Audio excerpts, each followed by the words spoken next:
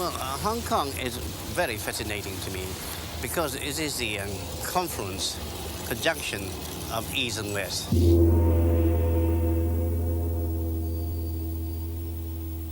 One never knew before Hong Kong became such an important place what would happen when you mix Western capitalism with Chinese capitalism. And it's just sprung up like a tremendous mushroom, or almost no equal in the world. Here in Hong Kong, I think you witness the tremendous explosion of Chinese enterprise. Kenneth Lowe left his native China over 50 years ago and has been successfully colonizing Britain ever since. You have that. I got too many piled up now. From his arrival in London in 1936, he has sold 1 million Chinese prints, written over 30 books on Chinese cookery, fronted a television series, and opened his own restaurant called Memories of China. In Chinese, dim sum means a touch of the heart. Really, it's something that warms the cockles of the heart. Small eats, they're all small eats. But now in Europe or America, it's become very popular now because they are very useful to use as a starter to a big meal. But this dim sum banquet is our starter to a very big journey. 3,000 miles up the coast of China, by road, rail and sea to Beijing, in the company of food and wine writers, grand masters du vin, gourmets and gourmands, plus a few ordinary tourists. And snacks are never very expensive. Not like Chinese restaurants can be very expensive, like ours. But dim sum is always very cheap. But the chefs are very expensive, aren't they, for dim sum? That's why not many restaurants serve dim sum, because they can't afford to have expensive chefs and serve cheap dishes.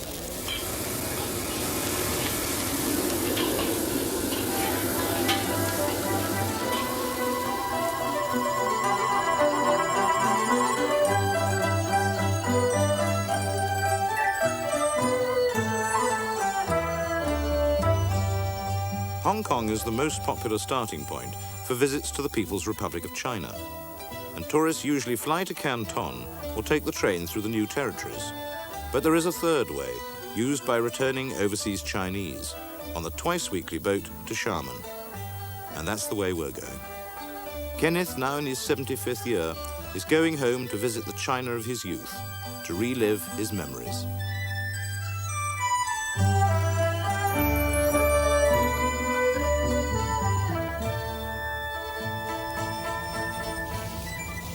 Kenneth is accompanied by one of his daughters, Jenny, and his wife, Anne.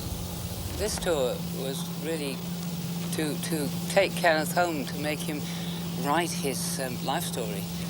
That was the original idea. Then came the idea of food and scenery in China today. And it's gone from there. It seems to have got a lot bigger than I expected. Actually, the food attracted me to this one. This gastronomic tour, I thought there might be some amusing wines about, but fundamentally it was to eat my way through China. Are you particularly interested in the unusual foods of China? Yes, as many peculiar, weird and wonderful things as I can lay my hands on in the next 3 weeks. What have you eaten in the past that would rate as an unusual dish? Oh, anything from disgusting things like live white mice and things, you know, and monkey's brains. Where did you eat Horrible, those? actually, beastly. I wouldn't do it again, but an interesting experience. I'm not sure how far I've advanced from the inn of the sixth happiness in my ability to be sort of really realistic about China at all. I'm hoping to get a completely different view of an enormous civilization. Do you think the wine's going to be any good?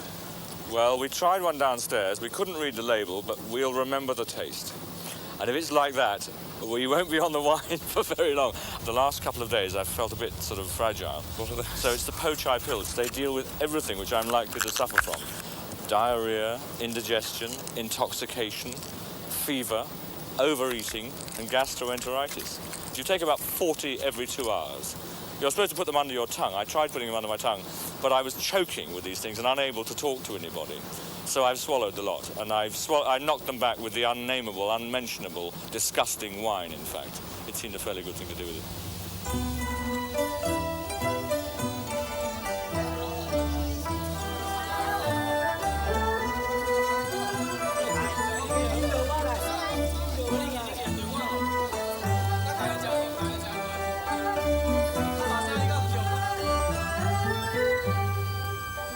We're very nearly there, lad, Kenneth.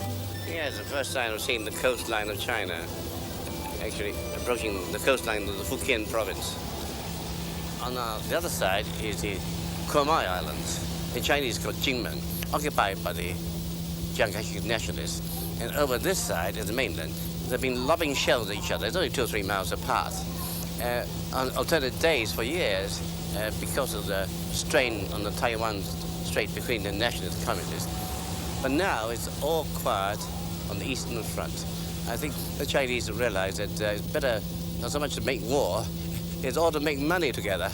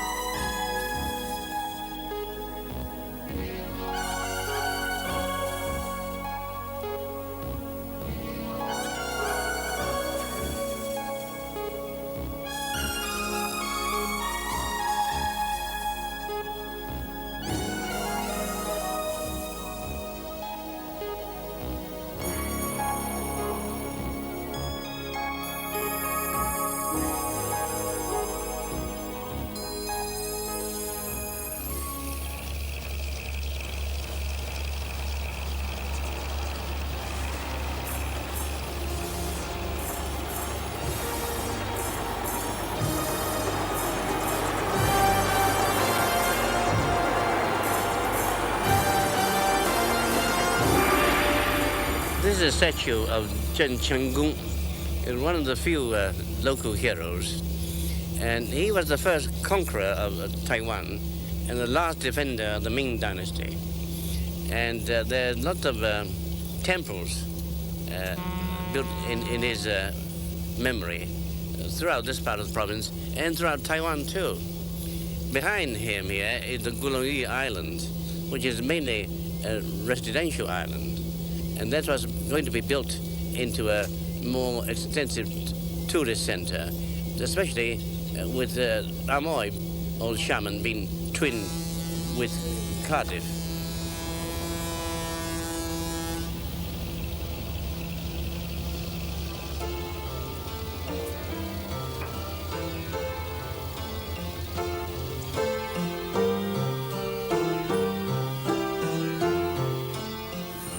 The Gulongyi Island used to be jointly administered by the British and the Chinese. And my uncle was in fact the magistrate here for 15 years. And it's an island known nowadays as the island of 500 pianos. A great many concert pianists of China actually come from here. Look at the 2 women wallowing in the mud. I used to do that myself. In the mud, you can find little fish, little crabs, cockles and winkles and all kinds of things. It's quite great fun as a kid.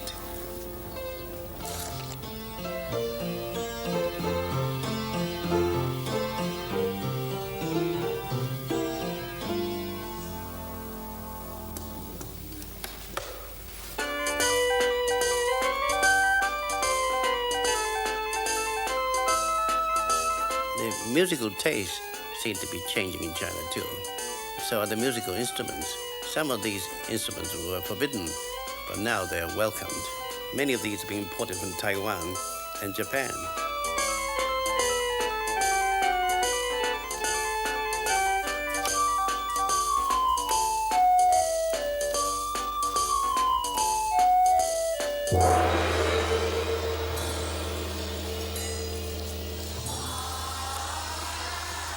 Three miles east of the town center, on the slopes of the Wulao Mountain, lies the Nanbu Tao Temple, a Buddhist monastery with 1,000 years history.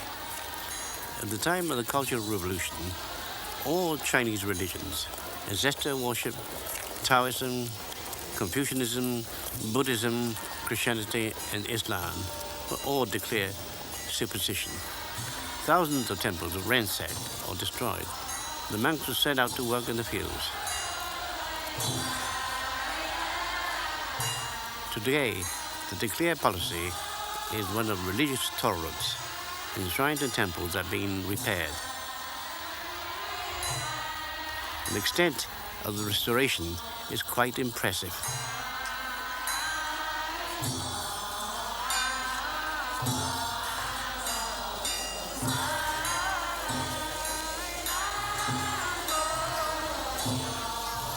The figure of Wei Tao, the deity responsible for the Buddhist doctrine, carries a staff. If it points to the ground, it means that the monastery is rich and a weary traveller will be refreshed with food and drink.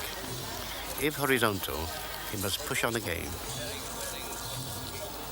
Luckily for us, he's pointing to the ground, and so we are to enjoy a vegetarian banquet.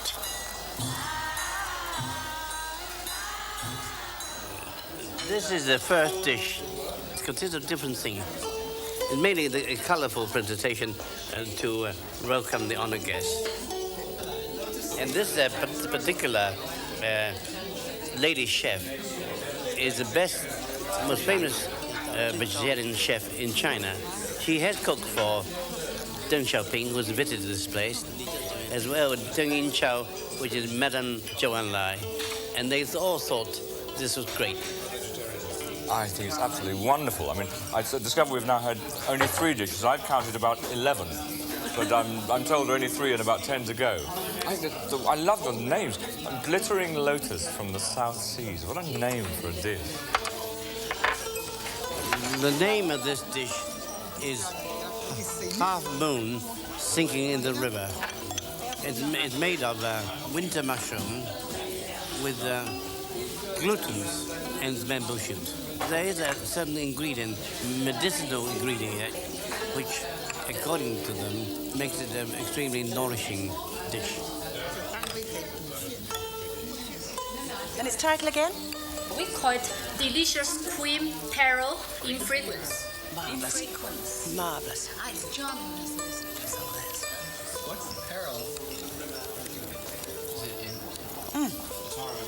This is wonderful.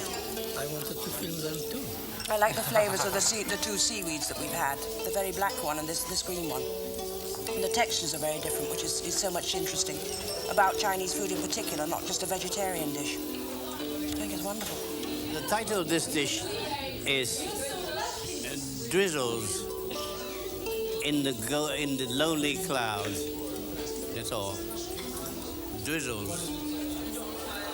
This dish is called the amoy flower in clear gravy. And one thing about this particular chef is that her dishes are all based on a poetical conception, rather than imitations of non-vegetarian dishes which are famous, like ducks. The Chinese are always making ducks and fish and all that kind of thing. And that's what distinguishes her. She's always based on a poetical concept. This dish is colorful threads with golden buttons. This is called the hot toss rice flour noodles of the Namputao Monastery. Because of the long strands of it, it's meant to reflect longevity. You eat it and you live forever.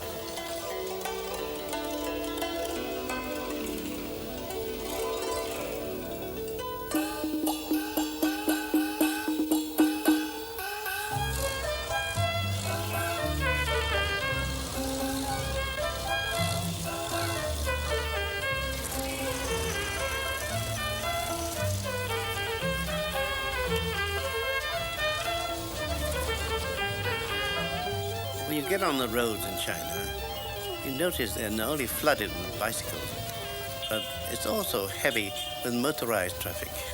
There's much greater mobility in China now. A lot of people come to town to see what's new, to see the overseas Chinese coming in and the Western tourists pouring in too.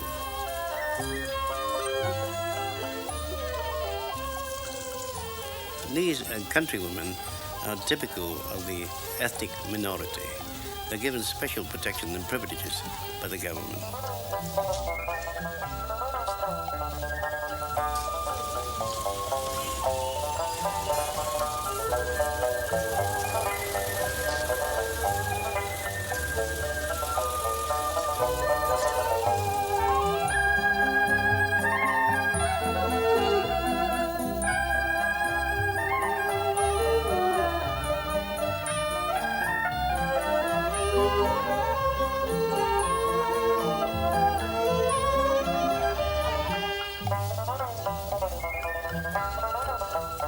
Fujian is a mountainous province, but a great deal of rice is grown in the valleys.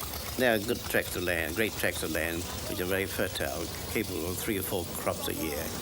But one great disadvantage of rice growing is that the paddy fields are ideal breeding ground with mosquitoes. In the summertime, you have enormous flocks of mosquitoes homing in on you.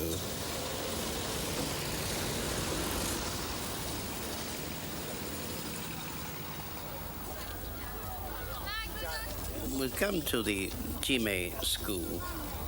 I never realized before that Jimei is such a huge educational complex.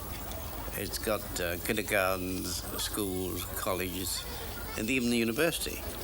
And this was all established by the philanthropist Tang Ka-ki. It's a total number of pupils of over 24,000.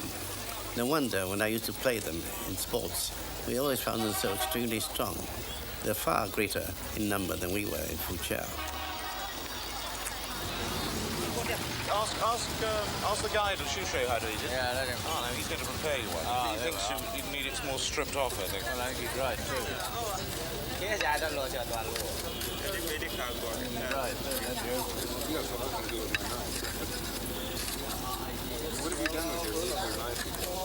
Now eat that. Oh, too late. Charles is eating it. What's it like, Charles? Very good, very sweet. Yeah.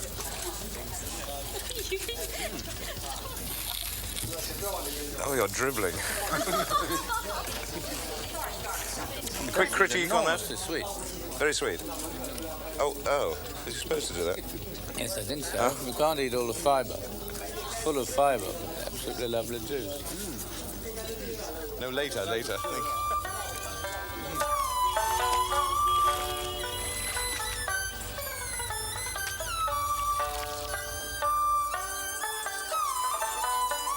My great-grandfather had over 30 children, and today you're only allowed just one.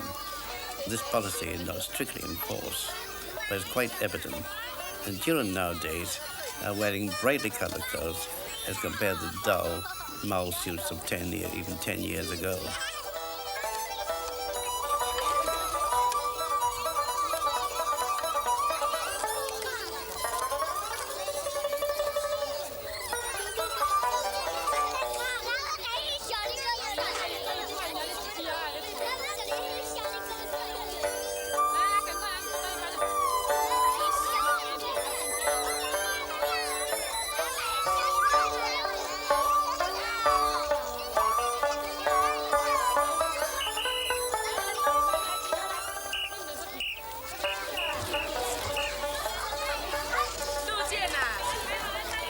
They are visiting the tomb of Tang Ka-ki, whose generosity set up this village of schools.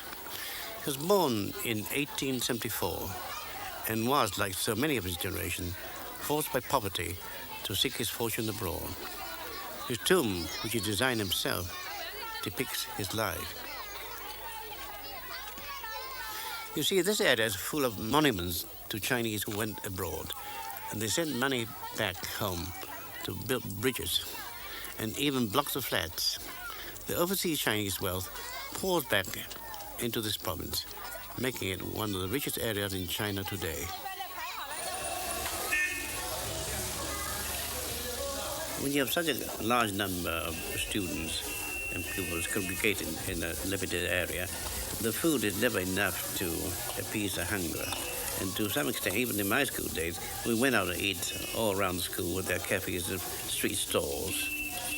And then you can enjoy a far greater variety of food than you normally supplied by the school dining halls. And when we ever used to have some pocket money, we'll go to them and have, especially in this area, all kinds of seafoods.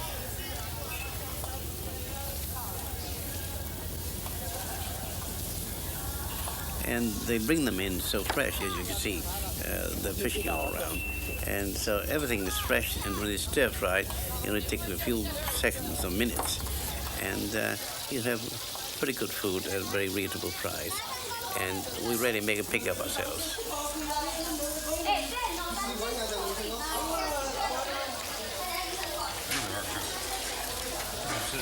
Oh, you should have another bottle of this wine, too. Or this beer. Beer. Yeah. It's a lot safer to drink it out of the bottle, actually. Yeah. These filthy glasses. You put in a mountain of oysters, right? You must have put in about 60 oysters. It wasn't being on the oyster. Just kept on pouring them in. Well, even if we get hepatitis, it was a pleasure getting it. I think it was a worthy cause.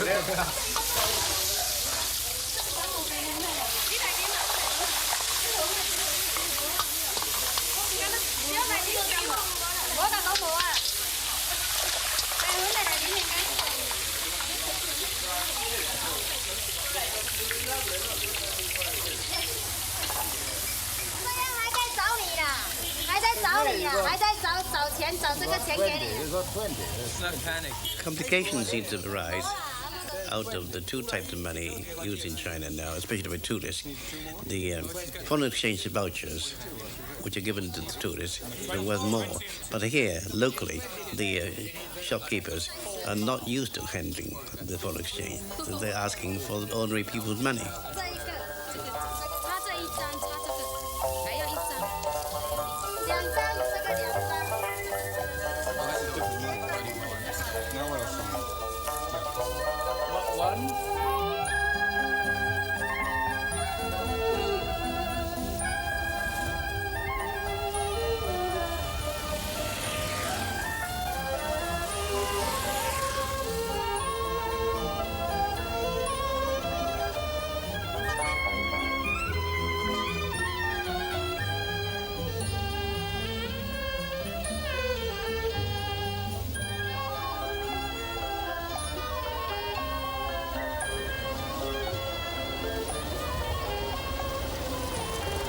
We've only been here 48 hours. What are your first impressions of China? I'm completely overwhelmed.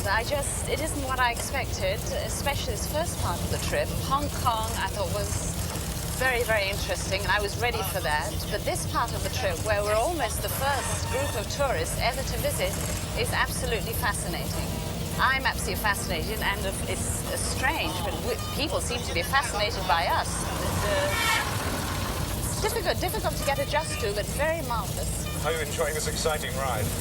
I'm doing a bit of backseat driving. I'm not too happy about the way the driver will insist on overtaking on blind hills. I do find it slightly alarming, but he seems extremely confident, so I'm trusting him.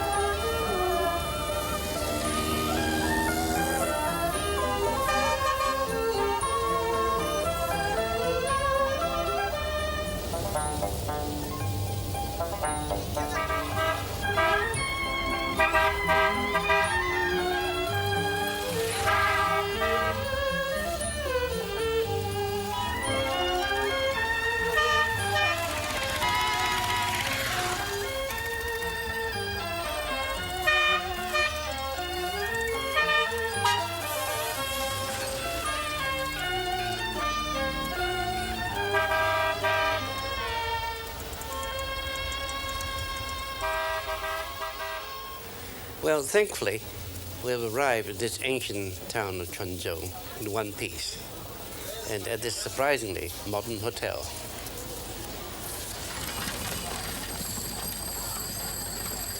It's a town well known to Marco Polo.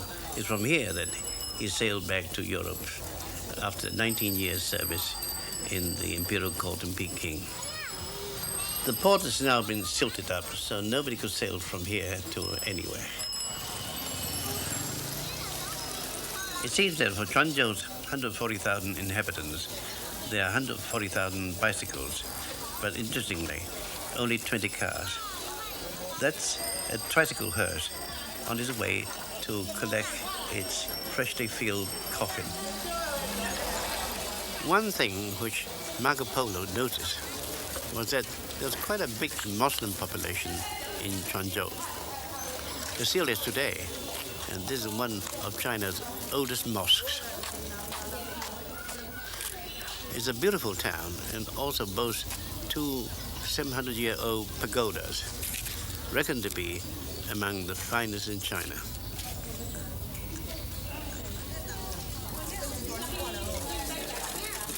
Apparently, we are the first large party of Westerners ever to visit the town.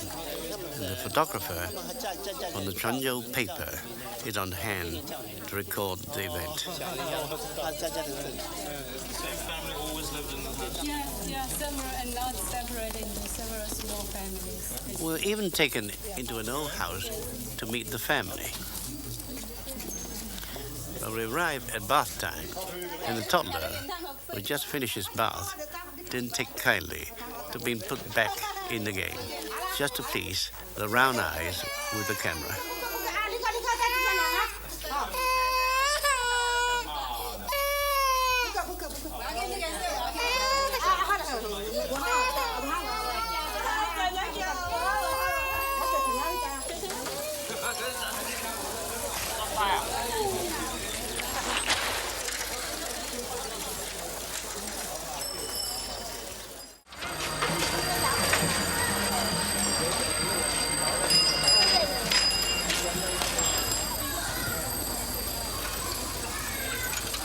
And this market's every single day, is it? Oh, yes. You see, they start very early in the morning at 4 o'clock, and where the fresh produce all come in. And that's why we heard such an enormous hubbub this morning. That's glutinous rice. Can you see those writings on the wall there? Yeah. What it says is that this is a civilized market, and let's keep it that way. Now then, what have we got here? Dim sum? Well, some of these are charcuteries, if you like. You know, cooked fish balls, and some are meatballs, and some kind of Chinese sausage. Very similar to what you see in Europe, really. But these would be better to deep fry. And these are moors. This is a wood ear that grows on trees. Oh, the mushroom. Yes, wood ear mushroom. Yeah. There's not much smell, but it's got a lot of texture to it. What's this grass-like stuff here? 这个什么东西啊？韩语的一种草。这是草，是韩语的一种草。Oh, this is seaweed. Yeah? Smell it. 这个味道好啊。对。酒东西很好哈。是包那个。Eat it. 包了春卷呢，春卷里面用。Oh, this can be put in the spring roll. Ah. Yeah. Right. Poor little. Seems a shame to eat them. Yeah. Unusual colour, those crabs. They're rare crab. They happen only in this area of the southeast coast of China. Nowhere else in the world. And it's got a special flavour. Most Chinese appreciate it just because it tastes somewhat different. You know? These scallops are called pang.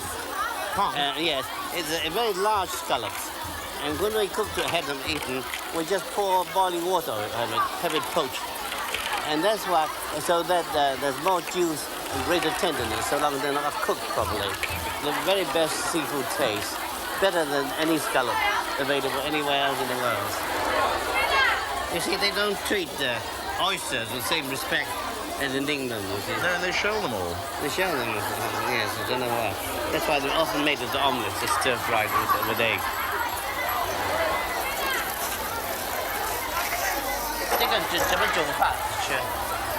What's it called? Well, that's what we cook into the lion's head fish. They're deep fried, but the meat is cut off first, except for the head part, you see. So you pile the piece of meat behind after cooking it and dress up the head of the fish. That's why it's called the lion's head fish. Yes. You see how big bamboo shoots are? The bamboo shoots are very large. Most people think they're small. You see the big bamboo shoots? On all sides. And that's so popular in England today in Munch too. The Munch too, yes. Yeah. This is something between spring onion and chives. I think we'll hurry past this. It all looks a bit grisly with these ducks' heads. Yes, I think, yeah. I'm never so fond of the meat section. Oh dear, here they're all sitting waiting. Yeah. It does seem rather cruel to make them sit amongst all this butchery. Coming here, we really treading in the footsteps of Marco Polo 500 years ago. Because when he came south, after having served 19 years with the great Khan, Genghis Khan and Kublai Khan, he was going home this way, and he stopped in Hangzhou and Quanzhou. And the thing which impressed him more than anything else was the Chinese markets. And exactly what we heard this morning, what we're seeing today.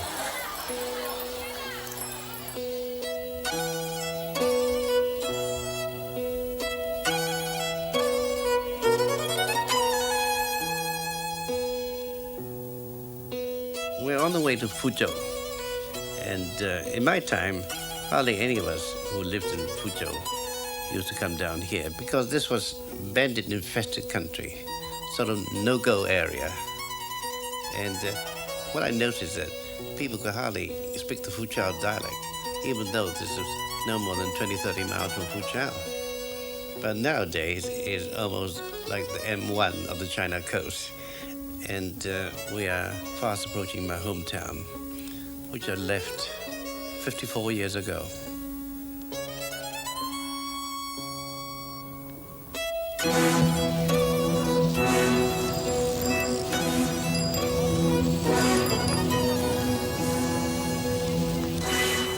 Well, I think I've always been away too long to feel acutely any great nostalgia.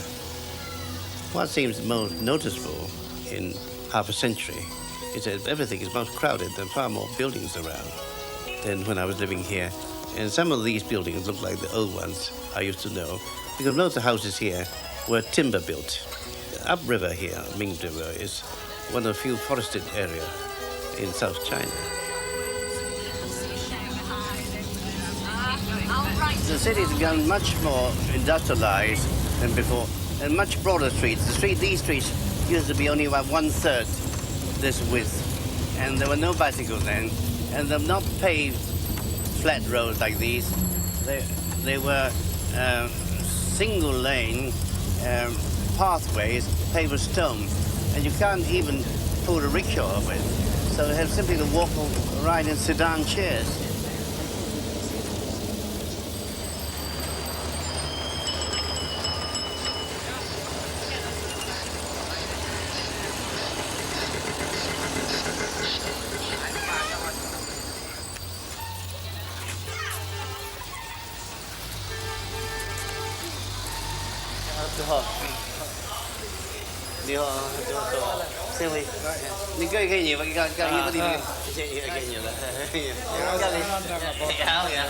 Really? There was one of the greatest snow in your country. Yeah, sorry. Next time you come in summertime. You see, he's on the International Conference of Sea Levels, how to maintain sea level. So he was in London just a few weeks. No. You were. He's a physics professor, and all these are gentlemen about my time or just after my time. You see, we're all getting somewhere then these days. Well, they represent the Alumni Association. The Alumni Association of the Anglo-Chinese College. He is the chairman of the Fujian Culinary Association. Yes. No, buying is 不难嘅，就弄不难，只有100。哦，no，长沙鸡炒饭，长沙鸡家乡的。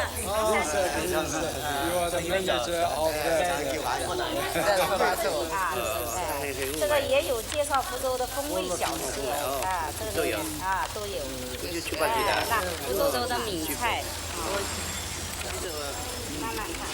So Fuzhou is becoming a tourist place too. Yeah, you hope.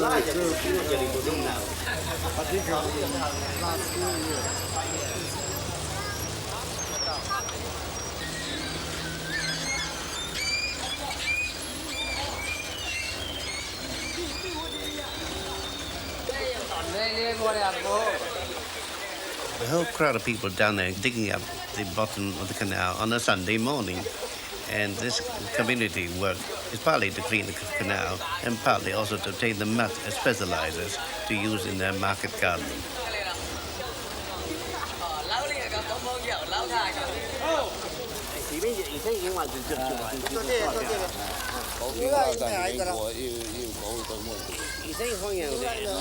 I'm on my way to look at my old college and passing familiar landmarks, but many of them have gone.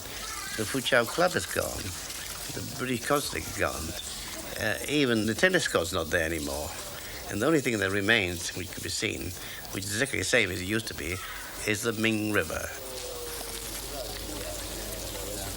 No, I think it's really cool. No, 你就英華傳媒，英華片以後就北京條推3年嚟過，是5里。你講中歐呀？啊？你講中歐？中歐？我現在冇講中，唔睇講中歐。Oh, he is studying the general subject, you see, exactly what I studied, you know, at that period in 1931. And in the heat of summer, you've got to do 3 exams, all of them having 12 to 13 subjects, and all concentrated at the end of June, early part of July. It's the same system today? Well, it's fairly similar. In the end, it's very similar. But the one thing we don't study now here is that we used to have a Kuomintang subject called the Three People's Principle. Heading out to take Saminyoye.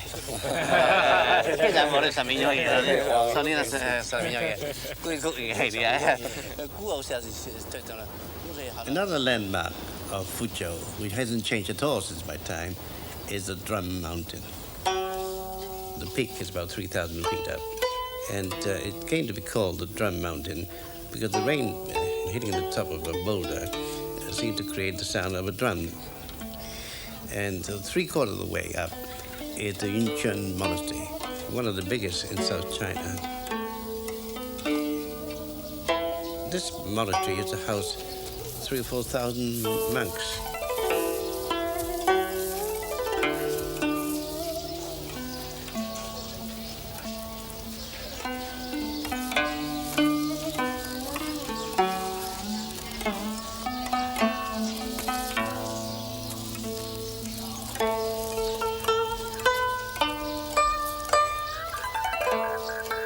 You see, in China now, one thing is happening. Not only there are tourists from abroad, but the Chinese themselves are moving around in vast hordes to visit places which they've read about or heard about, but never been before.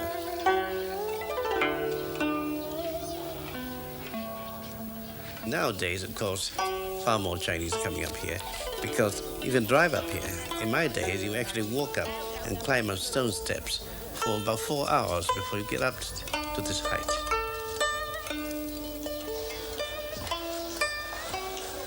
One of the functions of the monastery is not only to act as a sanctuary for people, but also a sanctuary of all living things. For example, there's a pond, the fish ponds, where the fish are brought there and to live the natural length of life. And outside, there are also sanctuaries for cattle and ducks and geese, all left there to live the natural length of life. People are supposed to come here to do good things to all living things. But my grandmother used to come here and put the gilt on the huge Buddhas inside. That also is considered a good deed.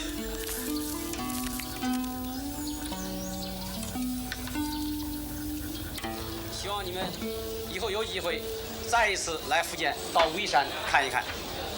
Certainly, your stay in this city is a very short one, and tomorrow afternoon you are going to leave for Hangzhou. So it's my hope that you will get another chance to come to the city.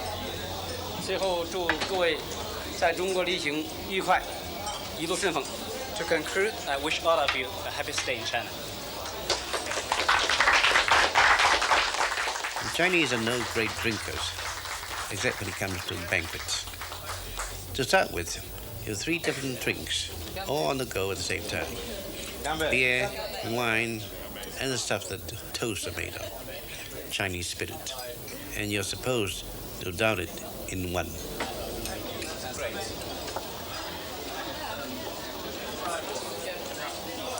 Tastes good?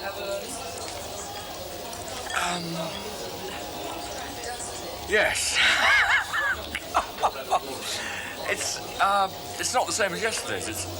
I can feel oh God, my eyes are watering. It's you know, I can feel the sort of heat going down one's throat. Is it Smart Thai again? Or is it different? Yeah, it's different wine. It's called Dukanju. Which means what? Well, it's made of sorghum. It's just a The name. Dukang means sorghum. What, millet? Sorghum millet. And Ju means wine. That's true. Does that mean that wine means any sort of alcoholic drink, does it? Yeah, in Chinese means wine and liquor as well. I can't say any more. I shall have to have a drink of water in a moment. Yeah, This is going to go on all night. Fujian cooking may not be one of the major cuisines of China. It's got many distinctive qualities. One is the use of seafood, making fish balls, and also the use of doe-skin wrappings made of meat. And they often use wine quite heavily in their stir-fry cooking. What is the red cooked part of this drunken chicken? Well, what do you say? This It's a ground up pepper. no, this the leftover of the wine. You use the rice. Oh, the lees of the rice wine. I see. Is it kept in earthenware jars or something for a long time? So it's oxidized. It's like sherry. Well, I think so because but in China all the rice wine are this color. God, I drink a lot more of that. It's like dry chocolate. It's going to taste like chocolate, like cocoa, but no sugar. It's very dry. It's rather good. Could somebody find out what these are, please? Looks like melted piano keys. No, I can't cope with that. Yesterday it was cut up into little It's actually the pieces. third This is time. the jellyfish. Jellyfish. Which this bit? Yes. So that's jellyfish. And what is this? This is Same thing. this is part of the jellyfish. Yes. I have found the only thing I do not like. Part of the head and all the tail. You cannot make it. I think one has to try things once in a John, lifetime, and I think Do you want my this would be jellyfish? Yes, that's the way I think. I've tried this. I've had this before.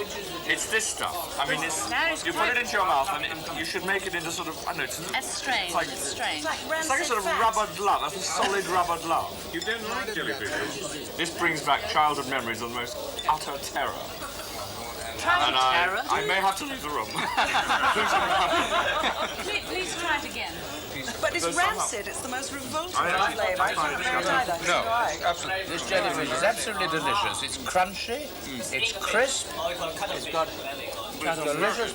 I would love to like it, John, but I just can't. It's actually the third time. Yes, but what is this? We're still looking. Cuttlefish or inkfish, whatever you call it. Inkfish? I see.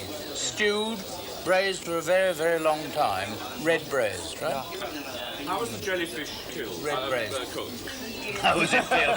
Oh, you've got a morbid complex tonight. I was thinking ahead to my own demise at the end of the evening. I got my first They mixed up. drown them in wine, you know. The next morning, complete with hangover, we resume our search for Kenneth's past. His old house is no more, the building replaced by a barracks, but the gardens remain.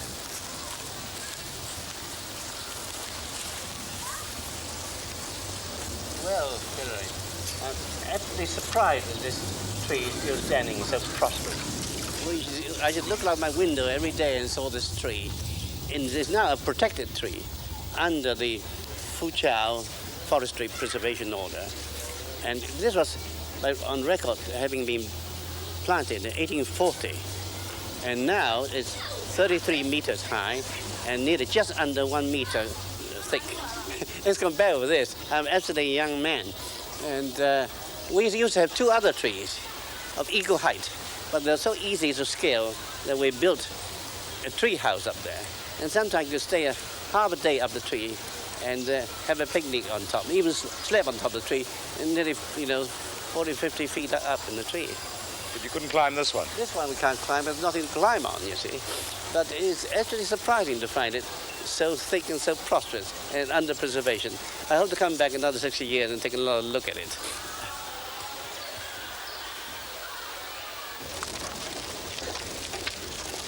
You see, the word up there. Our old house, it was nothing less than a huge mansion with 25 rooms at least. We used to have a dozen or 27s and 3 or 4 rickshaws and sedan chairs. And we got quite a garden in front. In the back we have the high trees, but in front we have pomelo trees, which grow these grapefruit-like fruits. But I've never seen our new house where we moved to after we dished out from our old mansion. And that's where we're going now.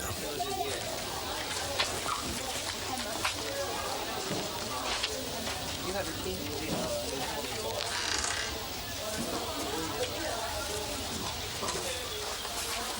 It's not all that bad. We have a garden here.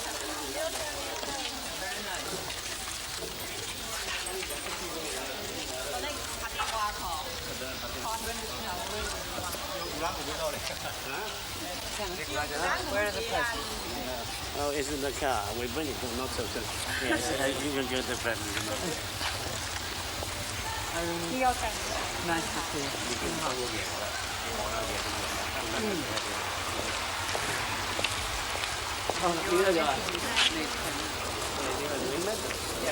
That's hello, nice to meet you. Yeah, that is Suk. Suk. And Irene. Jung is the judge? Jung is the judge, yes. He's the judge. Yes, and second cousin, third cousin. Hello. And you, Chuck. Yeah. Actually, this house doesn't seem all that bad. It seems rather slummy from outside. This would be a suitable house in St. John's Wood. And over there is the tomb, burial ground of the whole family. Over here? Yeah, you see up there.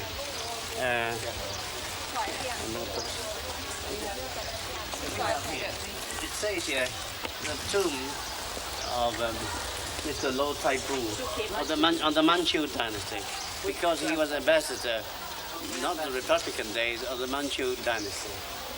And in fact, both my parents were buried under here. Yes, and my uncles too, you see. They were all scattered all over the suburban hills, but now they're all being dug up because they want to use every piece of ground for cultivation, growing more rice.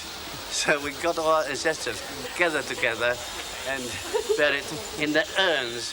Under here. Oh, in urns. In urns. Oh, they were burned. Yes. They're not burned. It's wrong. All right. And I think I just burned it, and I just burned once like this.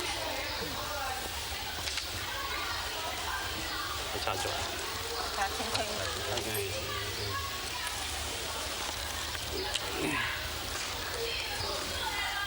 All right.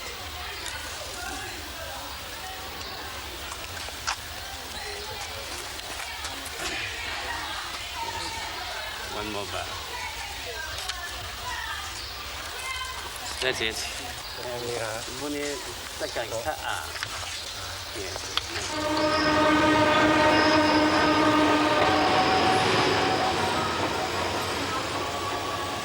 The next day, we're to take our first train journey, and it's a big one, 24 hours. Although it's not that far to our next destination, Hangzhou, the mountainous country forces the train to follow the Min River inland to avoid the Weihe Range. And what a train it is, drawn by a vast steam locomotive of the March Forward class, which was only built in 1984 at Datong. China still makes over 400 steam trains every year. The 3,000 horsepower it produces is needed to drag the 14 coaches uphill for the first 8 hours, by way of a single track with strategic passing points.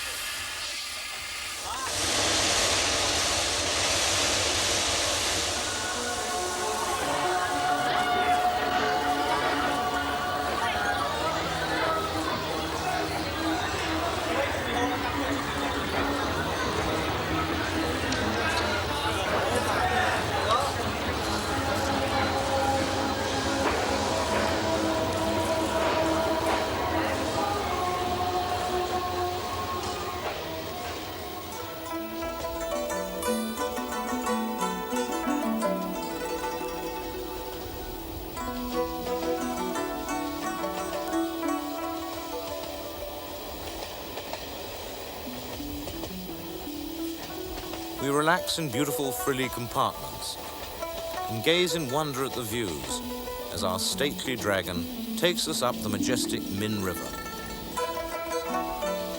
We've only covered about a third of our journey so far, and Beijing is still 2,000 miles away.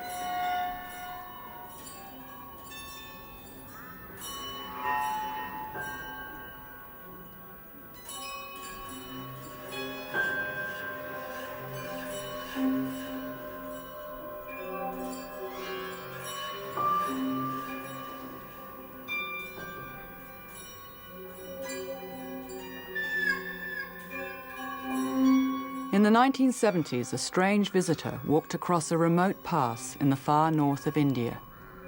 Young Englishwoman Diane Perry ventured into the snow-laden peaks of the Himalayan mountains.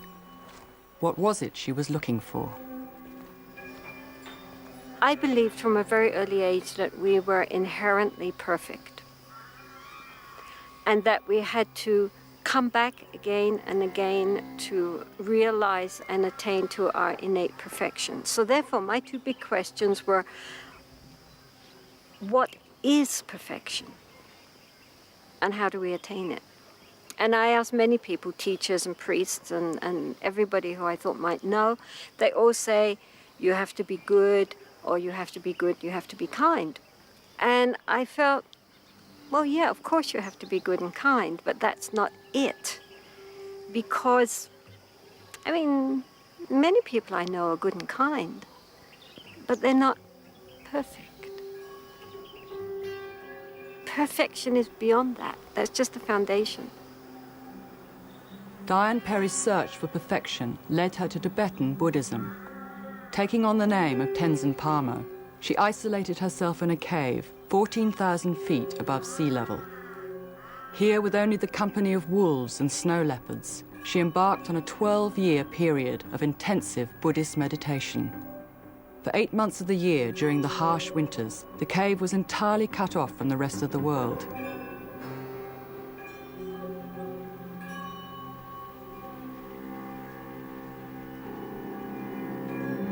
The whole point of being in these long retreats is that it gives time to really merge with the practice. And also it has to do with this whole idea of identity of the roles which we normally play. I mean, if one is relating with others, then one is relating within a role, even if it's male or female or, you know, one's profession, mother, daughter, husband, wife, doctors, lawyers, laborers, whatever. We all have certain roles which we're playing for others and to a certain extent to ourselves. And when one is in solitude, especially when one is looking inside, then it gives a chance for all these various identifications to be peeled away.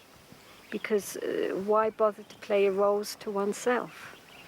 And it gives a chance, the space, for more deep layers of the consciousness to start arising and be identified. Tenzin Palmo is now one of the most learned and influential Tibetan Buddhist nuns in the world. It has been a long and difficult journey for the girl from Bethnal Green. I was born in 1943 during the Second World War in Hertfordshire, but brought up in Bethnal Green in East London.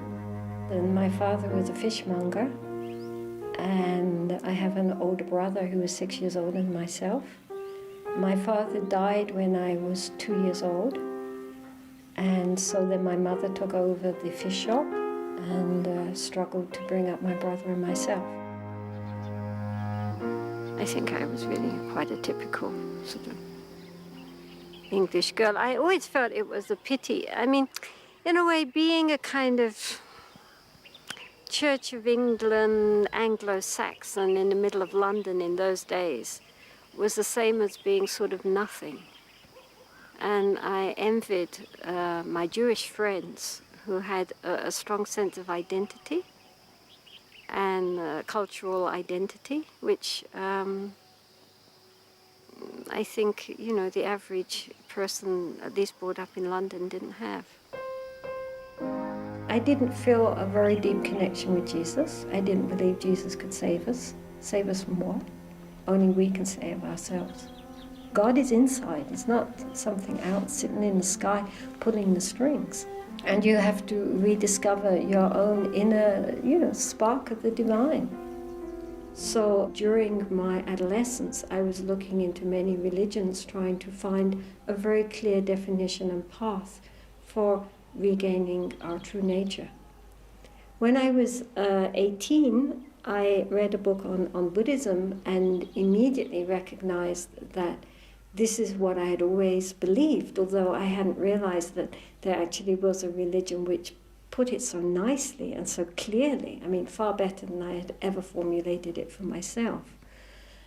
And then gradually I became interested in Tibetan Buddhism, and so when I was 20, I left for India in order to find a teacher.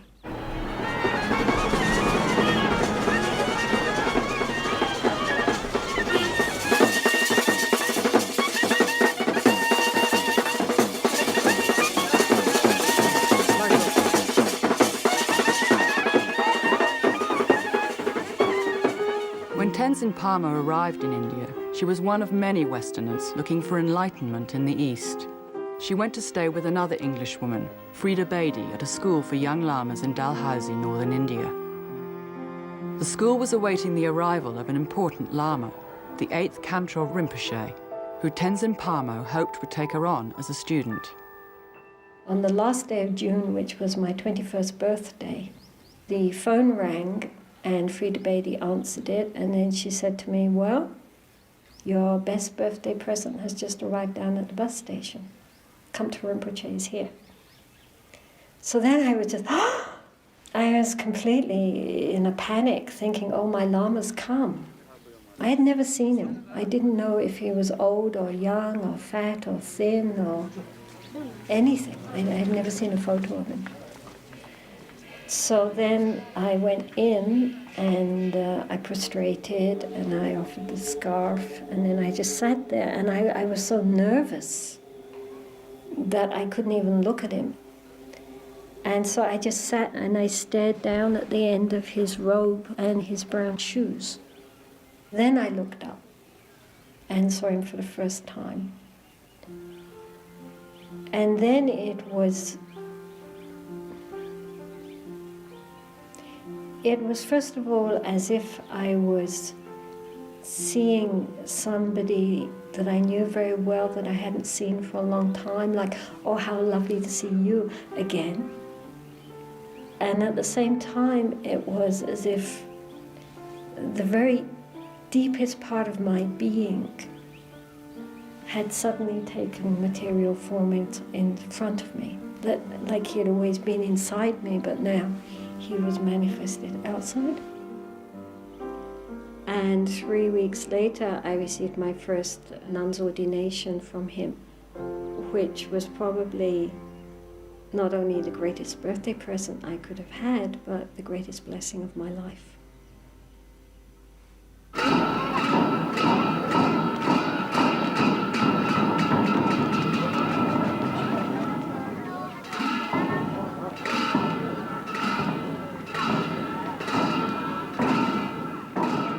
Rinpoche said to me that in previous lives I was able to keep you very close to me, but this time you have taken female form, so it's more difficult. I stayed with him and his community for about 6 years. I was working as his secretary and also teaching English to the young monks. But because those were very early days, they really didn't know what to teach to a Western person. And also being female and the only nun, I didn't belong anywhere. I didn't belong in the lay community. I also didn't belong in the monastery. So although it was wonderful being near to Rinpoche and the other lamas, it was also a time of great loneliness. People ask if I was lonely in the cave, but I wasn't lonely in the cave. I was very lonely when I lived in the community. And also very frustrated because I couldn't really get any solid teachings.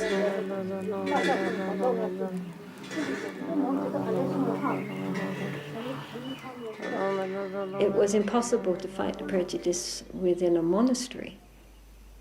There was no way. Not only because of being Western, but because of being female. I mean, I saw it when male Westerners came, how they were treated and how much teachings they were given, even if they weren't even Buddhists. What to speak of monks, if they were just scholars or just anybody that turned up. I mean, the lamas automatically, without even questioning it, gave them all sorts of teaching and so much time and so much attention. Just because they were males.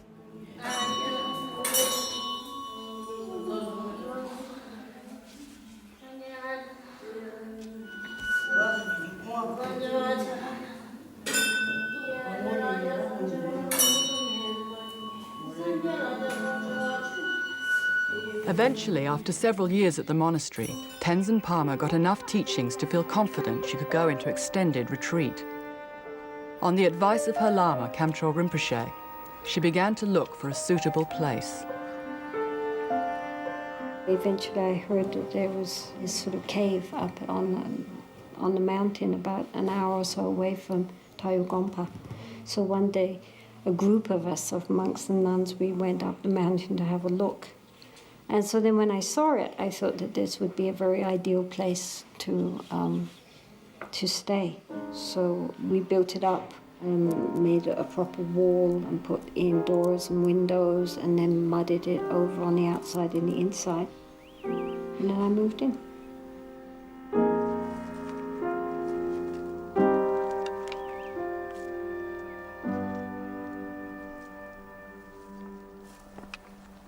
This is the Peri cave where Tenzin Palmo lived for 12 years alone in the retreat.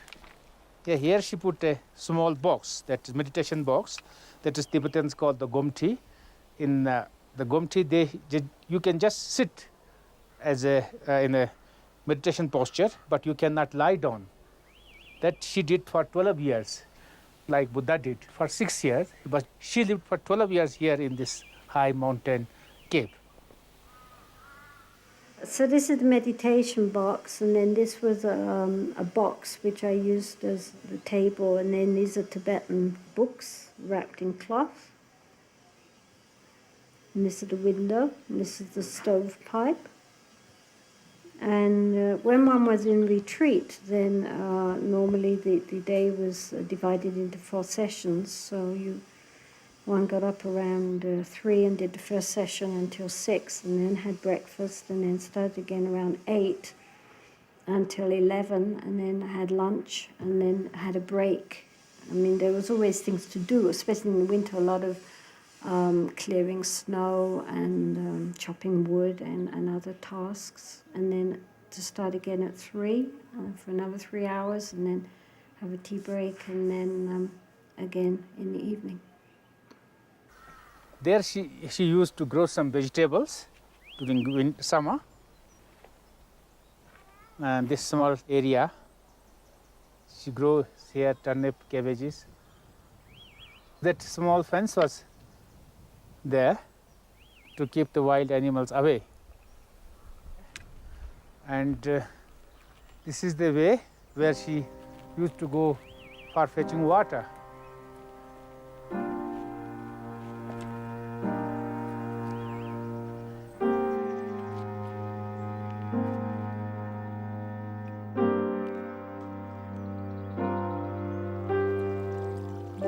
Every year I also would come back to Taishijong to see Kamtrul Rinpoche to check up with him.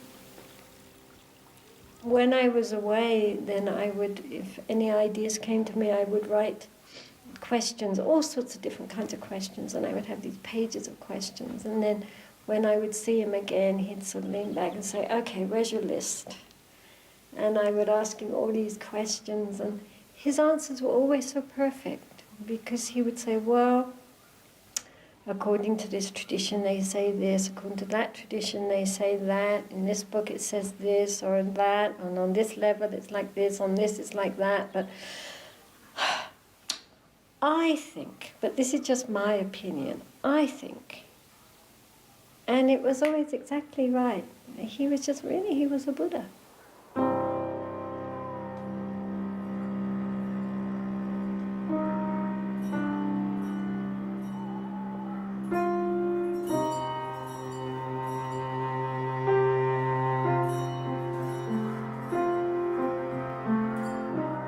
Tenzin Palmo's annual visits to her teacher guided her rigorous practice. She studied classical Tibetan texts, which described complex visualization techniques. In accordance with the highest aesthetic traditions, she slept for only 3 hours every night, seated in a meditation posture.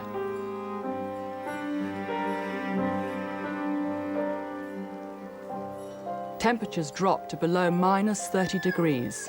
Snow made the cave damp and dangerous. How many months a year did you have snow? Depended on the year, anything from 6 to 8 months. To 8 months? Yeah, Well, sometimes it would start snowing in November and just carry on until May. One time there was a blizzard for a week, and everything got completely submerged by snow. And so when you opened the door, which fortunately opened inwards, there was just this like wall of ice. It was completely black. It was blacker than you can, I mean, there just was no light.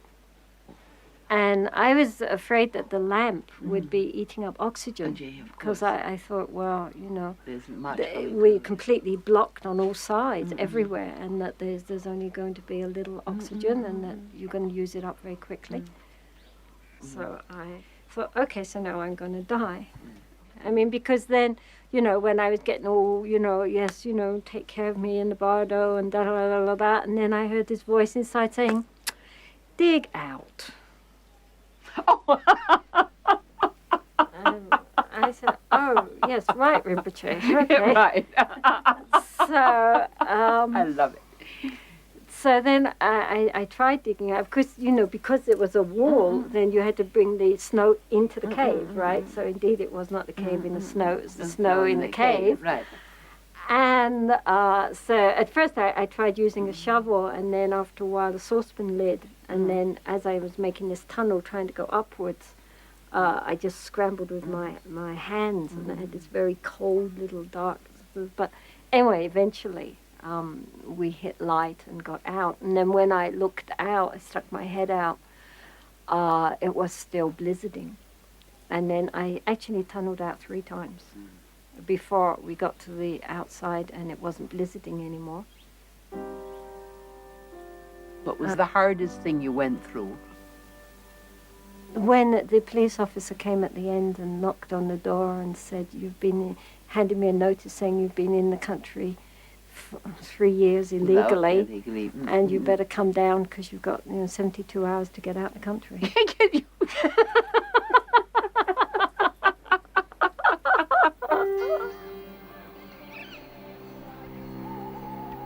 Even hermits are subject to bureaucratic red tape, and Tenzin Palmo was forced to leave her beloved mountains. She decided to travel to Italy. It was some years before she returned to India. Having planned to spend her life in retreat, Tenzin Palmo now questioned what direction she should take. Her own early frustrations as a female practitioner were to influence her choice. When I lived in Lahul, I saw so clearly how, even though many of the younger nuns were so intelligent and bright and devoted, they still had no opportunity for education, no opportunity for study, no opportunity for deeper practices. And this is so throughout all the border regions. While the monks are given opportunities for study and practice, this is denied to the nuns, who mostly end up just being household servants or servants for the monks. There are so many nuns wandering around who have no nunnery, and especially nuns coming from Tibet, because in Tibet the nuns are in the forefront of the freedom movement, and so they're especially disliked by the communists. And so many of them have tried to come into India. Some of them succeed, some of them don't. Many of them are caught at the various borders and then again gang raped and sent back, handed over back to the Chinese to be put in jail. Many nuns who are here have been imprisoned and interrogated and so forth, so they're very inwardly quite traumatized, but very brave.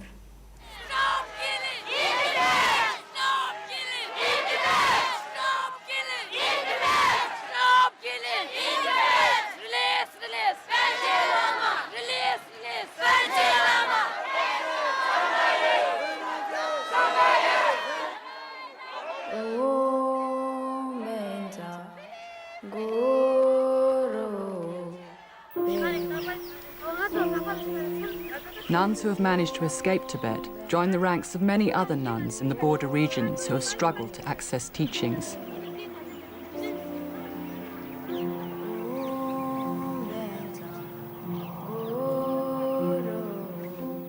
The lack of opportunities for women led Tenzin Palmo to consider the possibility of starting a nunnery.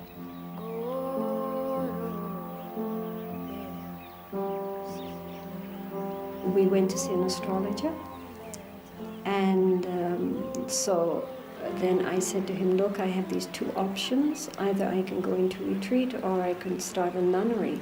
So which should I do? And he looked in the chart, and then he said, well, if you go into retreat, very harmonious, very peaceful, very nice. If you start a nunnery, many problems, many conflicts, many difficulties, but both are good, so you decide. So then I thought, well, obviously, back into retreat. You know? And then I met with a Catholic priest, and I mentioned this to him. And so he said, oh, well, of course you start in a nunnery. He said, what's the use of always being in a peaceful, pleasant situation? We are like rough pieces of wood. And if we're always stroking ourselves with silk and velvet, that's very nice, but it doesn't make us smooth. To become smooth, what we need is sandpaper. So the nunnery is my sandpaper.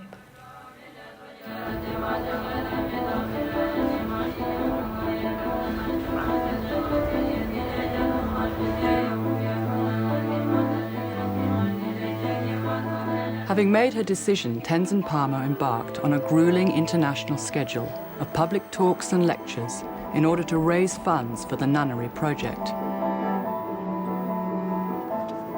A group of sympathetic volunteers stepped in to help with the logistics. All proceeds goes to DGL nunneries. It's for the development of the nuns. We think having big houses and fancy cars and lots of money is security, but that's totally insecure, especially in our present economy. We think having family and relationships and children is security, but that's not security because people leave, people die. If all our ideas of happiness and security are on the outside, then we are like walking on ice. Tenzin Palmo's talks and the story of her remarkable journey to become a Buddhist nun caught the imagination of people all over the world. She became a Buddhist icon and an international celebrity.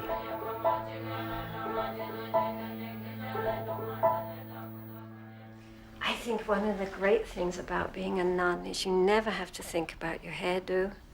You never have to think what you're going to wear. Okay. I don't have to get up in the morning and open the wardrobe and gaze at all my costumes and decide what I'm going to wear. I wear whatever it happens to be clean. You don't care what the fashions are. That's right. You know, you don't have to care about anything. You know, what colour's in this year or not in this year. It's for you the same old colour year in, year out. One of the first to recognise the inspirational nature of Tenzin Palmo's story was journalist Vicky Mackenzie. Her book, Cave in the Snow, has been translated into 9 languages. It quickly cemented the reluctant heroine's fame. I have no glasses, so I'm just writing blindly and hope it comes out like a signature. I'd like to get a T-shirt with quotation for Venerable Tenzin Palmo. All proceeds goes to Dongkyu Getzeling. I'd like to take a look. We have all sizes. Thank you. You're very, you give us great inspiration with your courage.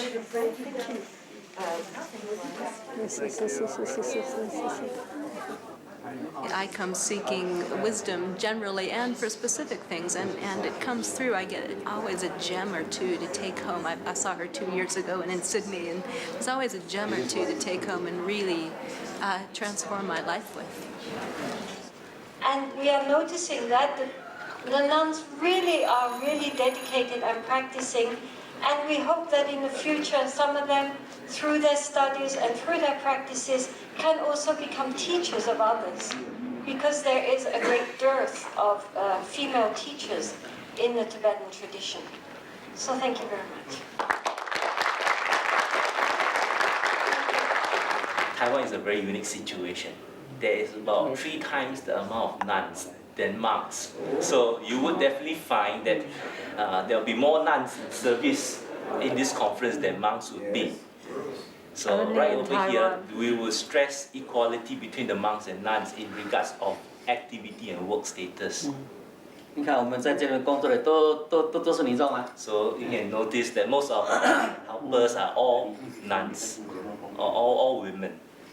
But most of the delegates are men. 他是说大部分的参加语者是男众。这样子。对。This is basically a boys' club with the young girls doing all the work. I mean, the young Chinese girls who are working their guts out for everybody, but the big guys are all guys. I wasn't even scheduled to speak. And it's only because they had extra time left over and they probably thought, oh, well, let's stick her in. But, I mean, you know, by rights, my input would have been absolutely nil. In Buddhist tradition, we are told that it's impossible for a female or a woman to attain Buddhahood. Yeah, we have to transform into a male body to become a Buddha. Yeah, it's strongly emphasized.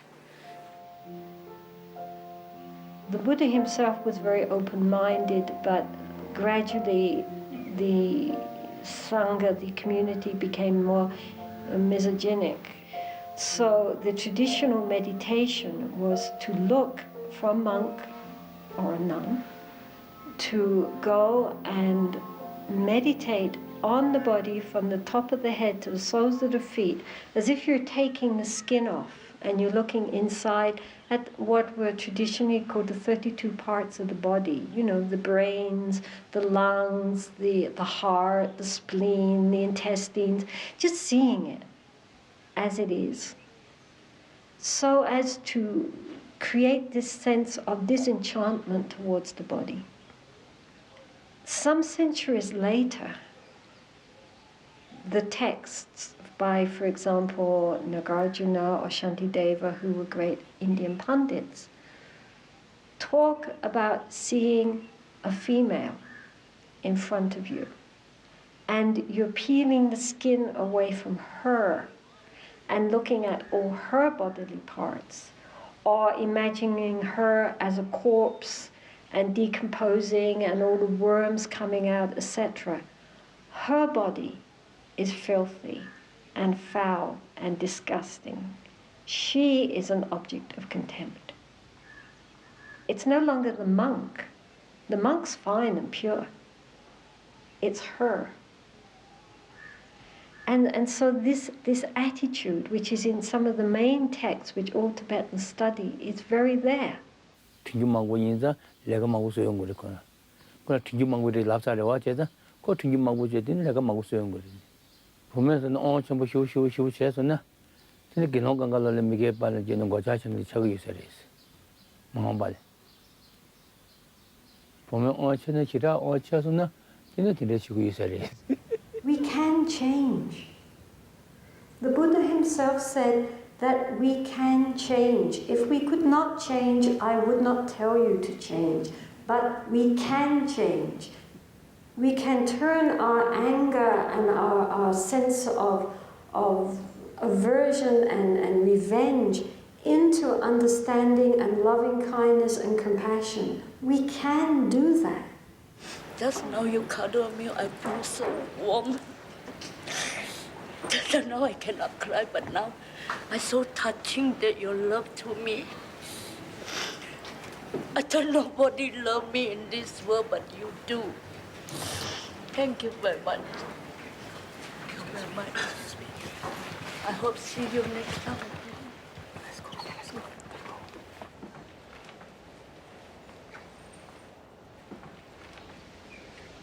I don't like giving talks. Otherwise it would be fine. There's always this little voice inside me saying, what do you think you're doing? And I think, yeah, what? There are times when I really feel trapped by the process, so to speak. You know, ending up starting this nunnery and going on world tours and things like that. And there are times when I feel a bit like a rabbit in a cage.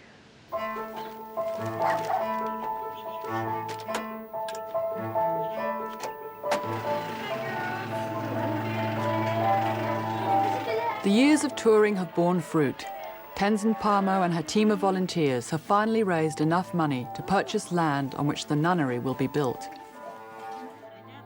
Makeshift accommodation is being used to house the first of many applicants.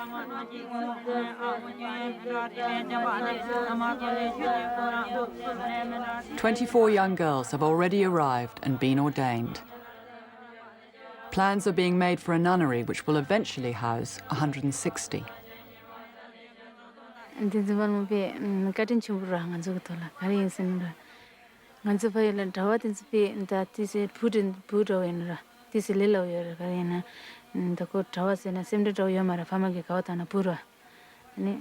pumudo inani mi lumbal dana tisi an simde do yora pumura paila ina daga anisin seju mare anisin nala liga bulgari atungi ke sala liga antenda kare ensenara lojun changalle karina payu kumbala lojun yomara ani tila lojun chibe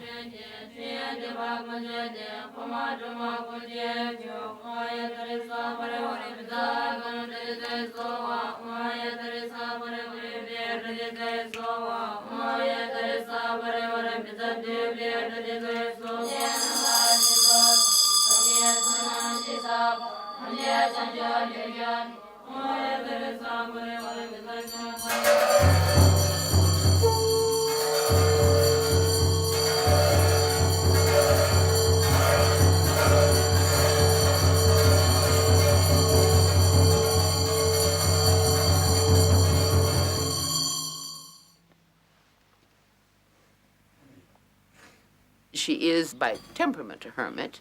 I mean, not in the sense of being against the world, but the way in which she enters the world the most completely is entering it in grace and as a spiritual support, which is tremendous spiritual support to all of her friends and the people who know her.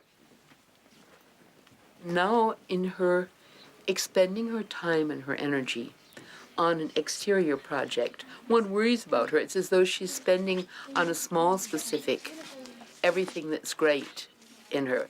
And I see it as a tremendous sacrifice of her. Every moment that she doesn't spend in private meditation is a gift and a sacrifice.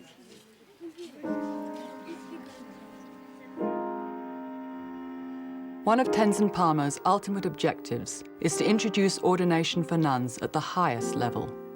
She herself received the full Bhikshuni ordination in Hong Kong in 1973.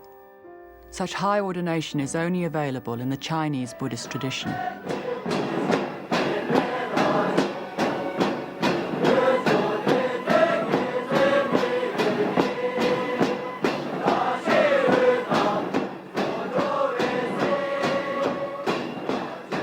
Echoing the experience of women from many faiths, there is continued opposition within Buddhist institutions to the high ordination of women.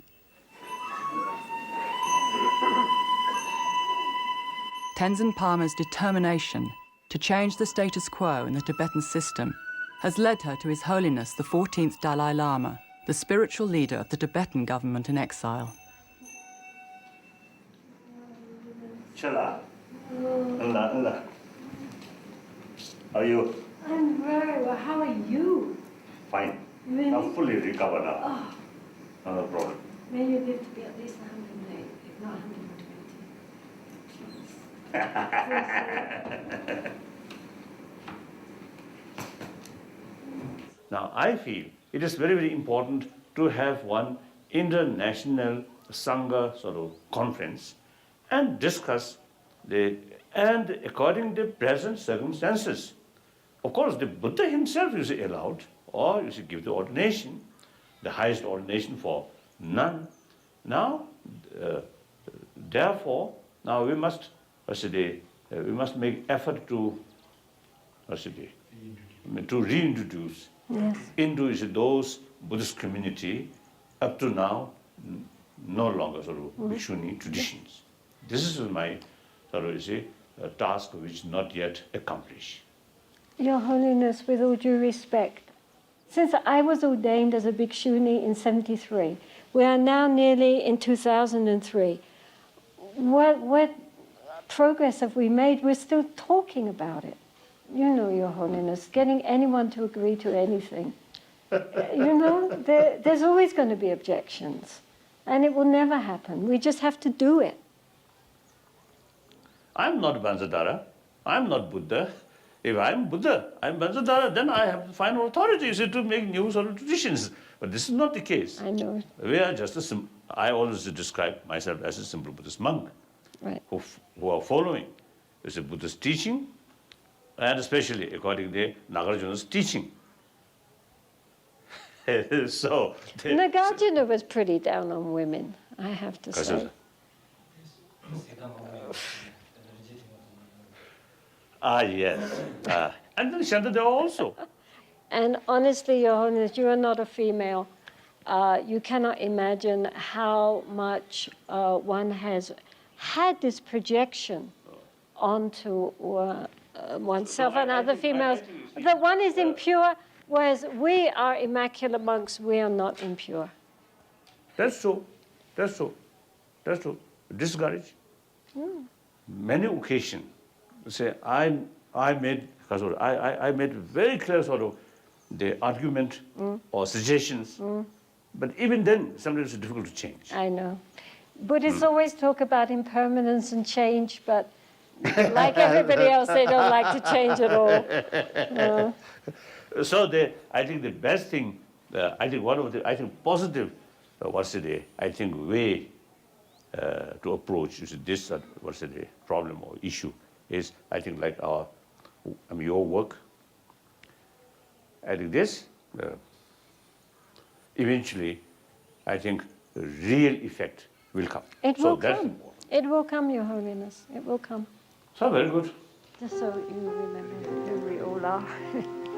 And we hope once our nunnery is built, we're building it now, that you will please come and grace us. Certainly, certainly, certainly. It would be the most wonderful thing for us to happen.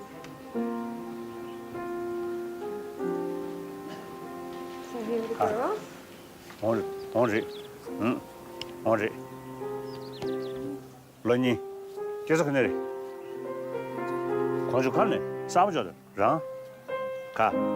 중부. 랑. 중부. 랑 그네. 광주. 쉬어. 어디 쉬어. 쉬어. 랑. 가. This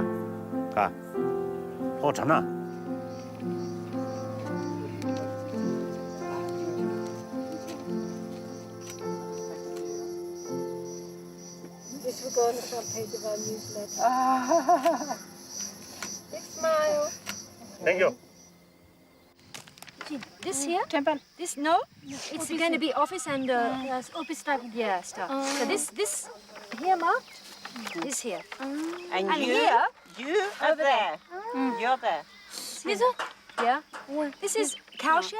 And pump room. Here and this little office just below, and then just beyond that is the study center. Going down the hill. To teach her. Yeah. Yeah.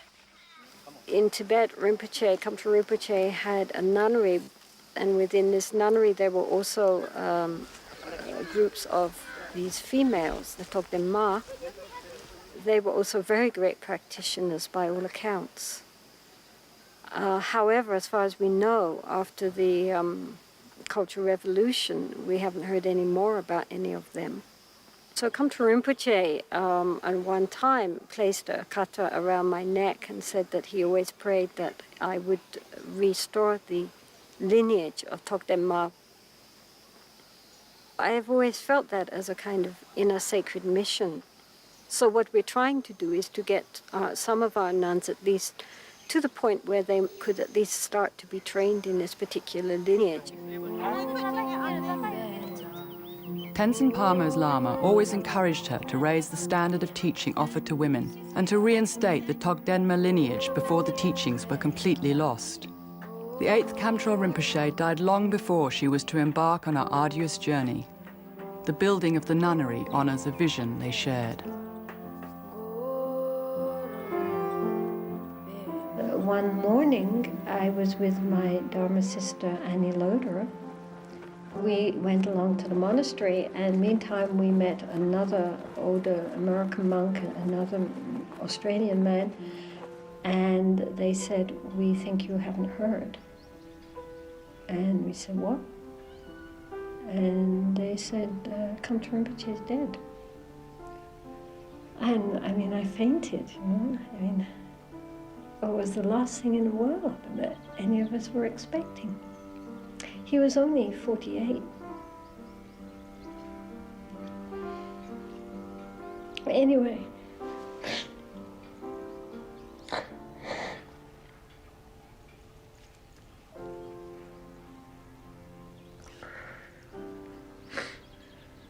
yeah, what can I say? I mean, I felt that I was in a big desert, and suddenly my guide had left, and I didn't know where to go.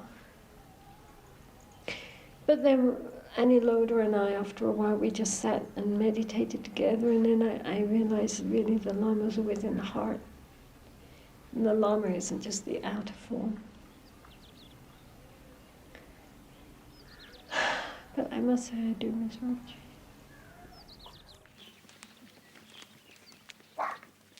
In the Buddhist tradition, death is not the end. High Lamas are reborn and recognized as incarnations. Tenzin Palmo's teacher is believed to have been reincarnated as the 9th Kamtrul Rinpoche.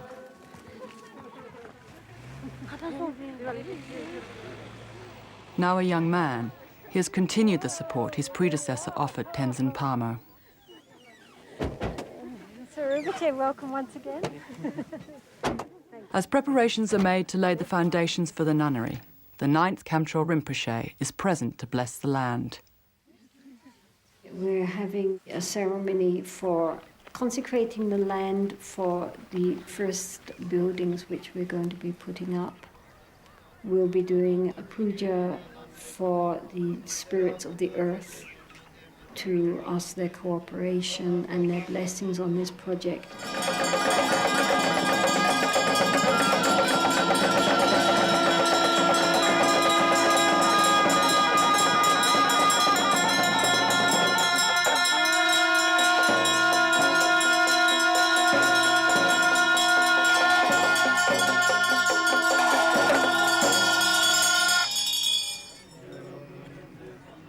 It's a very sad reflection that religion and the spiritual path which should be something which opens us all up to our true human potential for wisdom and compassion, has often been the very vehicle which acts more to prejudice and to suppression.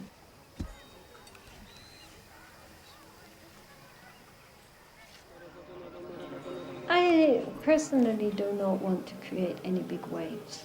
That creates opposition.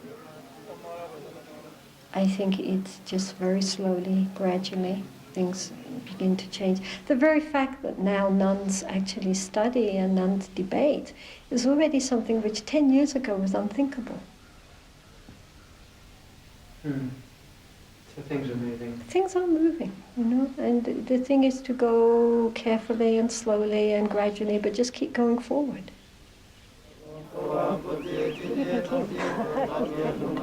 Thank you, please always bless this nunnery. Well, no, you know, we're the hosts, so we have to run around and talk to people. Secondary. Oh. We have your book, you know, we send it out to the prisoners.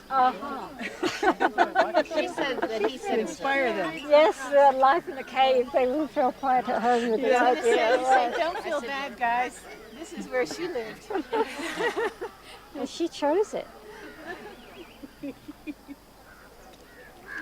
I suppose as the more I get to know her and spend time with her, and I see how she is with people, what she gives to people, how that people who come and listen to her teachings, who come and visit her here, how they go away, each of them goes away with something that they need from her. And I think she has these qualities of being able to help people, and that she can combine her 37 years as a Tibetan Buddhist nun, the most senior nun alive now.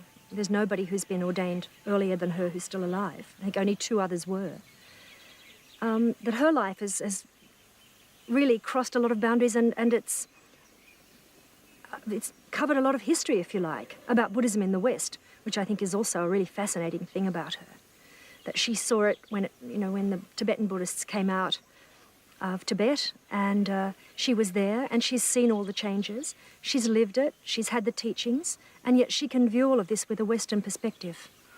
And she inspires many people, women and men, and women in particular, I think, who see that she's done it, and therefore, you know, nobody else need be frightened of going for it as well.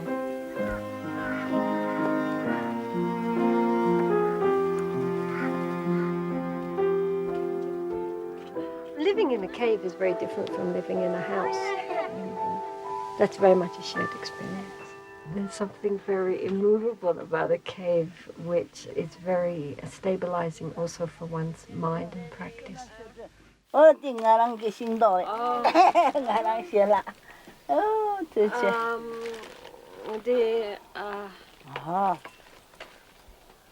does this compare to your cave?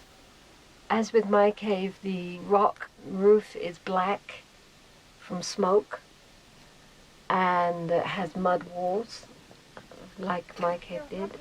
This one here is a little bit smaller because she has a separate kitchen, whereas in mine the kitchen and the actual room were together. But in many ways it's very similar. How do you feel when you're sitting here again in a meditation box in a cave? I think the best place in the world to be is sitting in a meditation box in a cave. I couldn't think of a nicer place to be.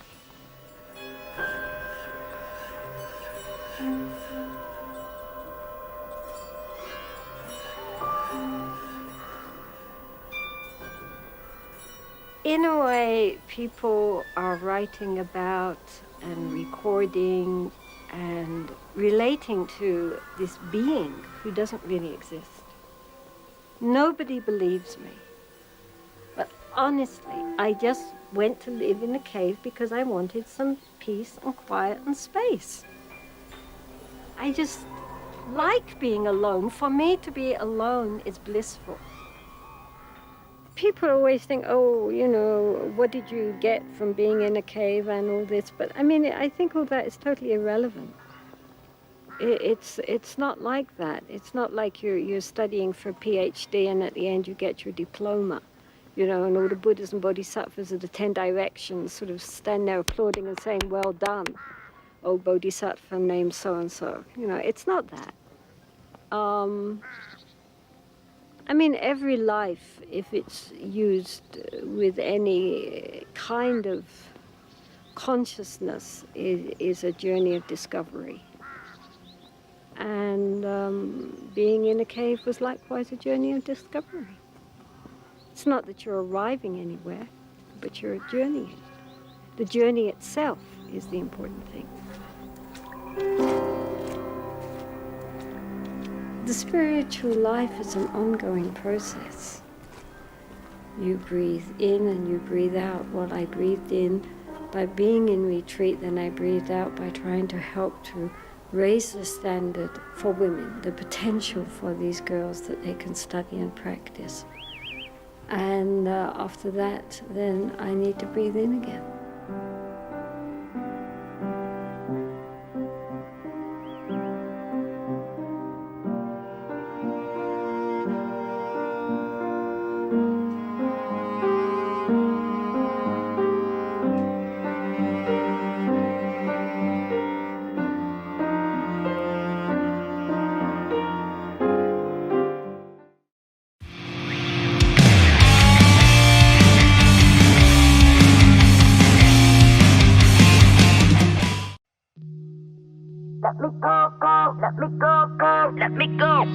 I told you I'm not yours anymore. No, I'm not yours. So why you trying to hold on when I'm not there for you?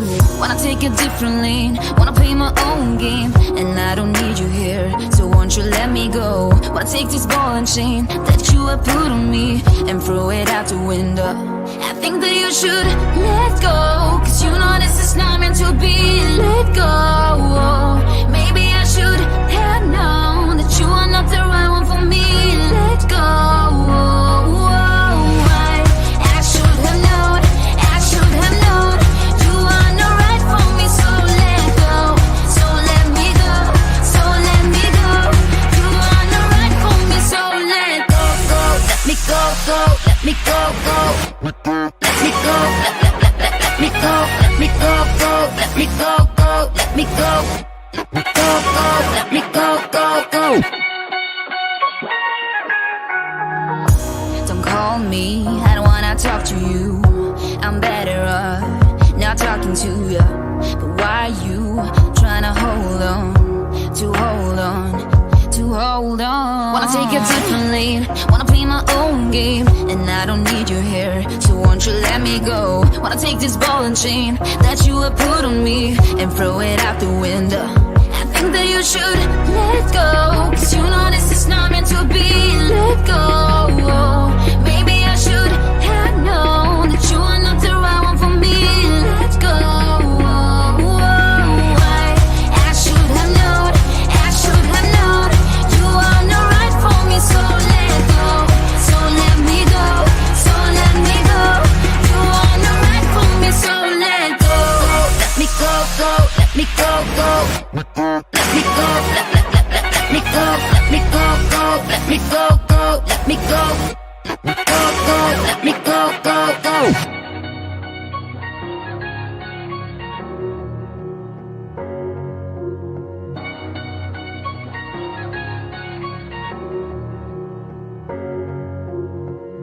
I told you I'm not yours,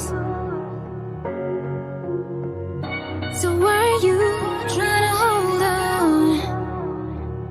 I think that you should let go, cause you know this is not meant to be. Let go. Maybe I should have known that you are not the right one for me. Let go. I think that you should let go, cause you know this is not meant to be. Let go. Maybe I should have known that you are not the right one for me. You are not right for me, so let go. If you let me hear you say my name, my name. If you let me hear you, babe. Cause I wonder if you feel the same.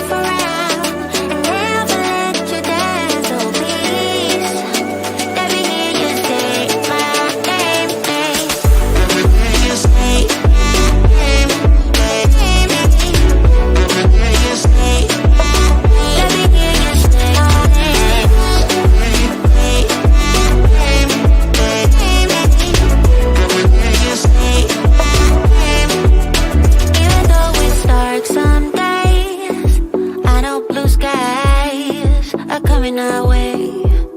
Yeah, yeah. Everything will be okay, 'cause no one else can make me feel this way. Yeah, I'm completely satisfied, right, as long as you're by my side. So if you love me, let me hear you say my name, my name. If you love me, let me hear you, babe.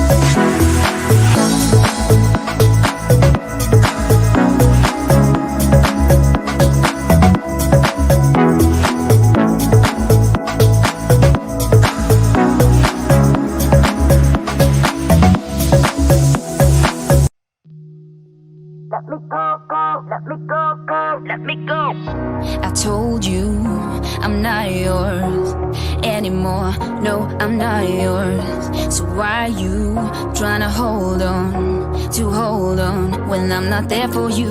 Wanna take a different lane, wanna play my own game, and I don't need you here, so won't you let me go? Wanna take this ball and chain that you have put on me and throw it out the window.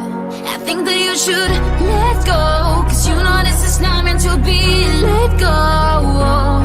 Maybe I should have known that you are not the right one for me. Let go. I should have known, I should have known you are not right for me. So let go, so let me go, so let me go.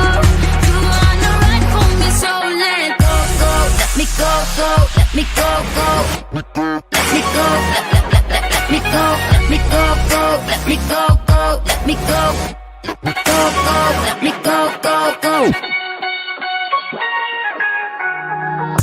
Don't call me, I don't wanna talk to you.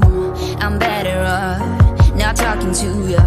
But why you trying to hold on, to hold on, to hold on? Wanna take a different lane, wanna play my own game, and I don't need you here, so won't you let me go? Wanna take this ball and chain that you have put on me and throw it out the window.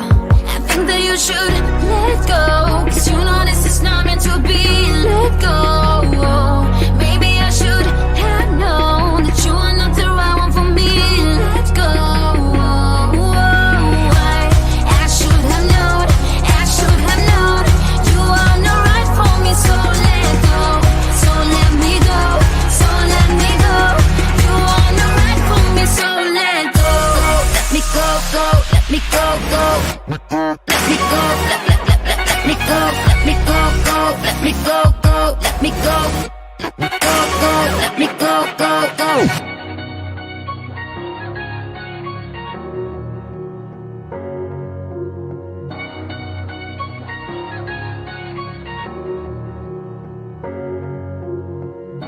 I told you I'm not yours,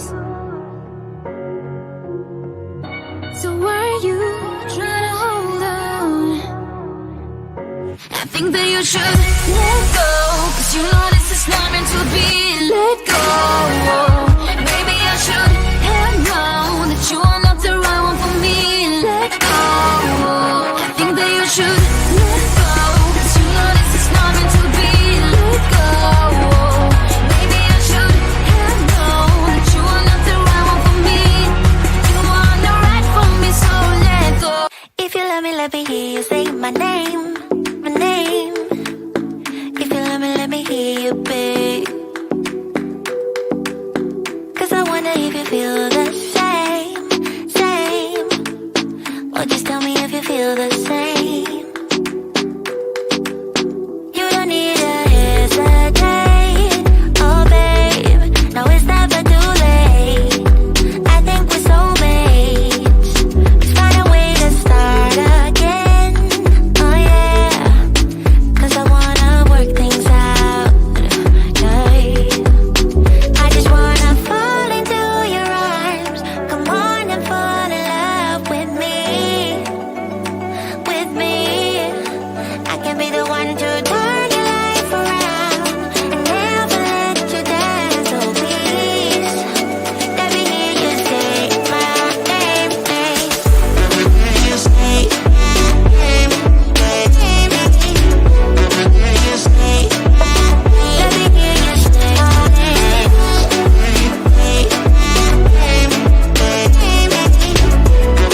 you say. Even though it's dark some days, I know blue skies are coming our way. Yeah, yeah. Everything will be okay, cause no one else can make me feel this way. Yeah, I'm completely satisfied, right? As long as you're by my side. So if you love me, let me hear you say my name, my name. If you love me, let me hear you, babe.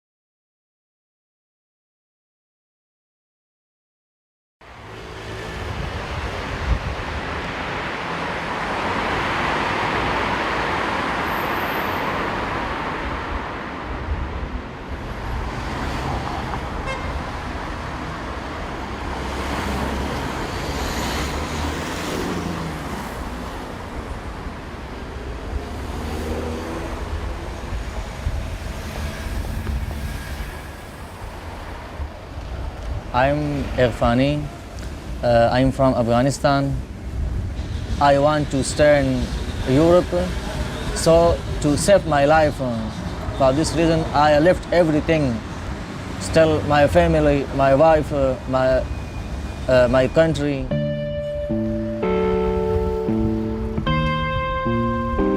I have to leave Afghanistan because I have too much problem with the Taliban.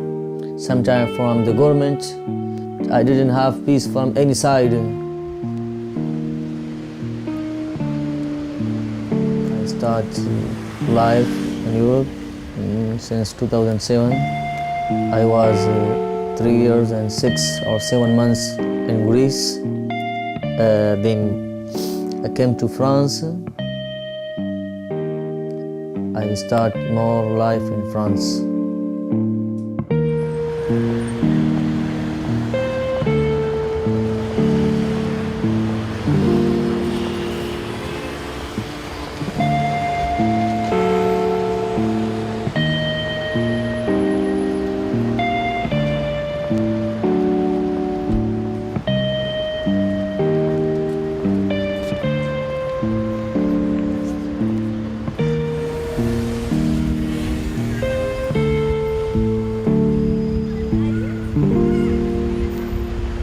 I cannot stay in Afghanistan every day. I am getting problem from the Taliban and they demand me again and again. We have to companion with us, but I didn't accept, and they are protest and warning later. So I left my country.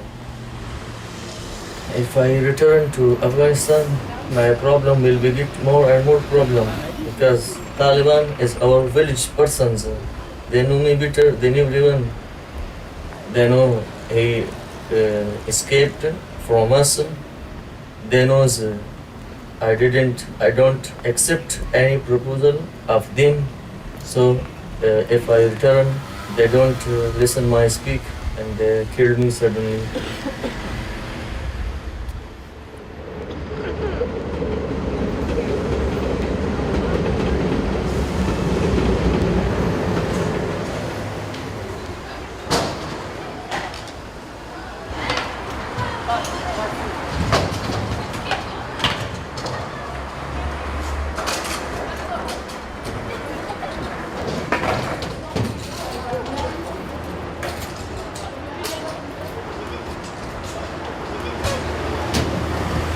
Stay here, I think 40 or 50 people together.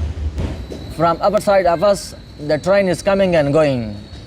5:30 a.m. it's beginning, and still 2 o'clock a.m. It's very noisy, but we couldn't sleep. 2 persons lose their mind. Sometimes they are speaking very bad.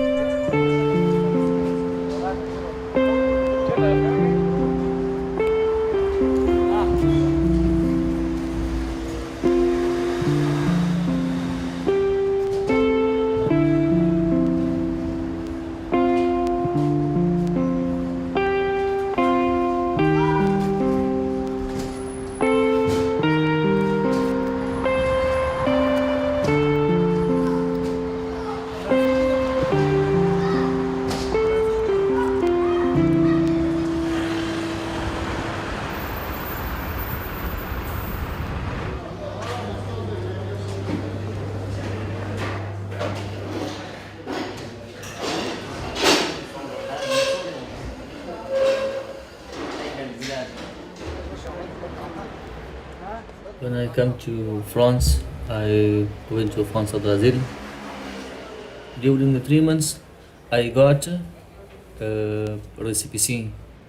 He says, okay, you don't have problem now. See.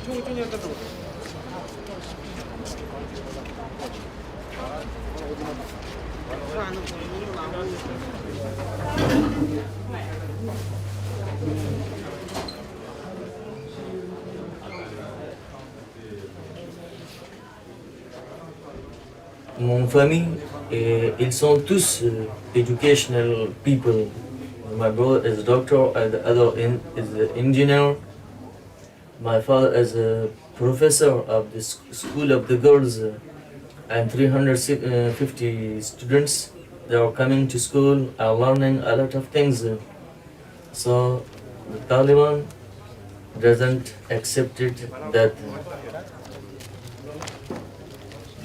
if I accepted with the Taliban, now I know, now I will die.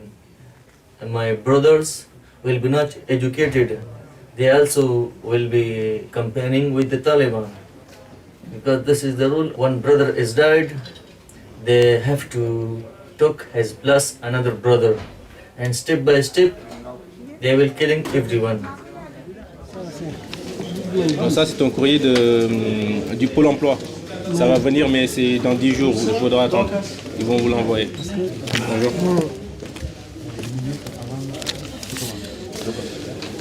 Vous allez voir, il va vous mettre le tampon. D'accord. Suivant. Irfani, vous allez à la poste. D'accord. Merci beaucoup. Excusez-moi. Bonjour.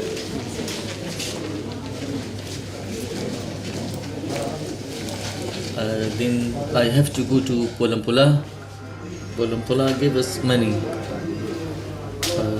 They put 320 or 30 euros and the bank La Poste. I spend this money for eating, for drinking. I buy Coca-Cola, Pepsi and milk, green tea, plum, banana and fraise, boeuf, mouton. Everything is too much expensive. So I going to Lidl or supermarket or other place to find cheap things.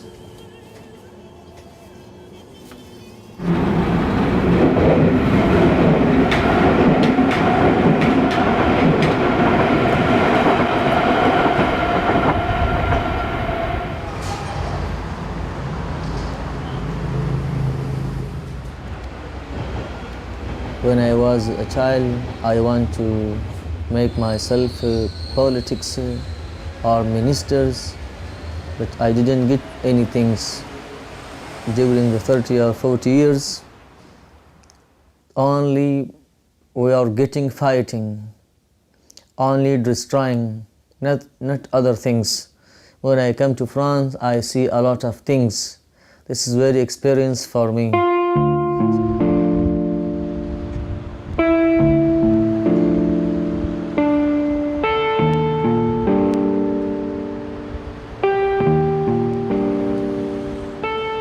For me, Afghanistan and Paris is the same.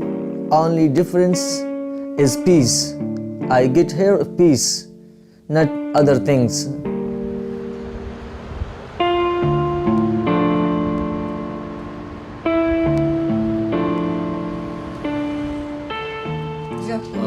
الان نیستم تقریبا می 4-5 ماه پیش بود ما فهمیدم که این مرض از چی پیدا شده از هپاتیتس بی نه ناله برای چیزی که مربوط به هپاتیتس و هیچ پرابلم نیست خب یک دفعه هر 6 ماه باید مانج انزیمای جگرت مانع شود و یک دفعه در سال یک معاینه عمومیش یعنی اکوگرافی اینا بس دیگه هیچ کدام چیز معاینات بخصوص دیگه نداره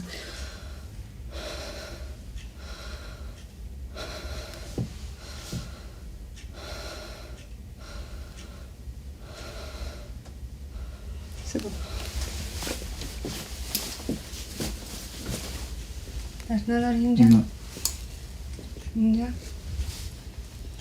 بس بگی بس درد نیست؟ اینجا یک قسمت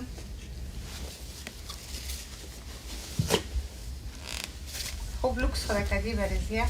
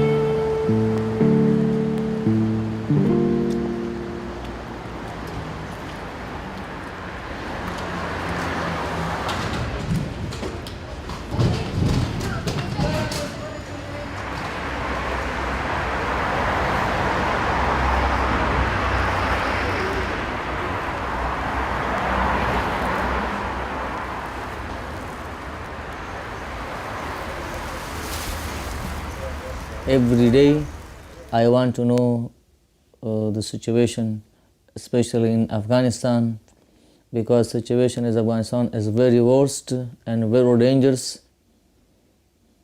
When the American forces attack on Iraq, and that time I didn't see the television. After 2 days, somebody said to me, you know, American attack on Iran. I told them, no, I didn't heard. What's happened? It's very big news, but I didn't know what's happened. So I want to go every internet. I want to see situation in the world, what's happened and what will be happening in the future. I getting experience from the news. I'm hearing the news from each and every person. This is very interesting for me to listen, to speak from every person.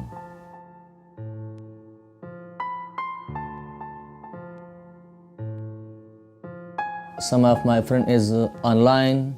I speak with them sometimes, with my brothers, with my cousins, with my friends. They are feeling so much happy because they are saying you are in France, in Paris, because Paris is very, very interesting and very, very beautiful place in the world.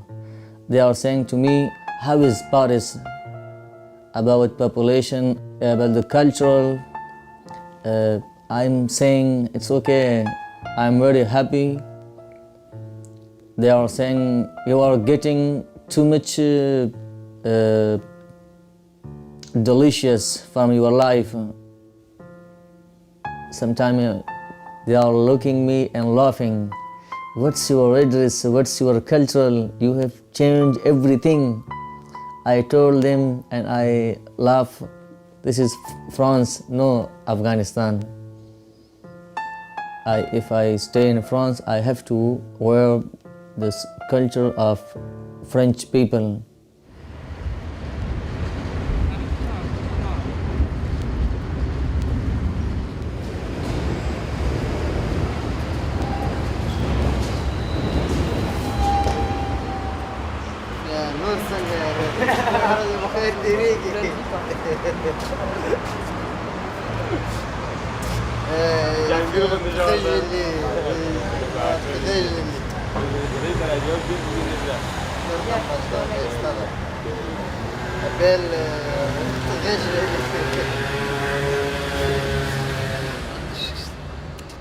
September 6, we start the French language education. So I have to learn French language because if a person stays in the country, he doesn't speak and that language, it's impossible. I am so happy, I am so agree with that course to start. Il est très sympa, il a 40 ans. Il a un rôle pour moi. Un rôle, c'est quoi un rôle? Pour toi. Quand on tourne un film, quand on tourne un film, un rôle. Qu'est-ce que c'est un rôle? Here, a role, it's when you play something. Okay, yeah. You play. Utilise, use. Not use. Rôle. C'est difficile à expliquer.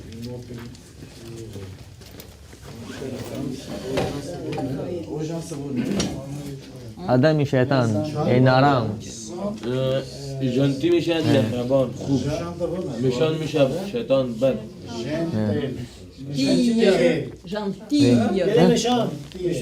شیطان نارام خدا سایل بد کنه نارام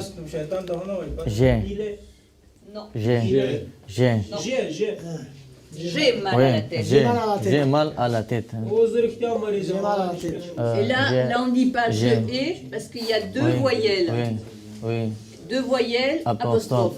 D'accord? J'ai mal à la tête. J'ai mal à la tête. J'ai mal à la tête. Tu as mal à la tête? Oui, j'ai rendez-vous avec le docteur Kishman. D'accord. Ok, ben, tu pourras partir à quelle heure tu as rendez-vous? À 5 heures. 5 heures de l'après-midi. Bah, tu as le temps. Alors, tu as le temps, hein. Pas le temps. Très bien. Merci beaucoup.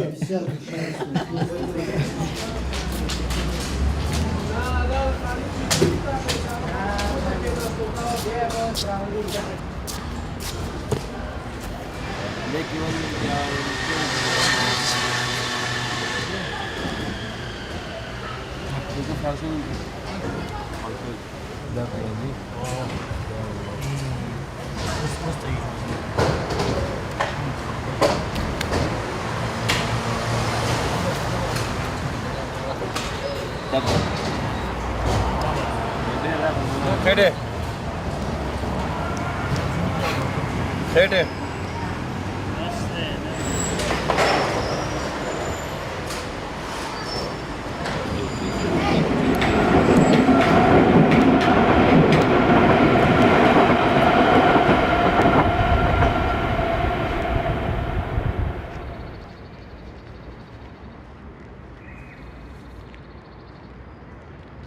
I get married to Sri Lanka.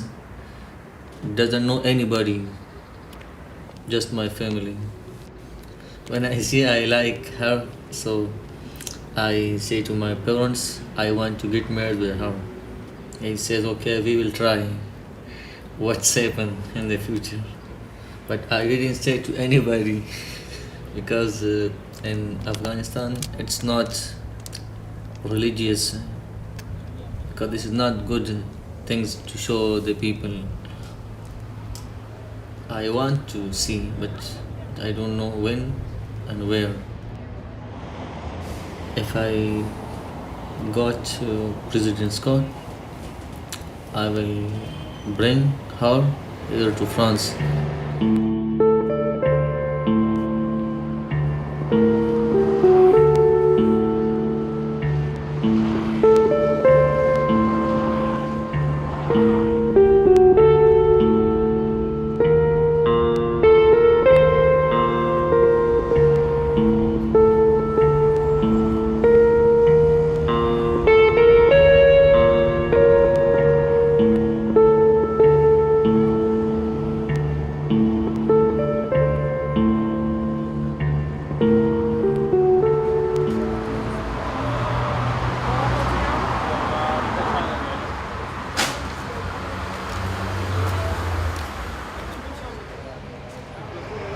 Some of the Iranian people called to me 2 days before, and you want to go to Brussels? I said to him, okay, we want to go to there and we want to see Brussels, especially Parliament of the European Union. That day I spent too much good or excellent day.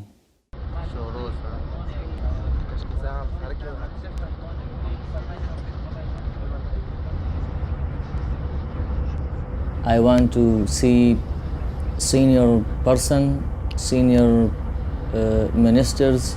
I want to get some experience. That was my habit. When we reached there, we were so happy because I heard different speaking about politics.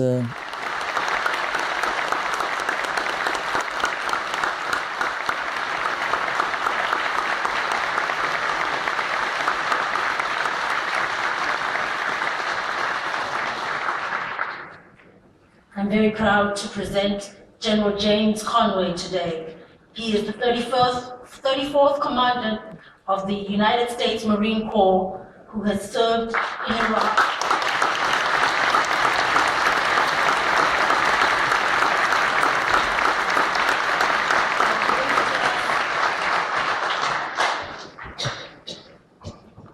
Good afternoon, ladies and gentlemen. I'm honored to be a part of this distinguished panel. I'm honored to be in your presence today. For the one side is very interesting, and for the other side is very proud, because we are refugees. What's the difference between the refugees and between the leaders? They all came together and speaking and eating and drinking. This is very interesting.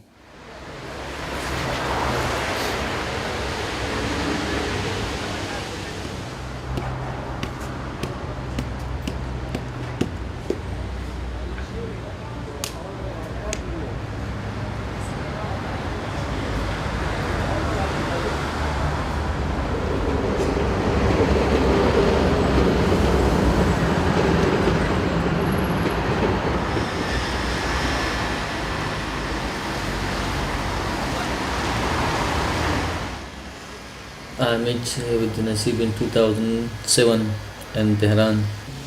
During the 4-5 years we are together. From Tehran we went to Greece 4 years.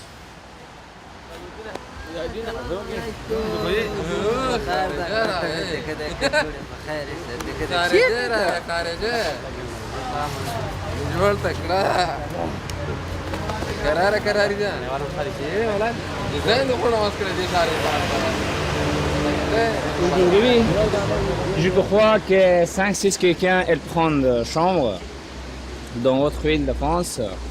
Elles partent à Strasbourg, en ville de France, très loin. À côté Allemagne, je crois qu'à côté Allemagne.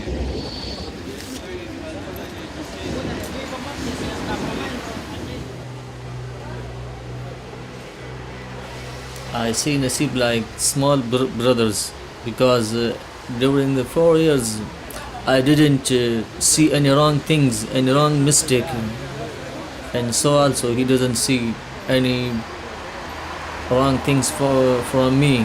So I believe him, he believed me.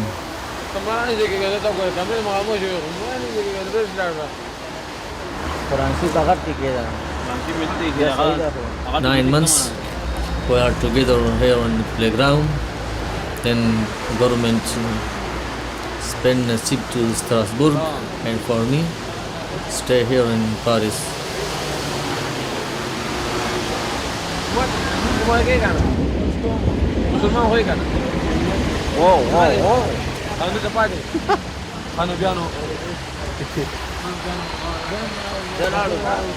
Allah di कामयाब कर पामा खाम तो राजी करना normal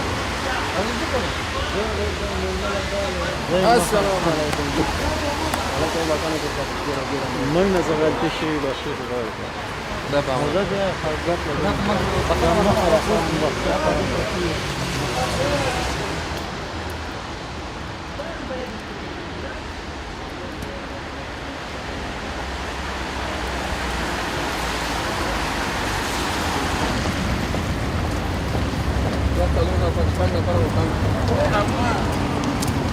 لا تخافي كده وبقر ما يدعوتهاش يعني برضه بعمل كل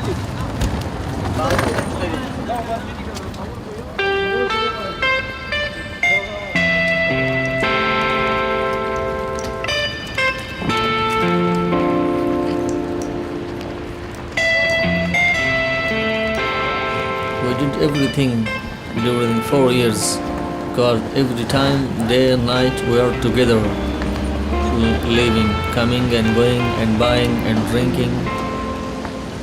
Everything is shared with Nasib.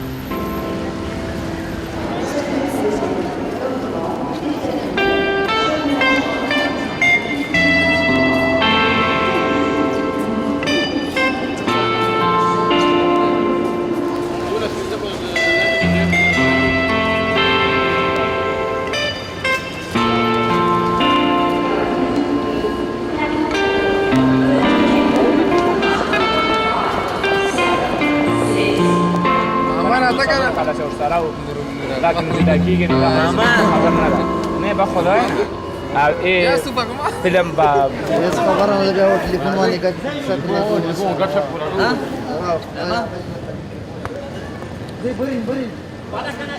Je suis très triste because I says my small brother is going. I couldn't see him more here in Paris.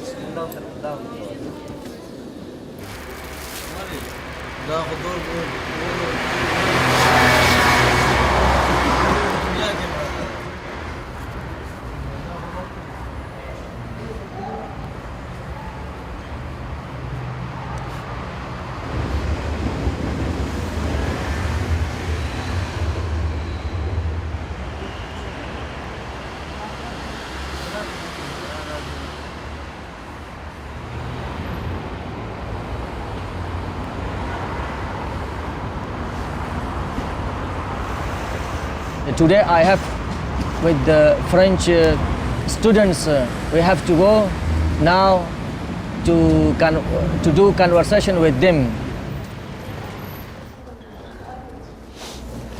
On est dans quelle école? Agro-Paris-Tech. Ouais, c'est ça. Agro-Paris-Tech. Et Youssouf Say était déjà malade la Oui. semaine dernière? Oui. Ça fait une semaine qu'il est malade?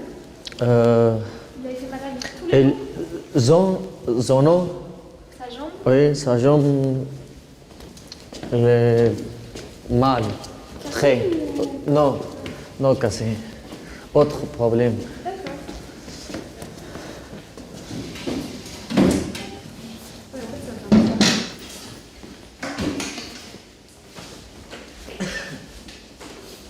Est-ce que tu l'as pris celui d'aujourd'hui? Tu l'as déjà lu? Lire? Oui. Oui, celui-là. Est-ce que tu l'as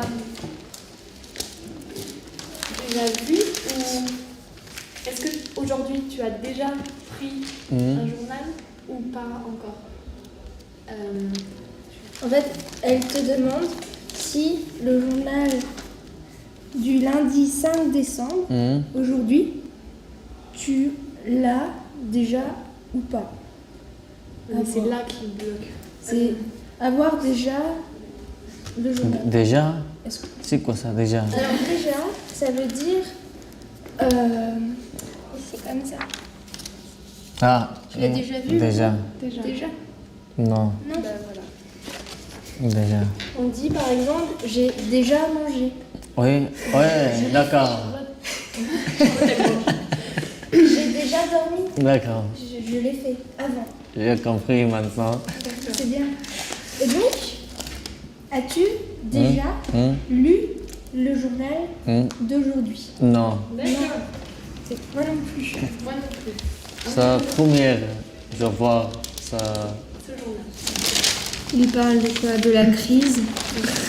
Est-ce qu'il y a quelque chose qui t'intéresse? Oh, one, two, Ok. one, two. Tu veux bien nous lire l'article?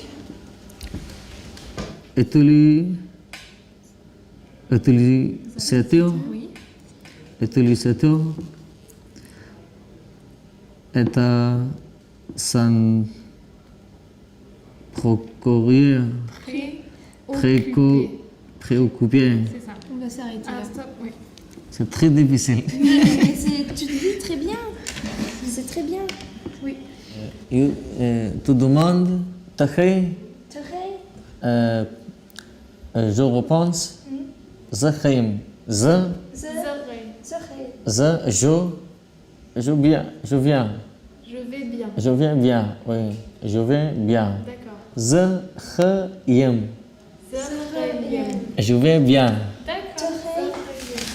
Tu es quel signe déjà? Tu es né en décembre? Quelle page? 26. 26. 26. Qu'est-ce qu'ils disent au Capricorne? Faites des projets d'avenir et vous aurez un but.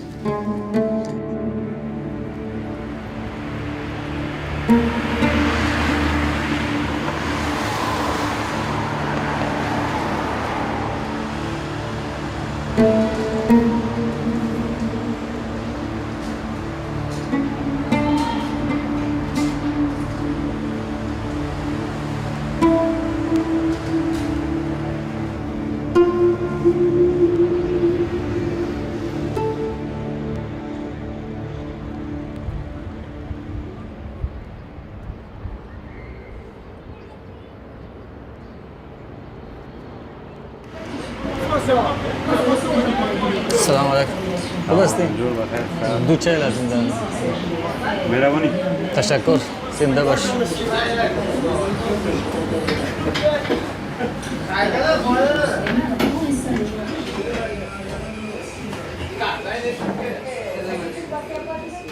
One day I was in school.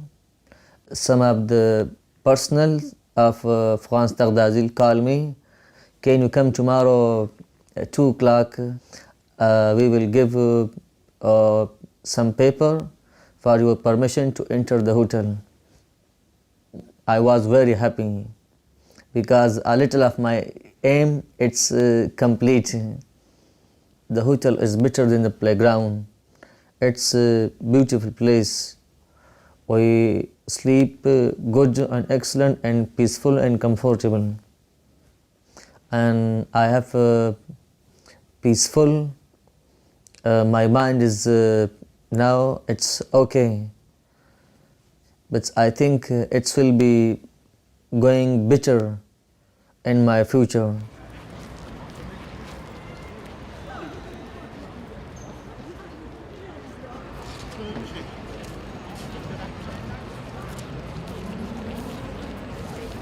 I not need to say the people give us little money, I need some money.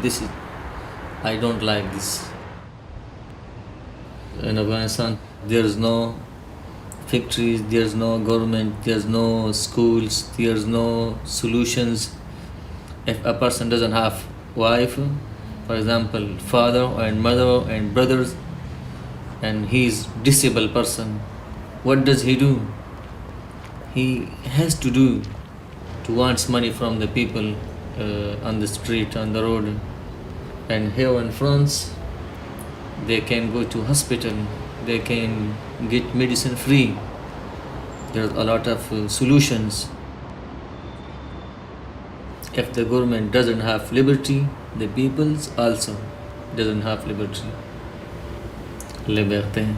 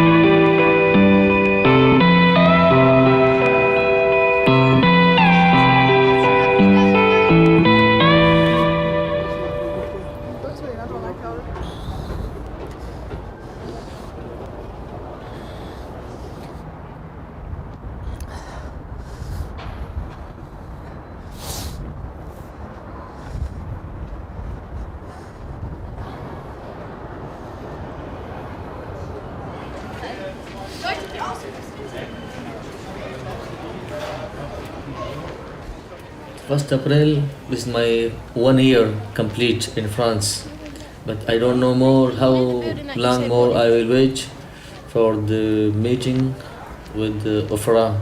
So I think it will be need 4, 5 or 6 months.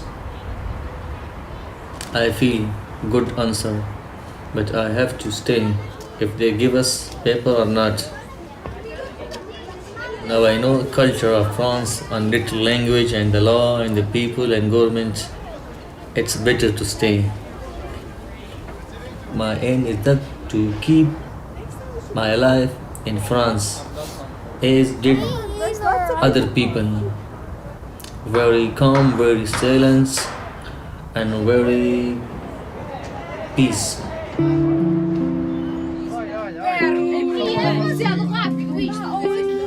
Fechar a muito. Vês a cidade toda a iluminar. É muito mais fixe. Eu estou a ficar. Faz agora, ó Gomes. Ó Boa. Tiago. Ó Boa. Faz agora. Aquilo que querias fazer. Agora tem já. Eu já estou a fazer. Aí deve fazer também. Estou cheio já. Porque também nos ir tão cedo. Devo ficar ali da noite. Olha quando é que se vai. Mas não sei muito. Não, é só 100 metros. Eu sei que queria descer de escadas. O que é que tinha? Dava mais pica. Dava. E dava. Mas eu nunca mais chegava para baixo.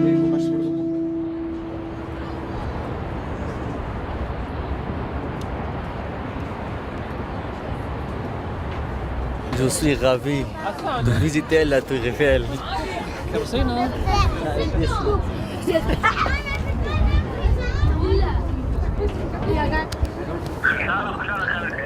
بس خوشحال خودك مجھے بس پاس ایفل ٹاور سر کے خطل ہے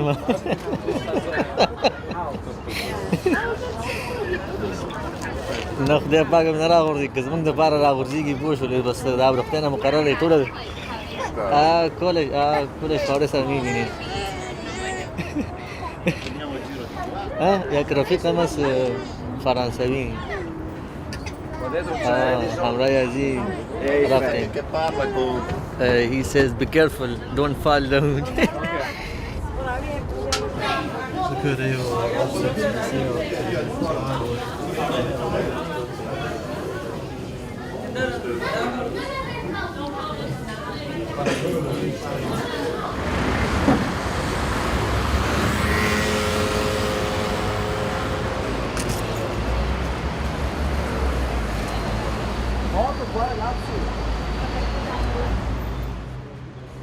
Today I see you to prepare for the AFPRA interview. Okay, so you are going on Tuesday. The officer will come and call you to take you to a small office, confidential office. Okay, so they can ask you very precise questions about the area where you were living. Okay, so maybe they can show you one map or ask you to name the villages surrounding yours. Village. Yes, and then it will be about your story, the reason why you came to France. You are asking for protection because you say you are in danger in your country. So that's what you will have to show during the interview. Okay. During all the interview, you will have to try to answer very precisely to each question. If you are able to give details, it's the way you can convince them of the truth of your story. Okay?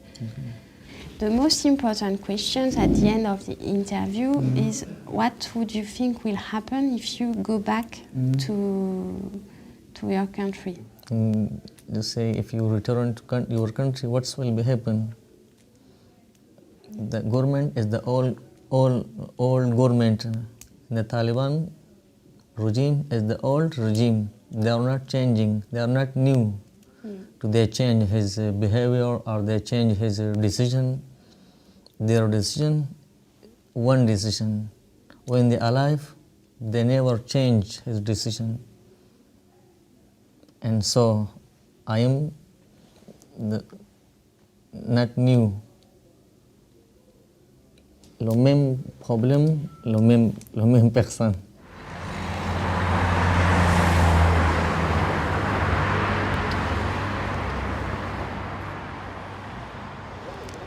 Our meeting was good because I can solve all questions. Is very nice. J'étais là-bas 2h15. C'est beaucoup de questions. Qu'est-ce qu'il travaille? Il est où maintenant? Ton frère, ton mère, ton famille? Est-ce que vous avez beaucoup d'argent en Afghanistan ou pas?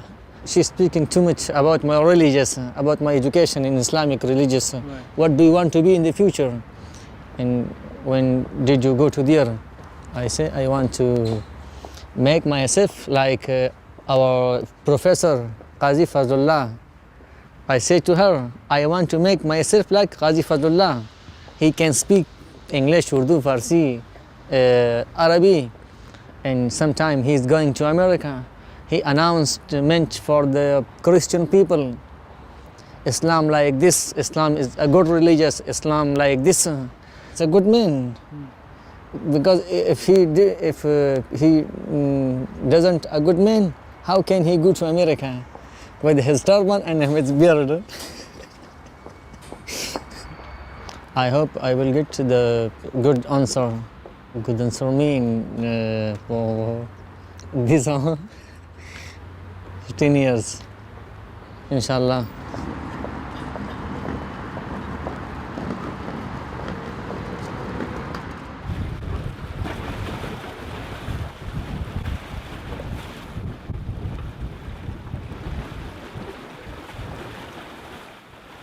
After the from meeting, France Terre d'Asile decided to send me here, Martigues. Il y a montagne, il y a des arbres, il y a paysage, il y a de mer. C'est ça, il y a beaucoup différents. Je suis habite au foyer. It's a very nice place, very comfortable. Je suis seul dans la chambre. Si je peux dormir, je dormir. Si je peux laver, je me laver. Si je peux lire, je vais lire. Il n'y a pas de personne qui dérange moi. C'est ça qui est mieux, seul.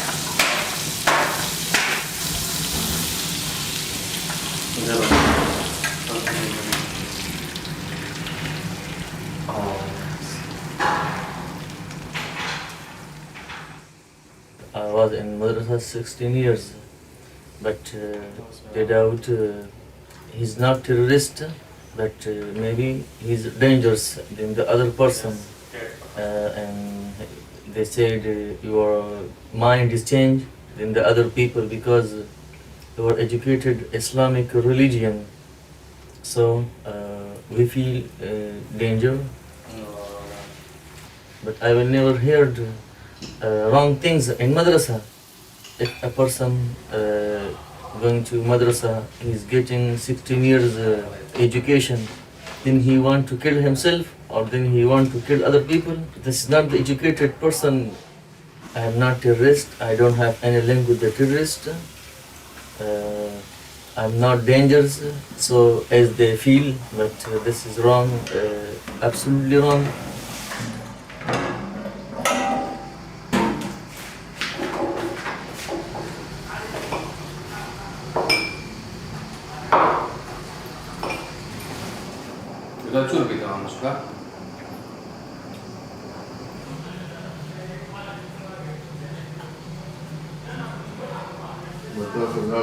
So apa dia zaman ini tangguh halai. Cakap lagu ke Lebanon siapa bahasa inshallah. Taja pun yang tak tahu. Saya jauh berapa? Ada sebuah urusan bang.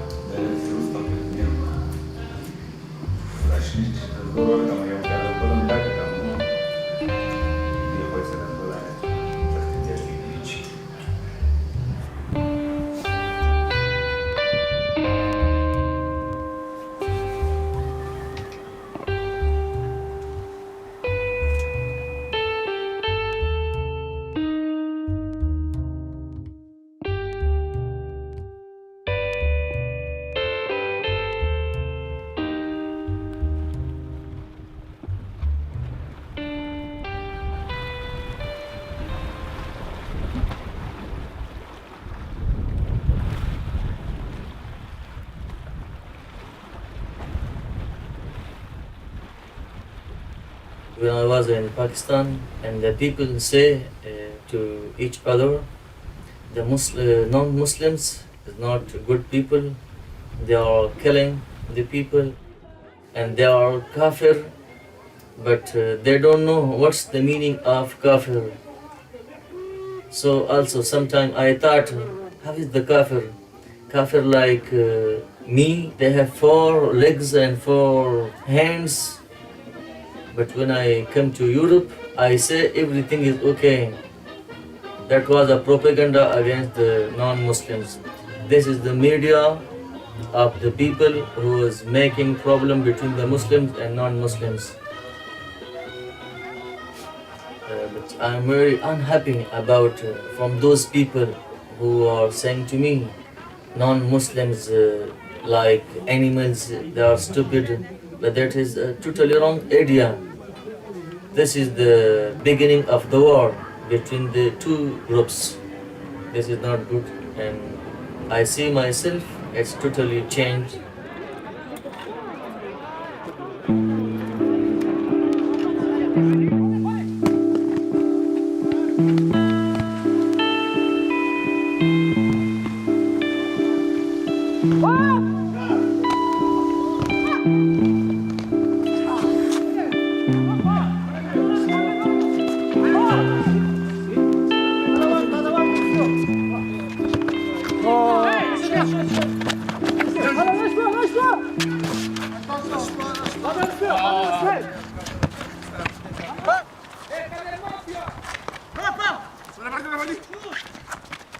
I speak Pashto, it's my language, and Dari, so also my language, and Arabic, English, Greek, Urdu, and little un petit peu parler français.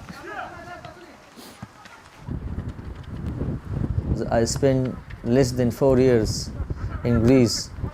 I didn't learn anything, only spending my life. If my future will going like Greece, it will be very, very dangerous for me. My aim will be destroyed because now I am 30 years old. After I have only 10 years. If I learn, if I get something, it will be okay for my future. If I didn't learn, it will be finished, my life and my future.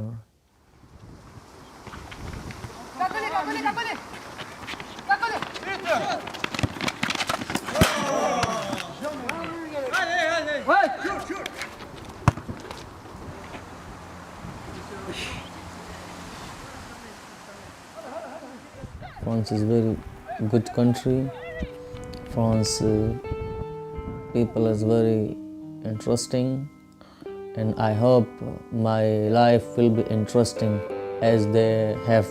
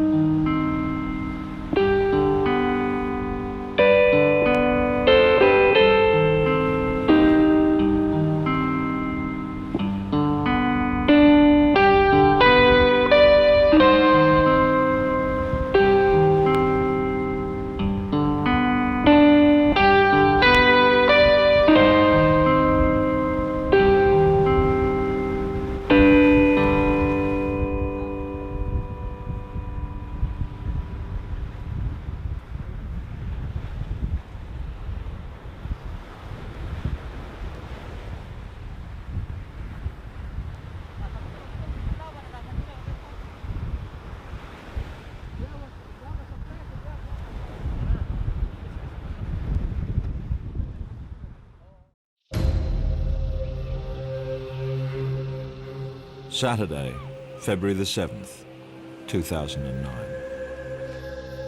Temperatures have been soaring above 40 degrees for days. Now the winds are rising and Victoria holds its breath. Well, there's simply no way of underestimating the fire threat Victoria is facing over the next 24 hours or so. During Saturday, a gale-force north wind will combine with extreme heat, and that's not a good combination in terms of fire potential. And fire authorities are warning the public to prepare for the worst. But what happens proves to be beyond even these dire warnings. It was a wall of flame that came up that mountain. Slow down, slow down, slow down. Keep going. I remember holding Matilda in my arms, and I just thought she's just got to keep breathing. Everything was on fire around us, literally everything in all directions in the 360 degrees that we could see. He said, we're just stuffed. He said, there's no CFA. We're stuffed. We're completely surrounded. I said, can you get out? He said, we can't get out. We can't do anything. I didn't know how long I could hang on, you know. Just because I knew how bad it was up there, I thought there'd be no one coming up. This is the story of Australia's most devastating bushfire.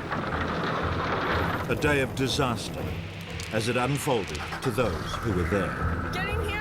The eyewitnesses caught in the path of the firestorm that would rewrite history and change all the rules. I'd never seen anything like this, and I freely admit I was terrified.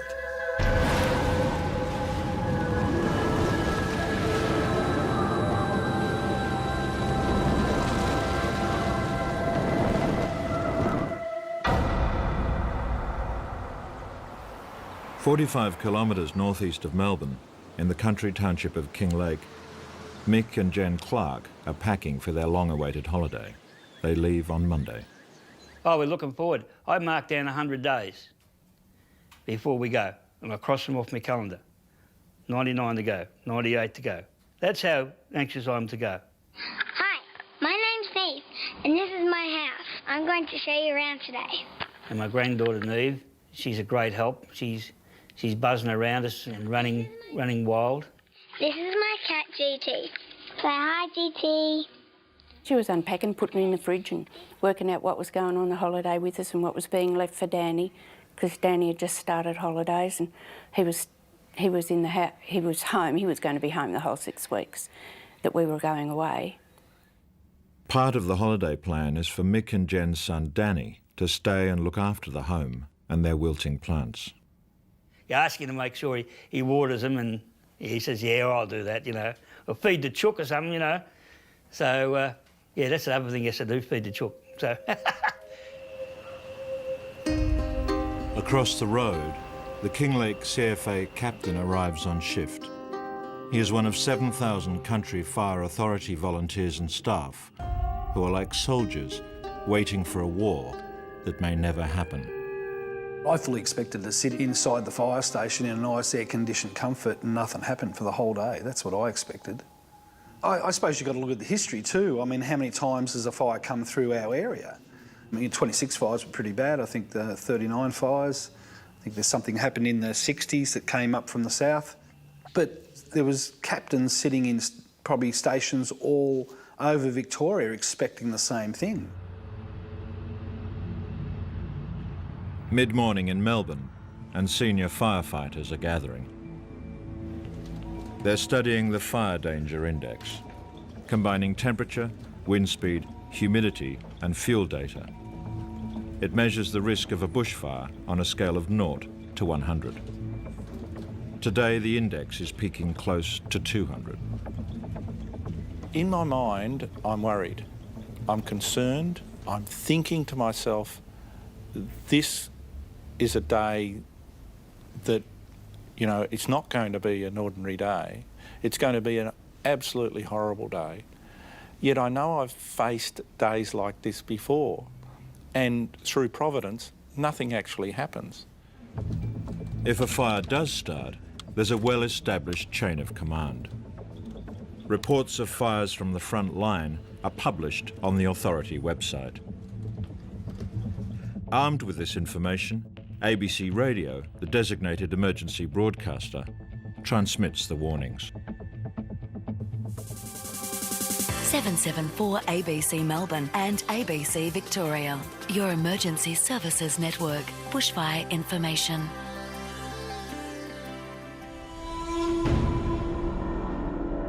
The system is immediately tested. An hour's drive north of Melbourne, 60km/h winds tear down power lines at Kilmore East. A fire ignites. The Kilmore East fire, you probably had less than 10 minutes, probably somewhere between 5 and 10 minutes from the time it ignited to the time it started. Now, it seems as though it's probably been about 15 or 20 minutes before actually the fire authorities actually were aware of that fire. And then you have to actually get to the fire, and then you have to start working on it. So it was well beyond a suppressible stage by the time firefighting authorities were actually there. The fire is out of control, but nothing Australia hasn't seen before. As it drives towards the Hume Freeway, concern is tempered. The 100-metre wide barrier should stop a regulation bushfire dead in its tracks. Jesus Christ! Where's the road gone, mate? But this fire isn't normal. Within the hour, fire crews on the Hume can only watch.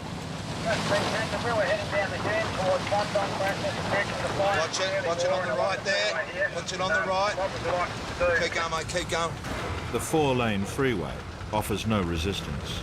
Gale force winds hurl burning bark and embers across to the other side, where new fires start. The fire hardly hiccuped when it saw the freeway. It basically moved across the freeway as if it wasn't there in reality. Eyewitnesses are worried that the fire is already outrunning the authorities. Kevin from Kilmore East had just phoned. Hi, Kevin. Which fire are you? You're the Wandong, yeah, the Kilmore East Wandong fire, but it started about 500 metres from my farm. And Wandong and Heathcote Junction, I believe, are going to be, they'll be singed. They've got to go on full alert, but there's no announcement saying that they've got to put their fire precautions in place. But it's the wind. I'm on top of my hill on the farm, and the wind's blowing at 80 to 100 kilometres an hour, and it's going to build up, and the fire trucks are not making any difference at all. So I don't know why Wandong and Heathcote Junction haven't been alerted, because they're so close. Within minutes of this call, warnings are issued, but it seems the system is already being stretched. As the day unfolds, it will all but collapse. In Wandong, Steve Varga and his brother-in-law Ed are in the direct path of the fire. They're not relying on warnings. Instead, Steve has faith in his purpose-built, fire-resistant home. It's embedded into the ground with double brick walls and a steel roof. There was shutters over the front windows so that when you operated the shutters, it completely closed the front of the house off. It looked more like a factory than a house. That was about it. It was a completely closed up box. Steve stands ready to stay and defend. This is the textbook way to survive a normal bushfire. You either leave early or fight and then shelter as the fire passes through. A bushfire, as I've always understood it, will have a front that comes through for 10 to 20 minutes. You know, we could go inside, wait for the front to pass, and come out and put out any embers or anything that might have ignited, or, you know, deal with the problems. With the smoke rising, Steve puts his plan into action. The time came we decided to start the pump, and I was hosing down the roof. And Ed started yelling that it was time to get inside. I could hear this noise. It was a bit like a jumbo jet, I think, and I was still holding the hose up there, and Ed started screaming, absolutely screaming, to get inside now. And so I just dropped the hose, and in the midst of all that, there's this noise like the jumbo jet was about to land on us. Then all of a sudden, there's this huge boom as the fireball hit, and the entire carport was just torn off its posts and blown away. I just couldn't believe it. It was phenomenal. And at that point, the whole world, everywhere around us, just went red. It was like a tornado, more so than a fire, and the house actually shook. It's buried in the ground and it shook. Ed's eyebrows sort of go up, and I go, Jesus, you know, and it said it all. We just didn't know what was going to happen next. The fire has passed through with such ferocity that everything outside is relentlessly burning. There wasn't a 20-minute front. There wasn't a front at all. There was this explosion, which we could call the front, and then there was this intense burning for like 2.5 hours. So when we got out of that house, it was ground zero outside. Everything was gone. Steve's fire-resistant home is a smouldering wreck. Hours after he took this picture, it collapsed completely.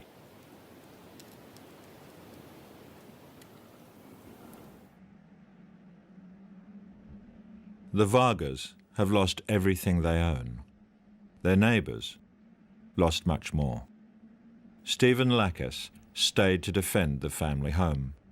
His wife Sandra and son Bailey left with minutes to spare. Stephen perished. Black Saturday has claimed its first life.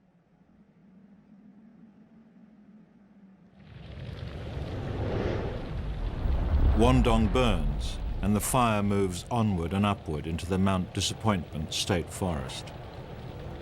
As it rises, so too does the wind, sweeping the flames to the southeast. Nestled on the other side of the range, directly in the fire's path, is tiny Strathewen. Mary and Peter Avola can't see what's coming.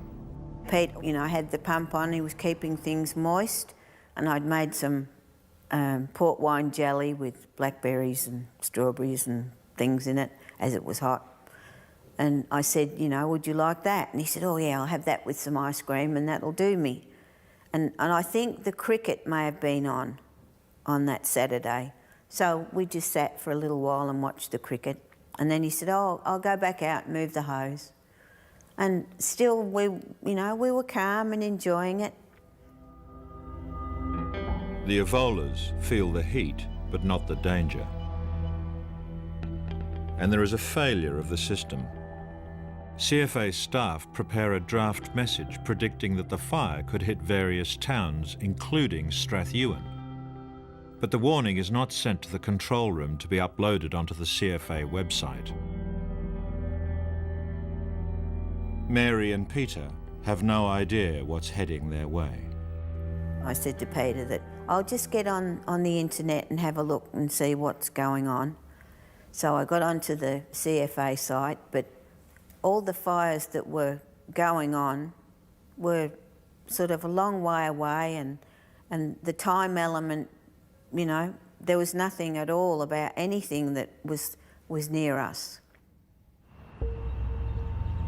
It's 46.4 degrees in Melbourne, the city's highest temperature since records began. Victoria is the hottest place on Earth. I'm in our backyard in Melbourne. It's the hottest day ever. Unofficially, the temperature's even higher. As you can see, our little thermometer, which is just sitting on the rubbish bin in the shade, has blown itself out. It's reading its maximum of 51 degrees. And I think I'm going to go back inside before I faint of heat stress myself. Victoria is becoming a furnace. A second major fire is blasting through the Black Range State Forest. It's less than 50 kilometres from where the Kilmore East fire sparked. But this time, fallen power lines are not to blame. Sickeningly, it seems this fire has been deliberately lit. It's racing towards the Murrindindi River and a popular picnic retreat. Within minutes, state emergency crews are on their way. You see the plume already within 10 minutes, it was big and black, and you could see it was building. And a day like that with a strong wind, the smoke was laid over, and not a good sign. Yeah. And I knew straight away first attack wasn't going to be an option. Even if you had 100 tankers there, it wouldn't have mattered. I knew already, even before I got there. Jenna Pritchard, her partner Josh, and their 2 young children are cooling off down on the river when they're caught completely unawares. With 15 other day trippers, they make a run for it. I could just see this wall of flames just beside us. There wasn't bush anymore, there was just flames, that's it. And yeah, I just kept on driving as fast as I could until we ran into the DSE guys, at which point Josh told me to slow down because we'd passed the fire and it was all burnt, so we thought we'd be able to get out. I look in the windows of these cars and there's kids. There's a lady holding a baby, and I was just, gee, where did these people come from? So I look back and there's horizontal flames across the road, and there's no way known we could get those people back the way we came. It was then that I decided to take a stand in the river and use the river as a refuge. With fires surrounding on all sides and thick smoke descending, Jenna, 2-year-old Kayla, and Matilda, just 7 months, are bundled into a DSE truck. I remember holding Matilda in my arms and I was just looking down at her while she's just laying there and I'm trying to give her the bottle and I just thought she's just got to keep breathing. The kiddies, they were petrified. Every time I opened the door up, they were screaming. The adults, I think they were worried too. I could see it in their eyes. No doctors, no ambulance, nothing could get in to help us if they suddenly stopped breathing from all the smoke. There is heaps of embers. Embers are flying across probably as quick as a wind, probably 60, 80 kilometres an hour. You just hope that one of those big trees isn't going to come and clobber the whole lot of us who are standing in the river. I did think that I would get out. I didn't think the kids would. I thought that I'm going to be here with the kids and they are going to die. And that's basically, yeah, that's what I thought.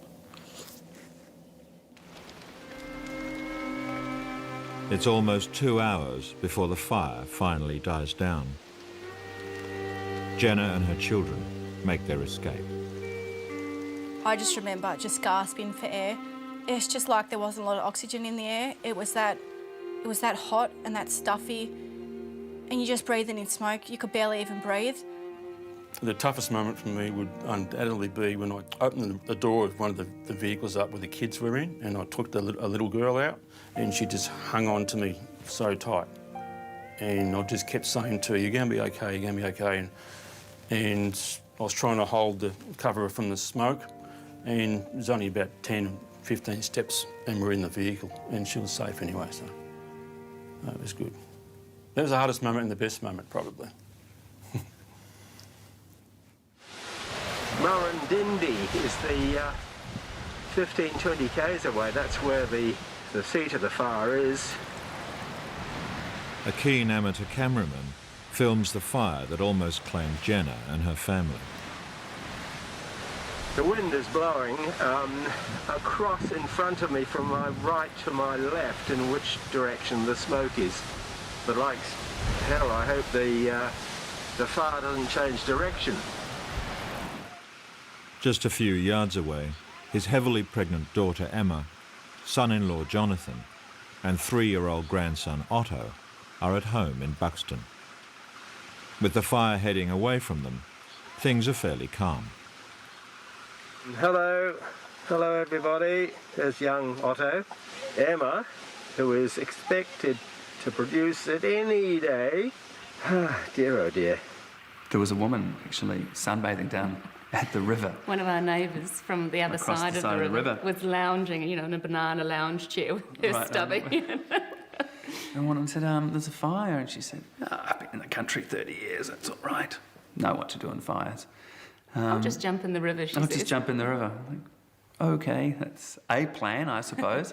And then I kind of went, you might want to turn around because look over there. And then all of a sudden, in the 10 minutes we've been down at the river, that little plume had gone into, now it was this wide, and now it was black, and then you could look up, and it was like, the smoke wasn't going over us, of course, it was going directly across. But it was all of a sudden, it was Mount Vesuvius. It was just incredible.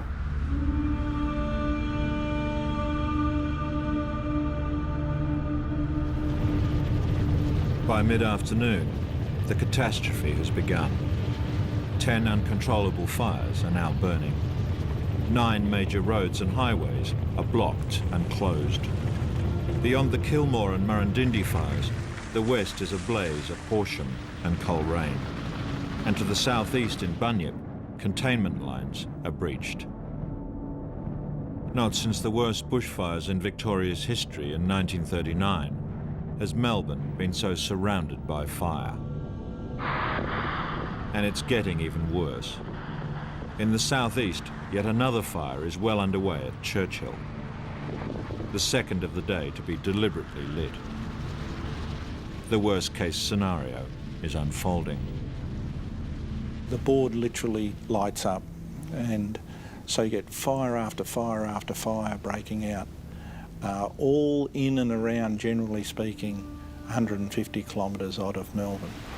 So you've got resources already heavily committed to Kilmore, to Bunyip, just being committed to Murrindindi, and we literally had at that point in time regions running out of fire trucks. Every single fire truck they had in their region, in our strongest capability, got depleted.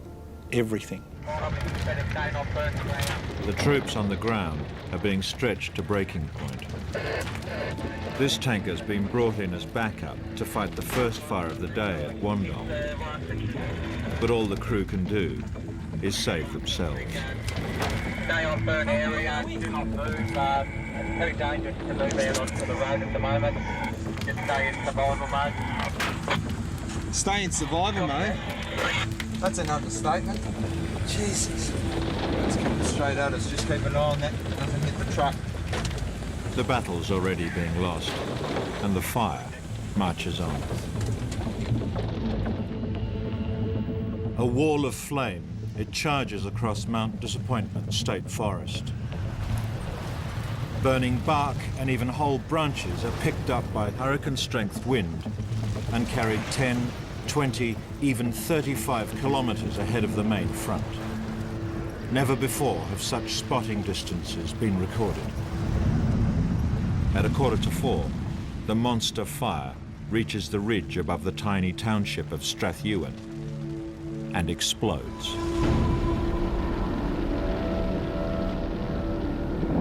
Strathewen was in a valley downwind of this major ridge, the Sugarloaf Ridge. So the embers that were being launched from that Sugarloaf Ridge into the valley area below were basically acting like a cluster bomb. You really don't have anywhere much to go because, if you like, 10 kilometres in almost any direction is being lit up with fires. We had hundreds of fires starting and they were all starting to interact.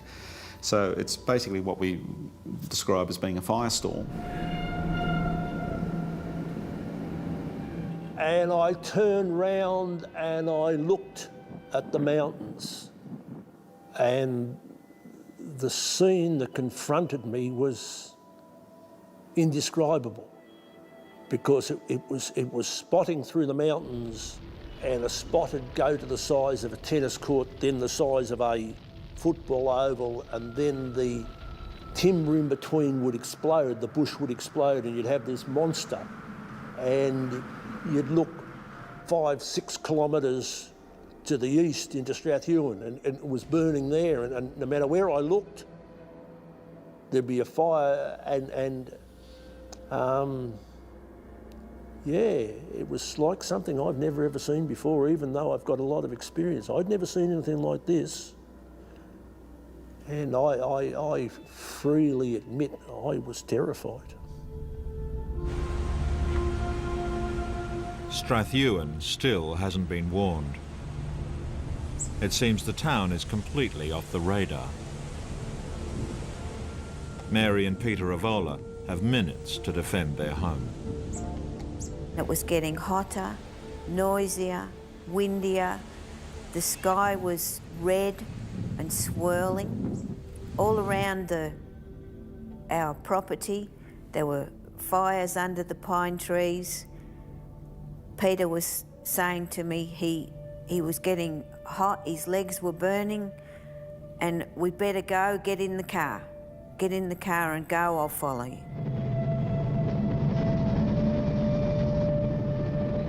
There were flames around and under the car. I waited for Peter, and by the time I sort of looked around, the road was on fire. He was then behind me, and there was no going right anymore.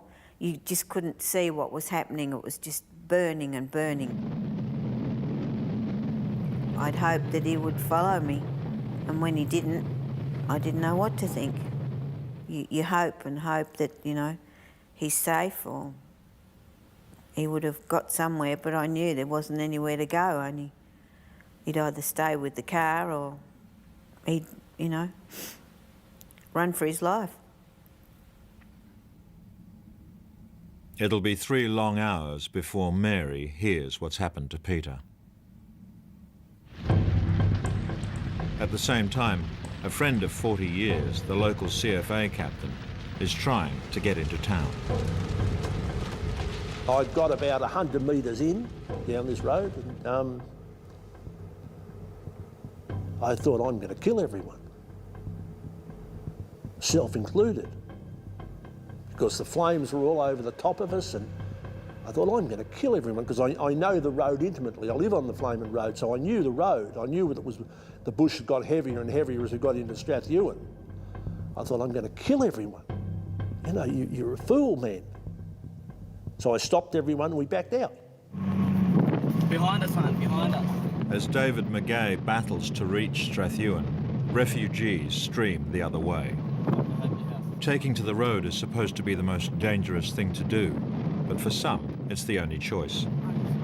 Mary Avola's neighbours stop to rescue others. Look, people are trying to evacuate. Get in here! Let's look down here. In here! Just come in, mate. Look at this behind us. It's bloody scary, man. I'm just wondering which way to go to get to the top of the hill. With everyone on board, they head for the presumed safety of Kinglake Township. As they do so, CFA staff prepare an urgent threat message for various towns, including Kinglake. But the message inexplicably goes missing and never appears on their website. It's another half an hour before the warning is broadcast.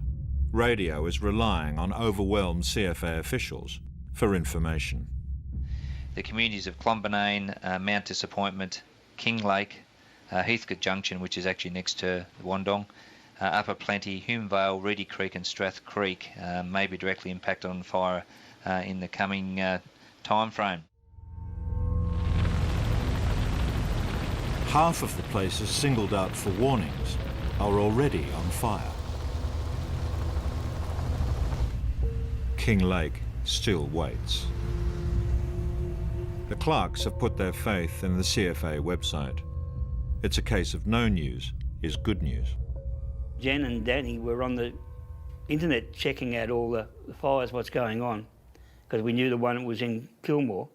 And we said, well, it's not going to affect us, so we're fine, we're all right.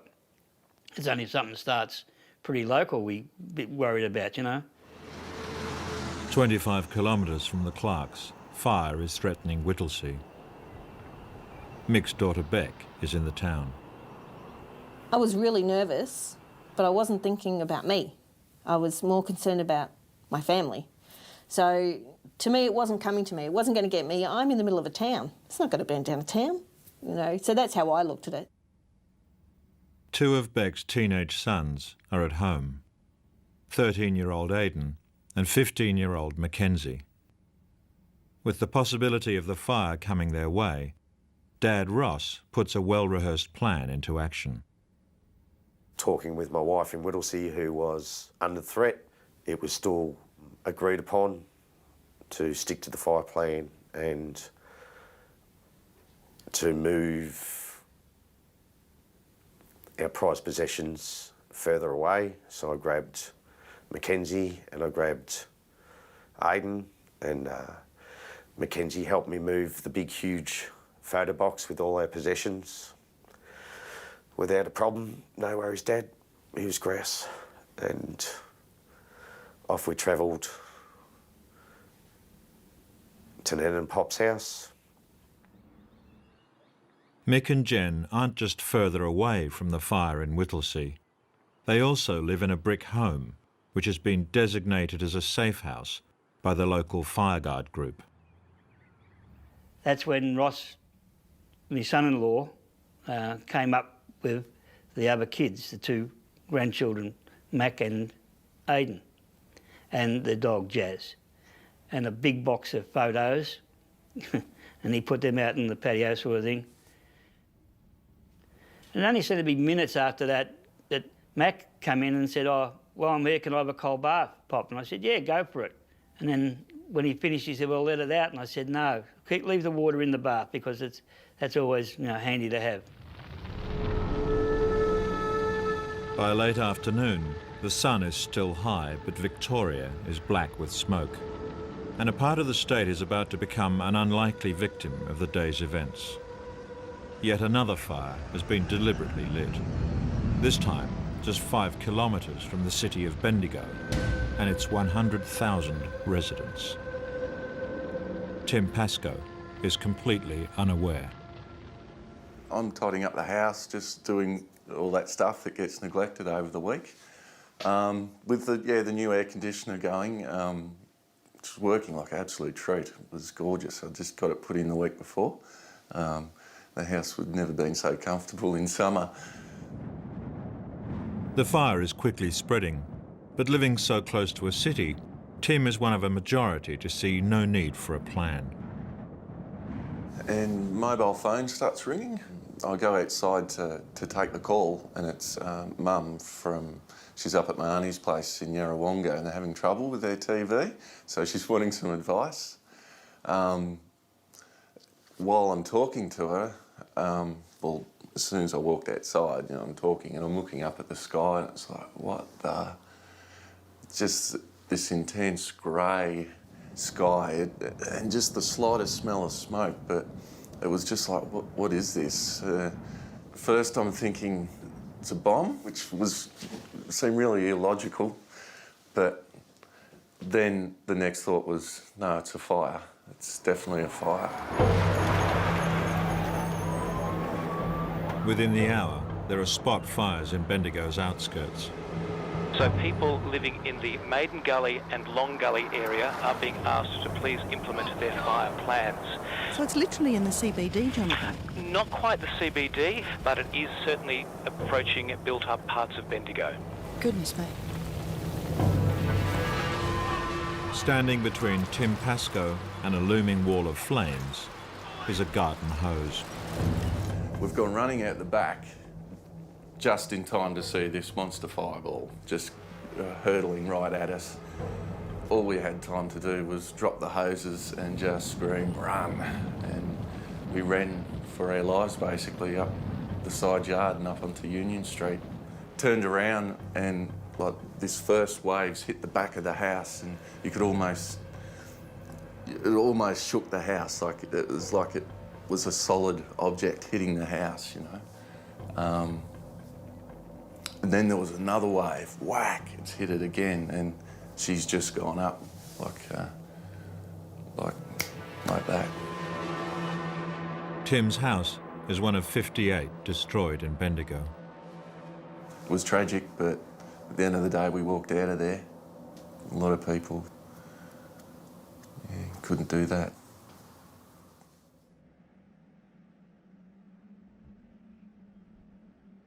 Tim's neighbour, 48-year-old Mick Kane, died in his driveway.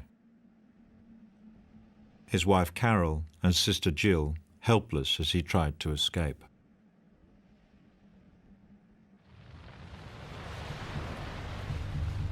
The fire that moved so rapidly towards Strathewen has more towns in its sights.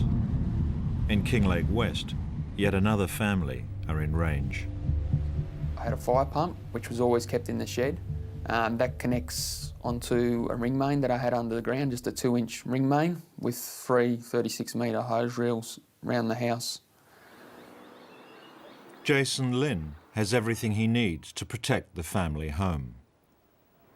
Since records began, only one person has died defending a defendable house. The plan is for his wife Ruth and their 2 young children to stay with him and shelter. But at the last minute, Ruth's not convinced that sticking to the rules is a good idea. I'm thinking what they tell you, if you're going to leave early, or shelter in your house because you'll be safe. So she said to me, well, if there's a fire close, I'm going. And I said, no, you better not. I said, I can smell it. If I can smell it like that, it must be close. You better not go. And she said, please let me go. Please let me go. And I said, well, if you want to go, go now. According to CFA advice, Ruth has made the worst possible decision to take to the road when a fire is approaching. My daughter, Julia, was asleep in her cot, in a nappy, just in a nappy, that's it. She grabbed her and my son, and I just seen it, and she said, I'm going, and she took off down the road. A few hundred yards away, Ross Buchanan has returned from dropping off his teenage sons at their grandparents'. When I came outside, the sun had disappeared. And when I looked across the paddocks, the flames were coming. And there it was. There was the fire at my place.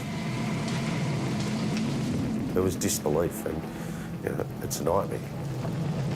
So I did my best and spraying water all around, doing what I can. Some people from the DSE race up the road because I live in a one-way street, so there's only one way out. And they come racing up the road and they said, Ross, the whole street down the road's gone. Just get out, mate. He says, I can't force you. He says, just go. And I realised, you know, we're in trouble here. It was just dead calm, not even a breath of wind. And I thought, this is good, you know, like, what's going on here? Like, it's just so still, because it was just such a windy day, such a hot wind, and then that wind stopped. And I thought, this won't be too bad. Maybe the fire's not coming now. And then I could hear it. I could actually hear it. I could still smell that real strong eucalyptus burning smell, but I could hear the noise of it before you could see it. It just was crashing and smashing like a storm. And then the wind picked up again, and it's with the fire come through with it.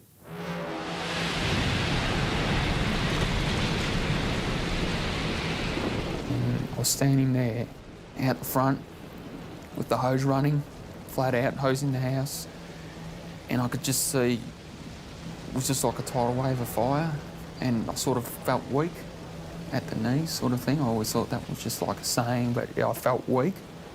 And I was thinking, when's the bit you're meant to go inside and shelter? I thought, well, I'm not going inside with this.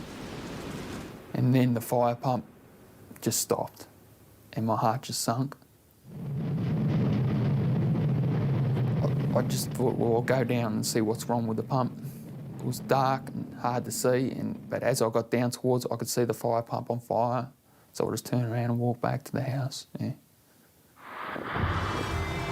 Meanwhile, Ross is overcome and tries to escape in his car.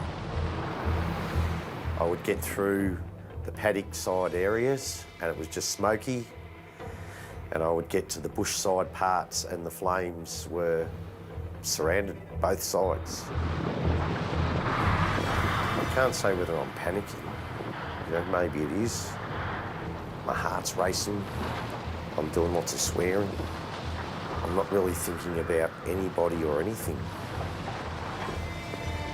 You know, when I got out, I thought, I did say to myself, that was stupid.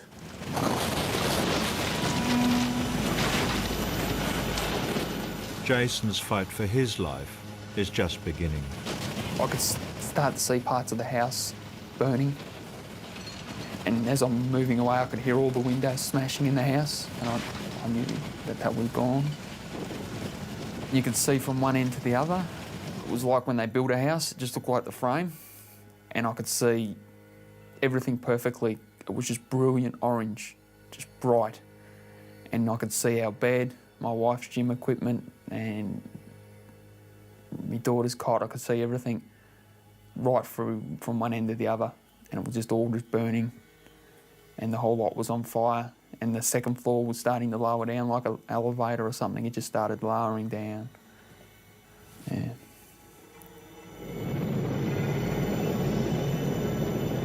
I could see through the skylights of the shed into the shed, which is bright orange. So I thought, the shed's gone. There's nothing left, just me. And then it blew up. And it sort of was just like being king hit, like it just like nearly knocked me out.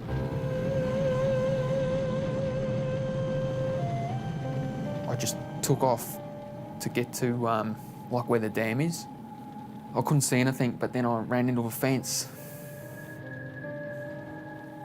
I thought, oh, you know, is this it?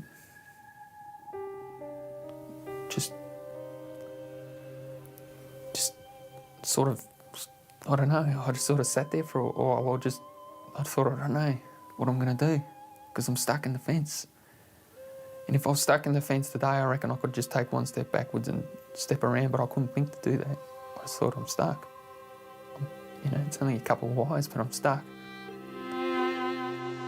Just 11 kilometres up the road, the Clarks have no idea that Kinglake West is burning. So I'm happy just hosing everything down and mucking around, and until the power goes, and that's when everything stops. Phone stops, no power, you're gone. You know, you got nothing. There's still no warnings, so the TV doesn't work, the computer doesn't work. So I've got a little radio thing and had that going, but we had ABC on listening to the reports. Still nothing dangerous, you know. 23-year-old Melanie Chambers and her younger sister Penny live around the corner. They know that the Clark's house is one of the safest in Kinglake. And the girls rang me and said, can we come up to our house, because it's deemed a safe house. It's brick, and they only lived in a weatherboard shack they rented, so I said, sure, come up. It's just after 5 p.m. At the bottom of the mountain, directly below the Clarks, a fire has engulfed St Andrews. With the ground cleared around his house, Jim Baruta feels safe enough to arm himself with nothing more than a video camera.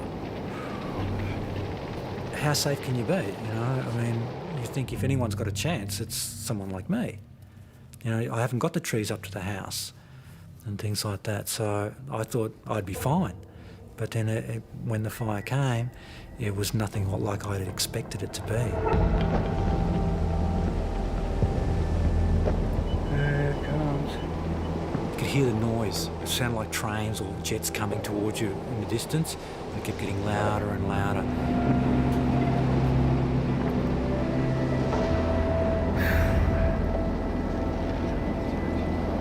Oh, the house on fire next door. It's like all the trees were exploding from heat. People say it's the leaves, you know, the heat of the oils in the leaves and the eucalypts.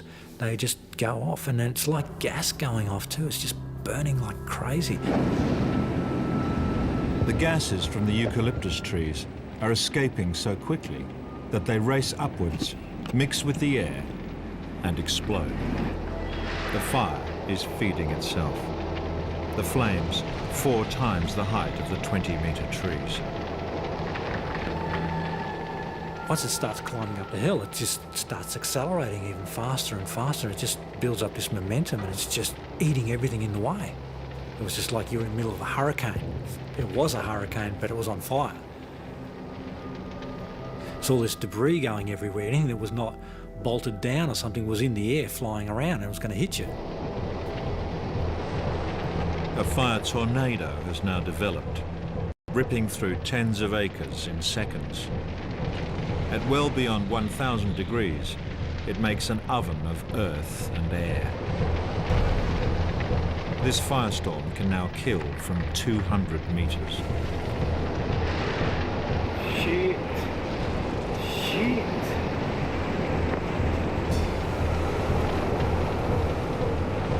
I stood behind the brick pillar out there, And there's no way, if you put your hand out like that, it would have been burnt. It was like putting your hand in front of a furnace. And then I realised that there was a problem with the air that I was breathing. I wasn't breathing properly. The fire is less than 300 metres away. Jim's in danger. Not of being burnt to death, but of suffocating. But he's got a backup plan. And I thought, I've got to get out of here and I've got to get to the bunker. I had to step out into the storm with my back to it, and it was all hitting me on the back, and I walked past the side of the house into the bunker and I shut the door. Whatever was going to happen was going to happen, and I couldn't stop it. The fire sweeps over Jim and he survives. Less than 5 kilometres away, at the top of the mountain, the Kinglake CFA captain is trying to stop confused residents fleeing towards the flames. People were stopping and saying, what can we do? And I just said to them, well, you can't go down that road because I've just come up from there and it's just blocked by fire. I'm not real sure on Kinglake West. I heard that the fire had come through a fair way there. And I don't know what the road to Hillsville's like, because the fire, you know, you could see the plume of smoke from where we were heading across that way towards the Melba. So, you know, to give anyone advice on actually which way to go just didn't seem right to me to say, oh, look, you can go that way, it's safe. And I mean, the only thing I could say was, look, I think all I can offer you is the main street of town, because this is where I'm going to be. The blaze that started an hour and a half ago near the Murrindindi River has been pushed by the hot winds across the Black Ranges. Sitting a few kilometres to the north, out of the fire's path, is the picturesque town of Marysville. I just looked directly up above, and here was what would normally have appeared to be cumulus clouds, except that it was pretty obvious it was smoke, directly above me, like 12 o'clock high, and covering half the town. I mean, that was pretty dramatic. I really had no idea, but I thought that has got to be very, very close. Amateur cameraman Darryl Hull works at the Crossways Inn. His boss Greg and his wife Pam have been busy there all day. It's only now that they notice the smoke. A fire plan hadn't come into my mind at that stage, but at 5 o'clock I did ring my daughter and spoke to her husband and said, have you heard anything on the news? Or can you have a look? Can you check websites? And they quickly did that while I was on the phone, some of it. There were no updates at that point, about 5 o'clock, and I just said, we'll try to keep in touch. This feels to me very grim. The sensation was that I don't think we're doing a night's work tonight. Something's very, very close, you know, so we had to keep our eyes on it. At which point I started to walk towards the oval just to see what was there. And the first shots I took of the oval, it was empty, which I thought was unusual. The rule in town was, if ever there was trouble of any kind in town, that you'd head to the oval. And after I'd been filming for a while, I heard the siren go off twice. And I'm thinking, right, danger is upon us. And then it cut out. However, the siren is not to alert locals, but CFA members. And because they're already out fighting fires, it's switched off. When the siren cut out, I automatically thought, false alarm. OK, I don't have to worry to the degree that I would have. If the siren had kept going, you would know we've got trouble. They're sprinkling the house, and Jonathan's up on the roof. He's filled the downpipes with rags. Just 10 kilometres north of Marysville, the Densoms in Buxton have been preparing their home for well over an hour. As city dwellers for much of their lives, they've never confronted a bushfire before. I'm interested in how much of our way we'd set up the fire plan and stuff, how much it was predicated on not wanting to look bad, that we're not idiot blow-ins from the city that were just as tough and fire-hardy as the locals. Jonathan leaves the hosing and his pregnant wife to take a look at the smoke from the nearby ridge. Just as I'm looking at it, dully trying to make up my mind, the flame came up. I could see the fire at the top of the far ridge, which is probably about 2 kilometres away, maybe a bit less. The big ridge above Buxton. I could actually see the flame. And all of a sudden, instantaneous decision. The moment I saw that, I went, what am I doing? That's enough. Let's just leave while it's safe. Why don't we just leave now?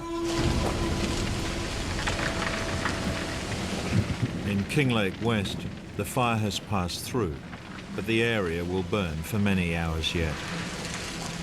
This house is saved, but just down the road, Jason Lynn lays in the middle of his paddock, barely conscious. Everything around him destroyed. And then his mobile rings. His boss is on the line. He said to me, I can remember him saying to me though, get in the dam. Yeah, get in the dam. So I kept going. I don't know if I just hung up on him or what. I just thought, yeah, I'll try and find it. I'll give it another go because it's just getting too hot laying here and I'm just getting too weak. So I just crawled along and I felt the downwards bit and I just crawled down, felt where the water was, turned around and just crawled in backwards and just lay there. I didn't know what was going to happen to me. I didn't think anyone would come up. I didn't know how long I could hang on, you know. If I die like this is just worse. And yet, I suppose too, I was actually thinking, like, my kids, what will it be like for them growing up? Jason's children, Joshua and Julia, and their mother, Ruth, fled just before the fire arrived. Their whereabouts is unknown, but it seems Jason, at least, has been found. I could hear people's voices, but I couldn't shout out and say, oh, I'm down here or anything. I'm just laying there. And then I heard someone say, he's down in here. I could hardly talk. And he said, can you squeeze me hand? And I could squeeze his hand. And he said to me, he goes, oh, well, if you've made it this far, you'll be right now, mate.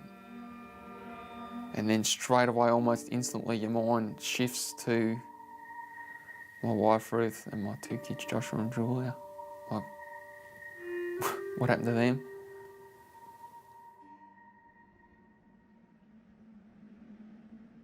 Jason's next-door neighbours have already lost their fight to survive. The former Channel 9 newsreader, Brian Naylor, and his wife, Moiri, were fully prepared to stay and defend. 14 more perish in Kinglake West alone.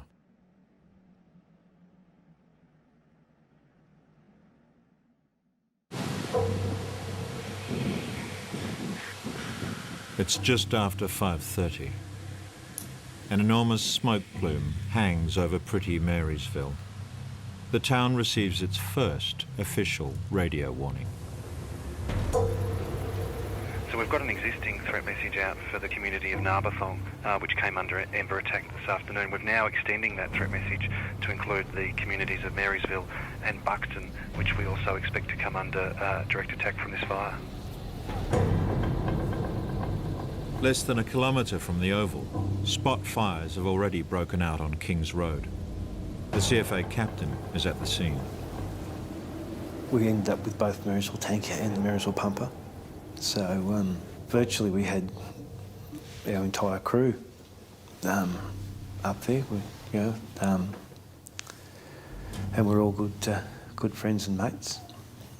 My son Callan was on the pumper crew. So of course I was quite concerned for Callan's welfare. Pam at the Crossways Inn knows it's time for her and her husband Greg to make a decision. I went out the back and said to Greg, what should I do? Because the wind suddenly became so very strong. I said, should I go? Should I stay? Can I help you? He said, at this moment, every person must make their own decision. And he went on with his work, and I said, I have to go. We didn't even really have time to say anything else, or goodbyes, or good lucks, or anything. I left him with the hose. Yeah.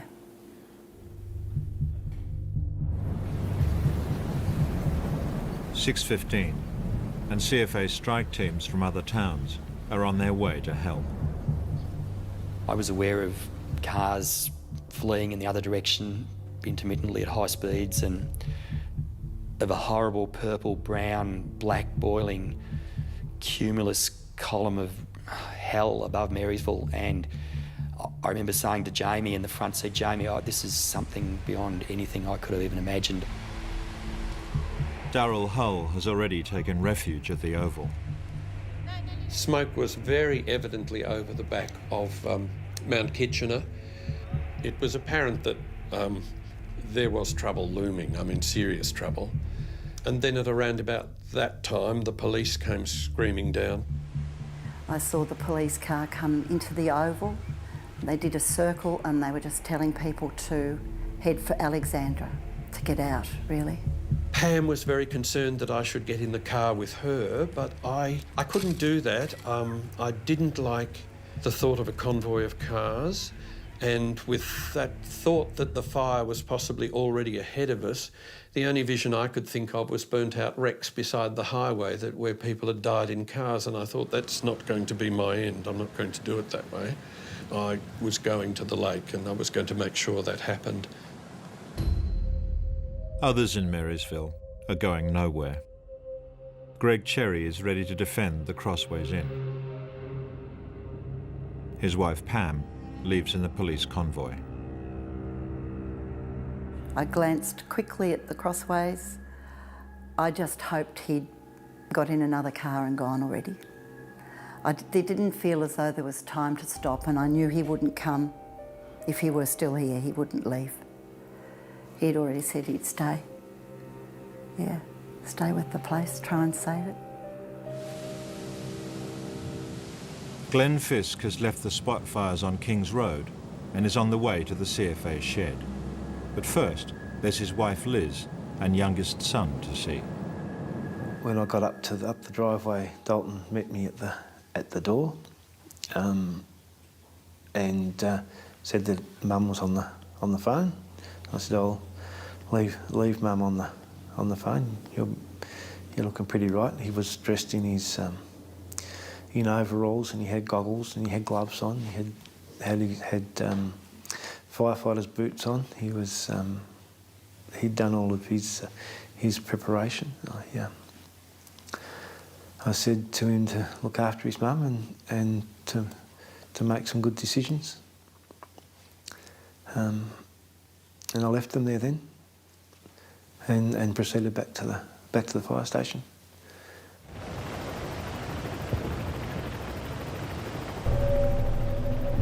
By early evening, 90 fires are raging right across the state.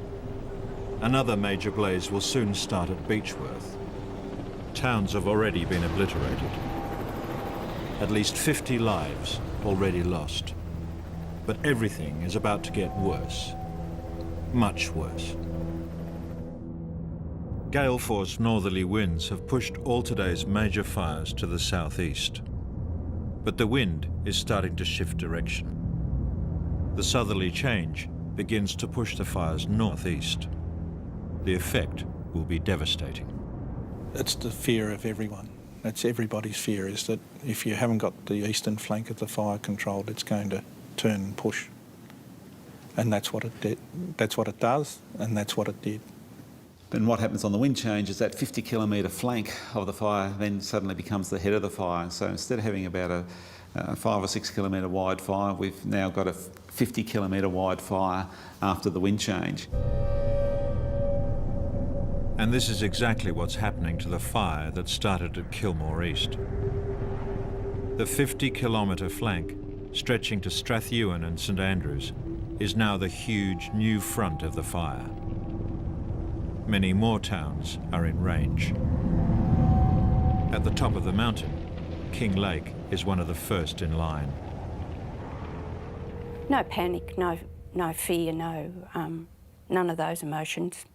Just put the plan into action and the fire will go over the top of your house, and then when it's gone over the top of your house, you come out with your mop and bucket and you put out the embers. We knew the plan. We had been told it 100 times. We knew it off by heart.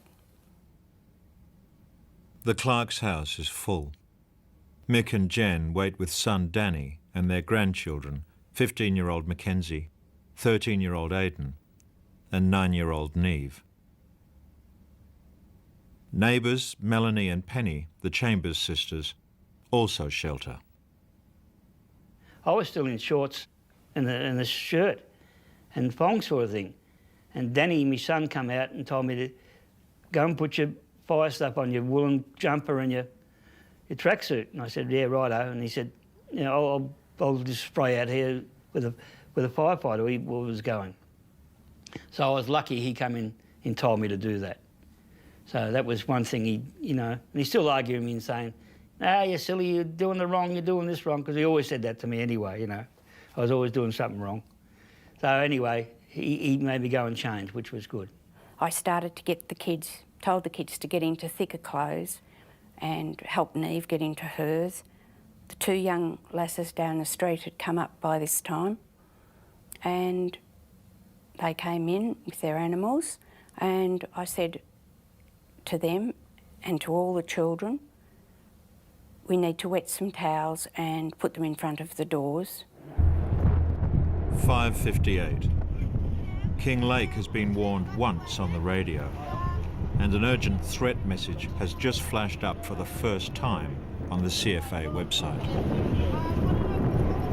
But with the fire racing towards the main street, warnings are now irrelevant. There was a lot of smoke, a lot of embers and wind. There was people crowding into the fire station, people panicking, you know, kids or people crying. It was crazy.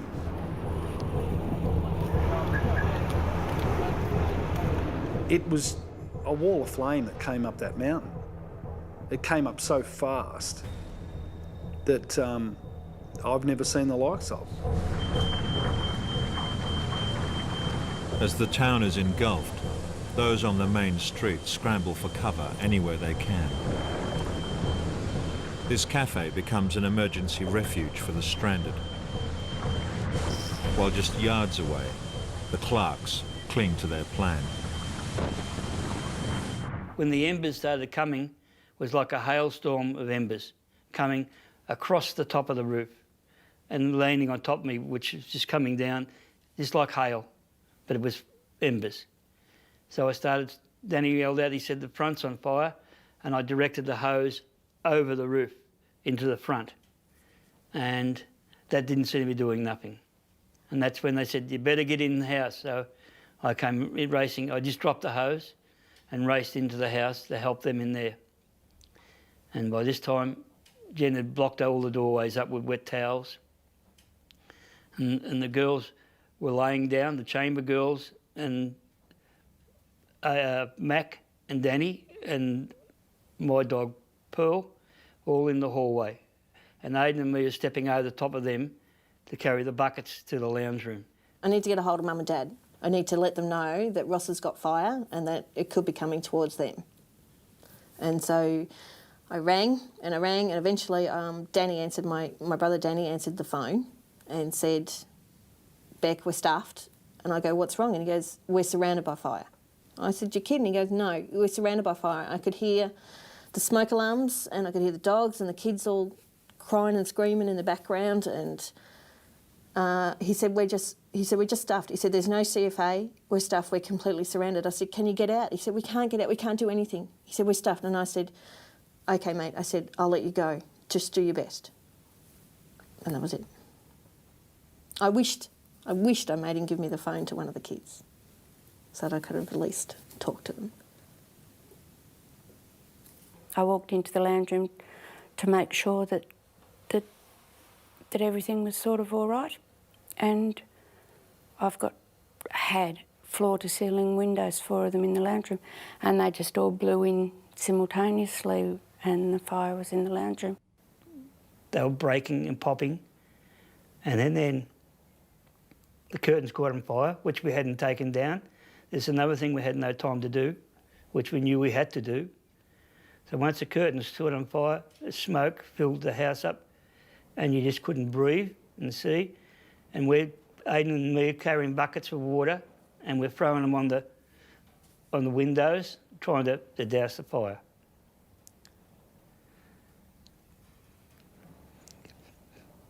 And then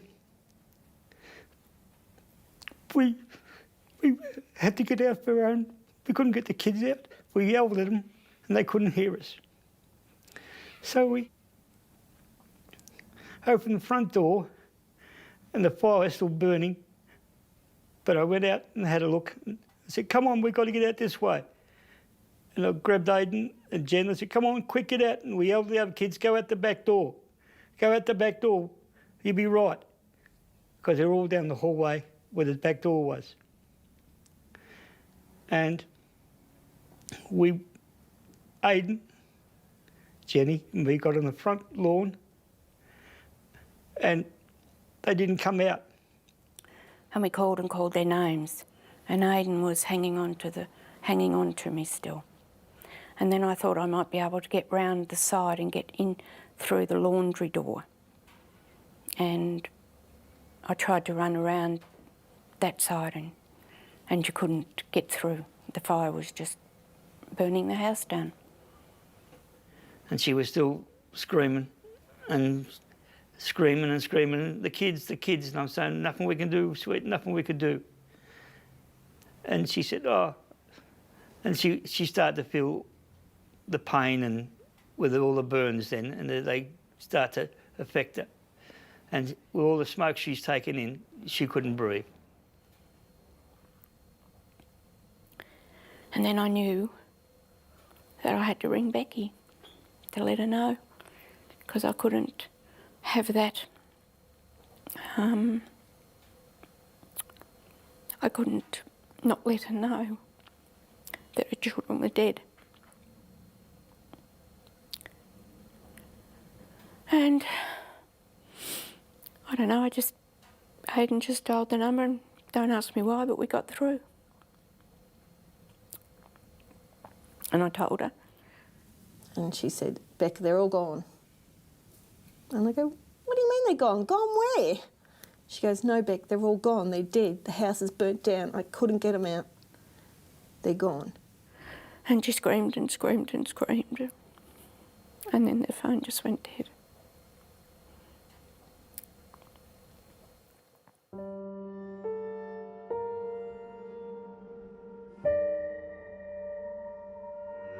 Danny Clark, his 15-year-old nephew Mackenzie, neighbours Melanie and Penny Chambers, and little 9-year-old Neve all lost their lives trying to protect one another in the same home.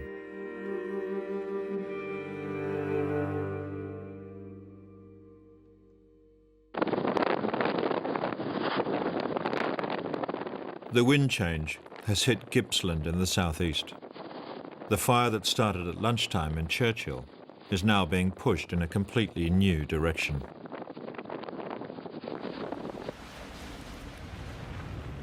It reaches up into the Strzelecki Ranges. The steep inclines pushing the fire quicker and quicker. Temperatures scorch beyond 1,000 degrees, hotter than a kiln.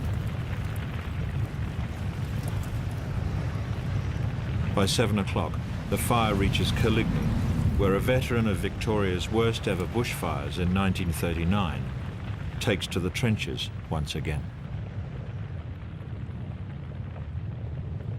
It's just like somebody getting a great big shovel full of red hot ashes and dropping on you.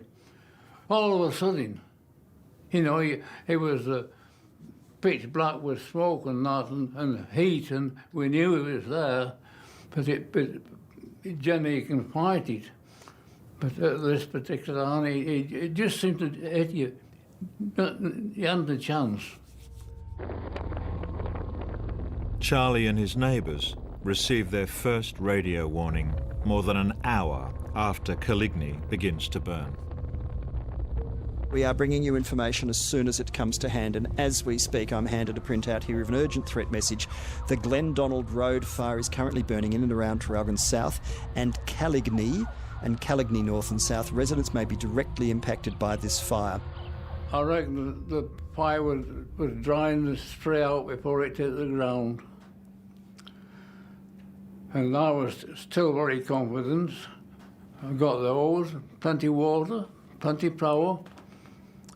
And I was busy on it, you know. All of a sudden the water cut out. I didn't know why. And I was done then. I had to get away from the house if I could. I couldn't stand up. And I got my feet into the ground like that and kicked myself along and on my elbow, you see. Sat half lay there watching the roof falling. And at that stage, well, to put him on, I was buggered. 7 o'clock in Strathewen. It's more than 3 hours since the cluster bomb of fires enveloped the town.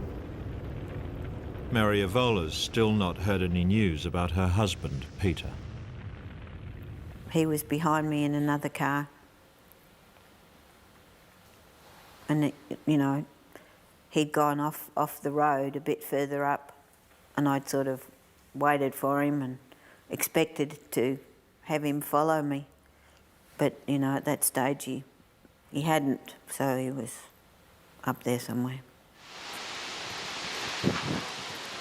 The infernos burn so ferociously, it's only now that CFA crews can force their way in.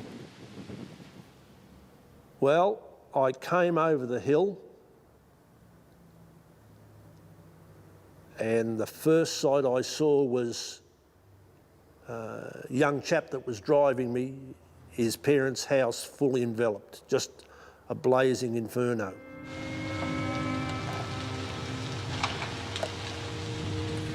That house was fully enveloped and there was not one thing in Strathewen that wasn't burned.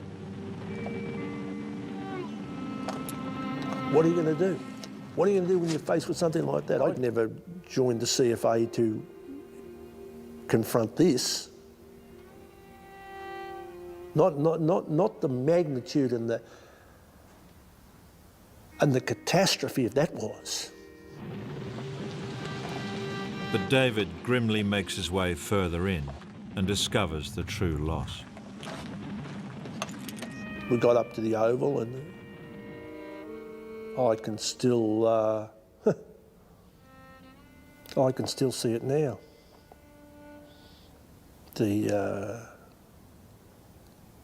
Him lying out there.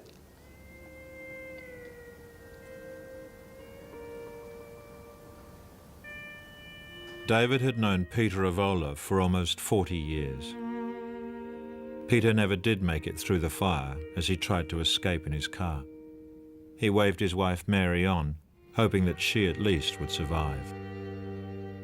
And apparently Peter must have got out of the car and he ran from where the car was, through a field and across the Oval, and he was only perhaps 400 metres from where I got to safety.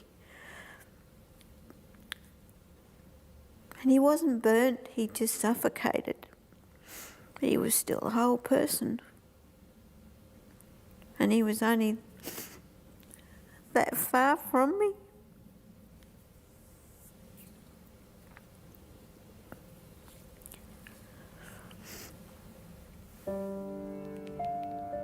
I met him at a dance and he had his white shirt and his black vest on and his black pants and his pointy shoes and he had slick back hair with the kiss girl on his forehead, and he was the most handsome thing I'd ever seen. And he's always been that gentle person that we all love so much.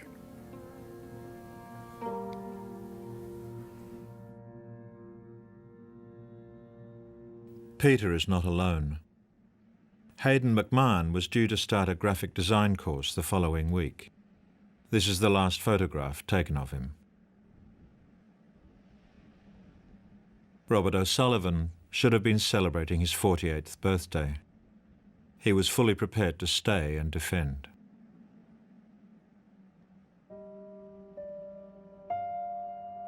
In all, 22 lose their lives in a township of just 250.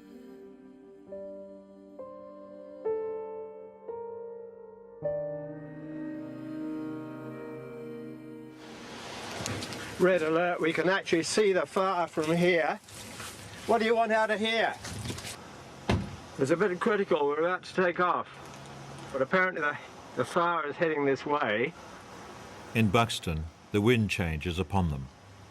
After packing for the past hour, the Densoms finally realise fighting fires isn't for them.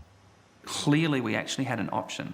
We've got Otto, who got a 3-year-old, and Emma's pregnant, and I couldn't believe that it had taken that long to come up with that decision. Looks a bit ominous. Smoke billowing around. The prediction is the fire's headed straight for Buxton and us. We paused and I said goodbye to the property. Really? Looking at the flames. And then we drove. 10 kilometres away, but just minutes by fire, is Marysville. For 70 years, it's felt safe, nestled in a valley. But this very fact is about to be the town's undoing. As the wind change hits, the postcard-perfect setting becomes a fire trap. Because Marysville's basically surrounded by mountains around there, the embers aren't going to continue to blow up the hillsides. They basically find this calm area to basically fall out. So Marysville itself then becomes a bowl that's capturing all the embers that have been produced from the fire on the range.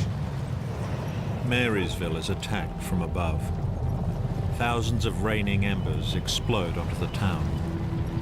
Fire crews are helpless, forced to seek cover at the Oval. The truck was just being blasted continuously by debris. The air was just full of stuff, branches and rocks and burning embers, and it was just absolutely like soup. And I think the speed and intensity with which the fire just enveloped and just completely surrounded and covered Marysville, it was just staggering. Just staggering. Just went from being dark and eerie to everything was on fire just in an instant. Everywhere as far as we could see.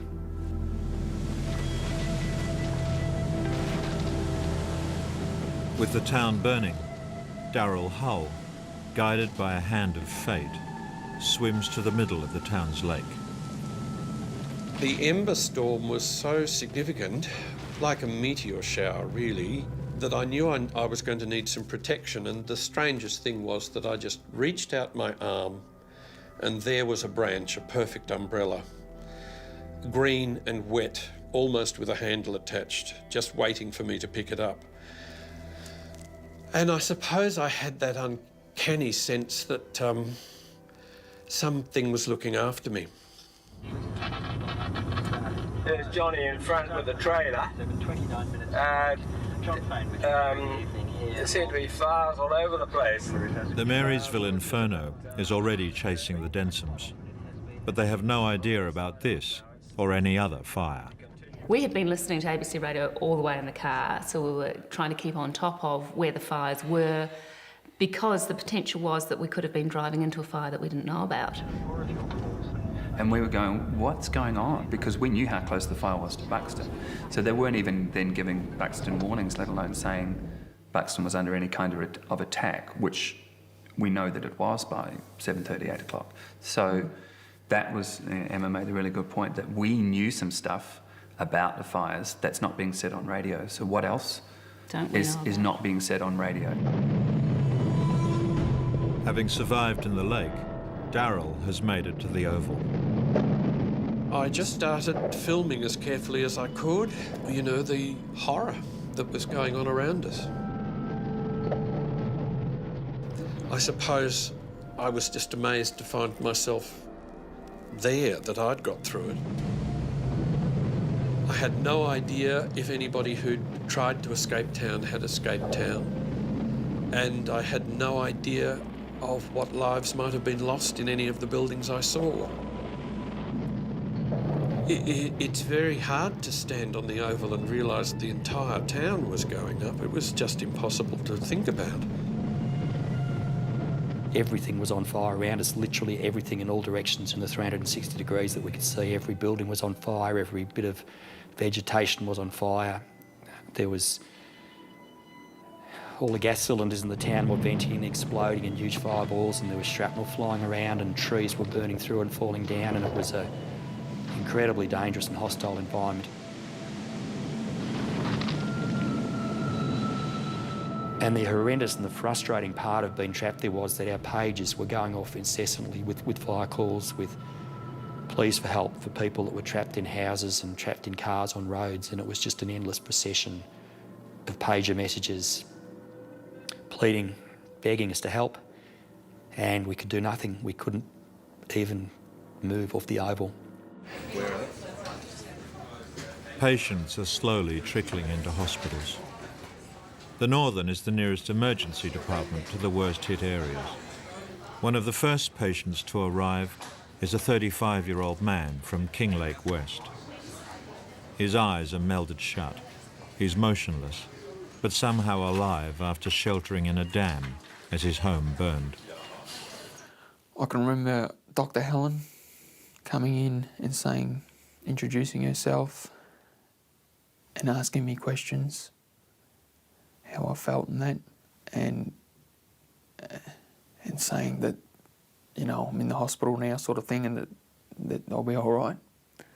He had significant difficulty opening his eyes, and I would need to raise his eyelids. I would try to get him to engage with doing that. He just couldn't. So there really wasn't much communication at all. What he certainly did say was, "Where is my wife? Where are my children?" Jason's wife Ruth and their 2 children fled minutes before the fire arrived. Hospital staff will try to discover if they're still alive. In the meantime, they do manage to call Jason's mother. I said to her, "Oh, I don't know where Ruth and the kids are, you know." And she said, "I'm sure they'll be right."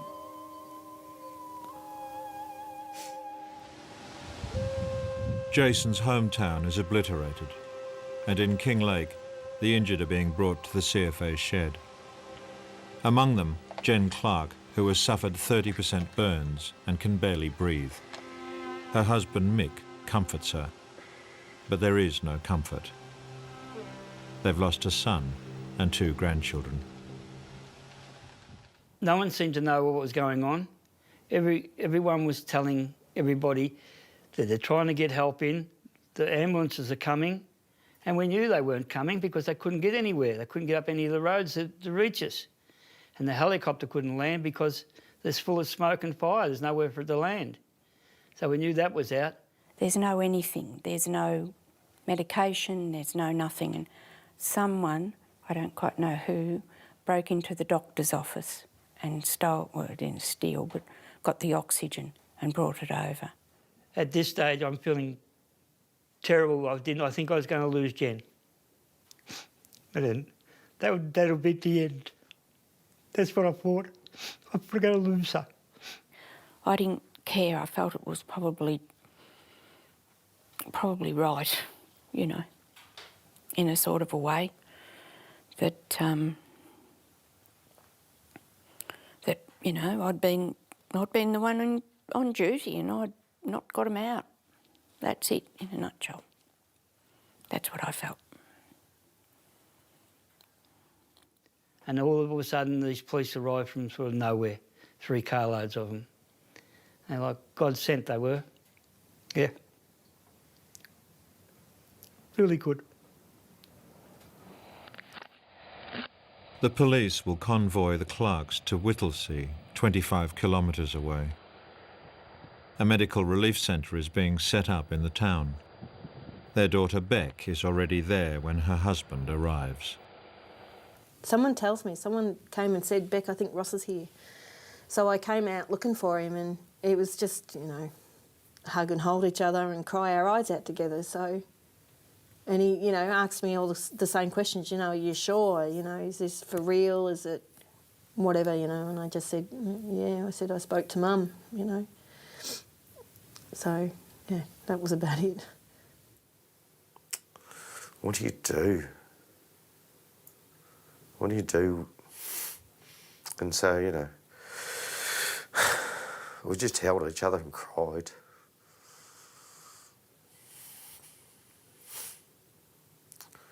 Tried to get your head around it.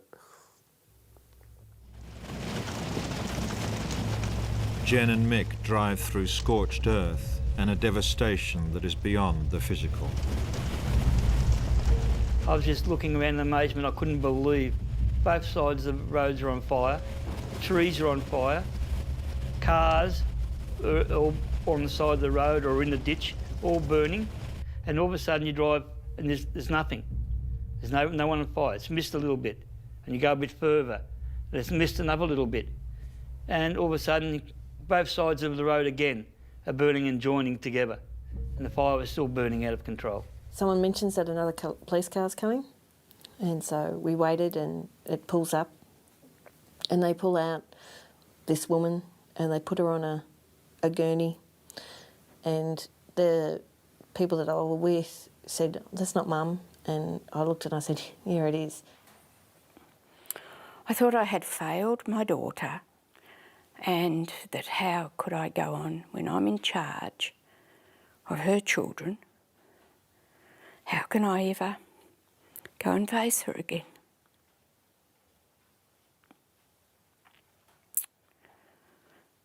And so, yeah. She was covered in blisters on her arms, and her legs were just burnt and blistered, and she was quite messy and looked like she was in a lot of pain. Then Becky came in and she said, came over to me, and of all, she said, she came down, she said, don't you fucking die on me. Don't you dare fucking die on me. I need you. I cannot get through this without you. Don't you dare die. So I thought, no, I better bloody not. Jen Clark only just survived trying to save her loved ones. Others in Kinglake died doing the same thing.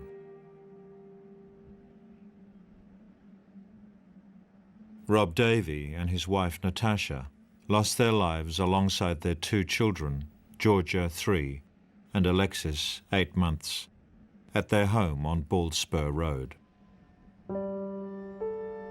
15 perished on this one single street.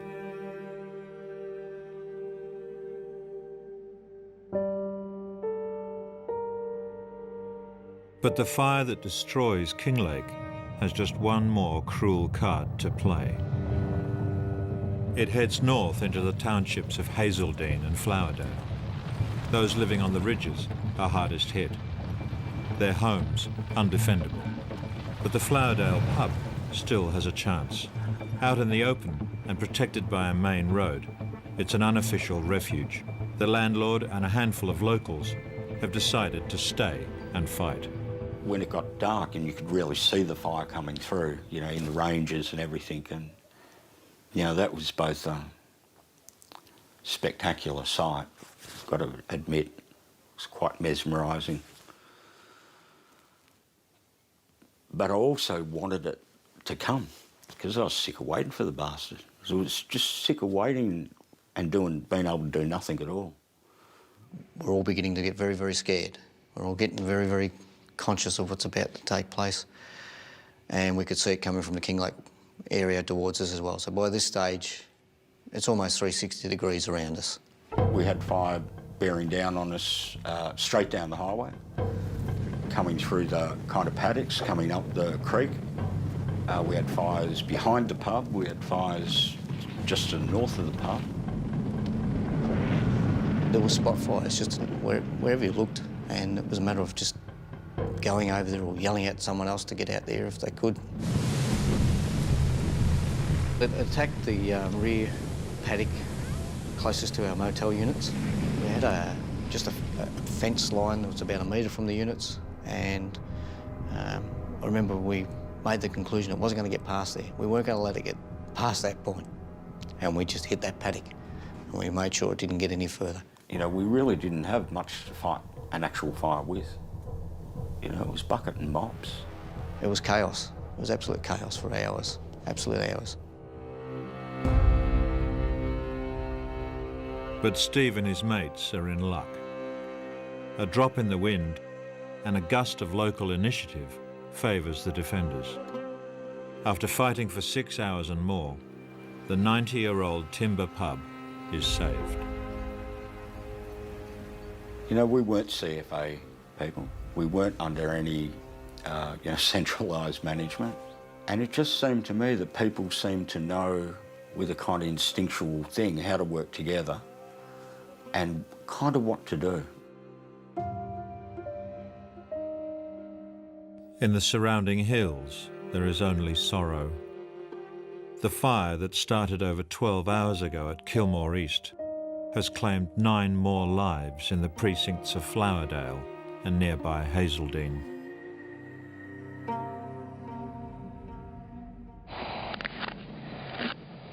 Well to the southeast in Coligny, they're still fighting. 97-year-old Charlie Richardson has watched his home go up in flames. Badly burnt and alone for 3 hours, he suddenly sees hope. Anyway, I heard a vehicle go past.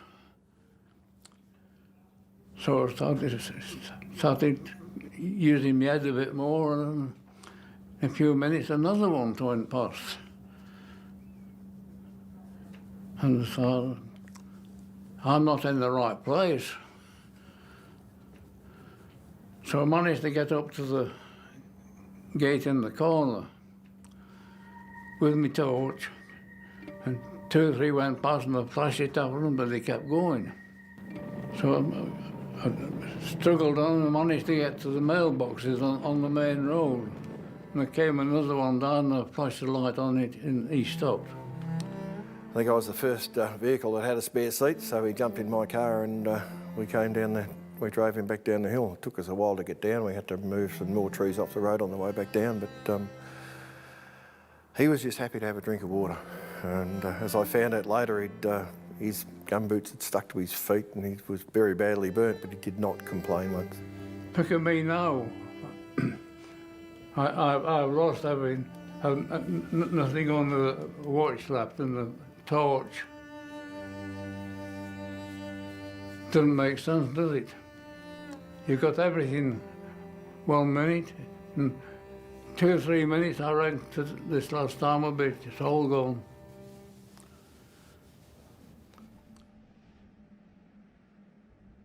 Eleven of Charlie's neighbours perish in the pitiless lottery of the fire. Alfred Frendo and his son Scott fled their home only to be killed on the road as the fire missed their house.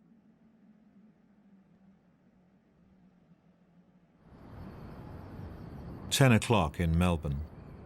Information from the disaster zone is so sketchy that news of the day's first deaths is only now coming through. Police have confirmed that 14 people have been killed in today's bushfires across Victoria. 6 have been killed at Kinglake, 4 at Wandong, 3 at Strathewen and 1 at Clonbinane. You get in the car to go home and you feel absolutely terrible. And you get home, which I did, and I walked in the door and I said to my wife what was going on, and she said, "That's terrible." She said, "I've just heard on the radio." And I said to her, "It's going to be a lot worse." And she said, "Like what?" And I said, "A real lot worse." And I distinctly remember she tried to put numbers into my mouth, and I couldn't say it because I didn't know, but I knew it was going to be worse.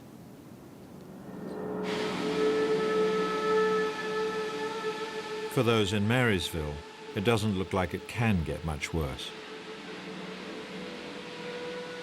The fire has moved so quickly and communications are so stretched that the tragedy here is not known to the outside world. There's been an update from the DSE on the Marysville township. The DSE understands that everyone's safe in Marysville and they're assembled at Gallipoli Park. So just repeating that, the DSE understands that everyone is safe in Marysville and they're all assembled at Gallipoli Park.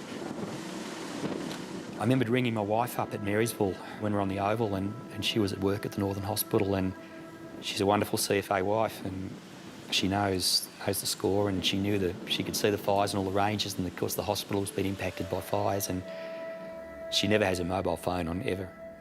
And the phone rang a quarter of a ring and she answered. And I said, I'm okay. And she said, where are you? And I go, I'm in Marysville. And she said, oh, well, that's fine. And I said, no. Nobody knew. Nobody knew about Marysville at that point. And I said to her, the whole town is gone, Mandy. And she said, oh, it can't be. And I said, the whole town is gone. And it was. For those who managed to escape, refuge has been found, but confusion reigns. Pam from the Crossways Inn is safely in Alexandra, 40 kilometres away, but she's frantic for news of her husband Greg, who stayed behind. I would hear from one source that he was okay, and then I met other people coming in saying, we haven't seen him and the Crossways is gone. So I was getting different reports really all night. People thought that everything had burned. So I'd actually sent phone texts to my brothers saying, I believe the Crossways is gone. I haven't heard from Greg. Pam isn't the only one desperate to know of loved ones. The CFA captain returns home with a local policeman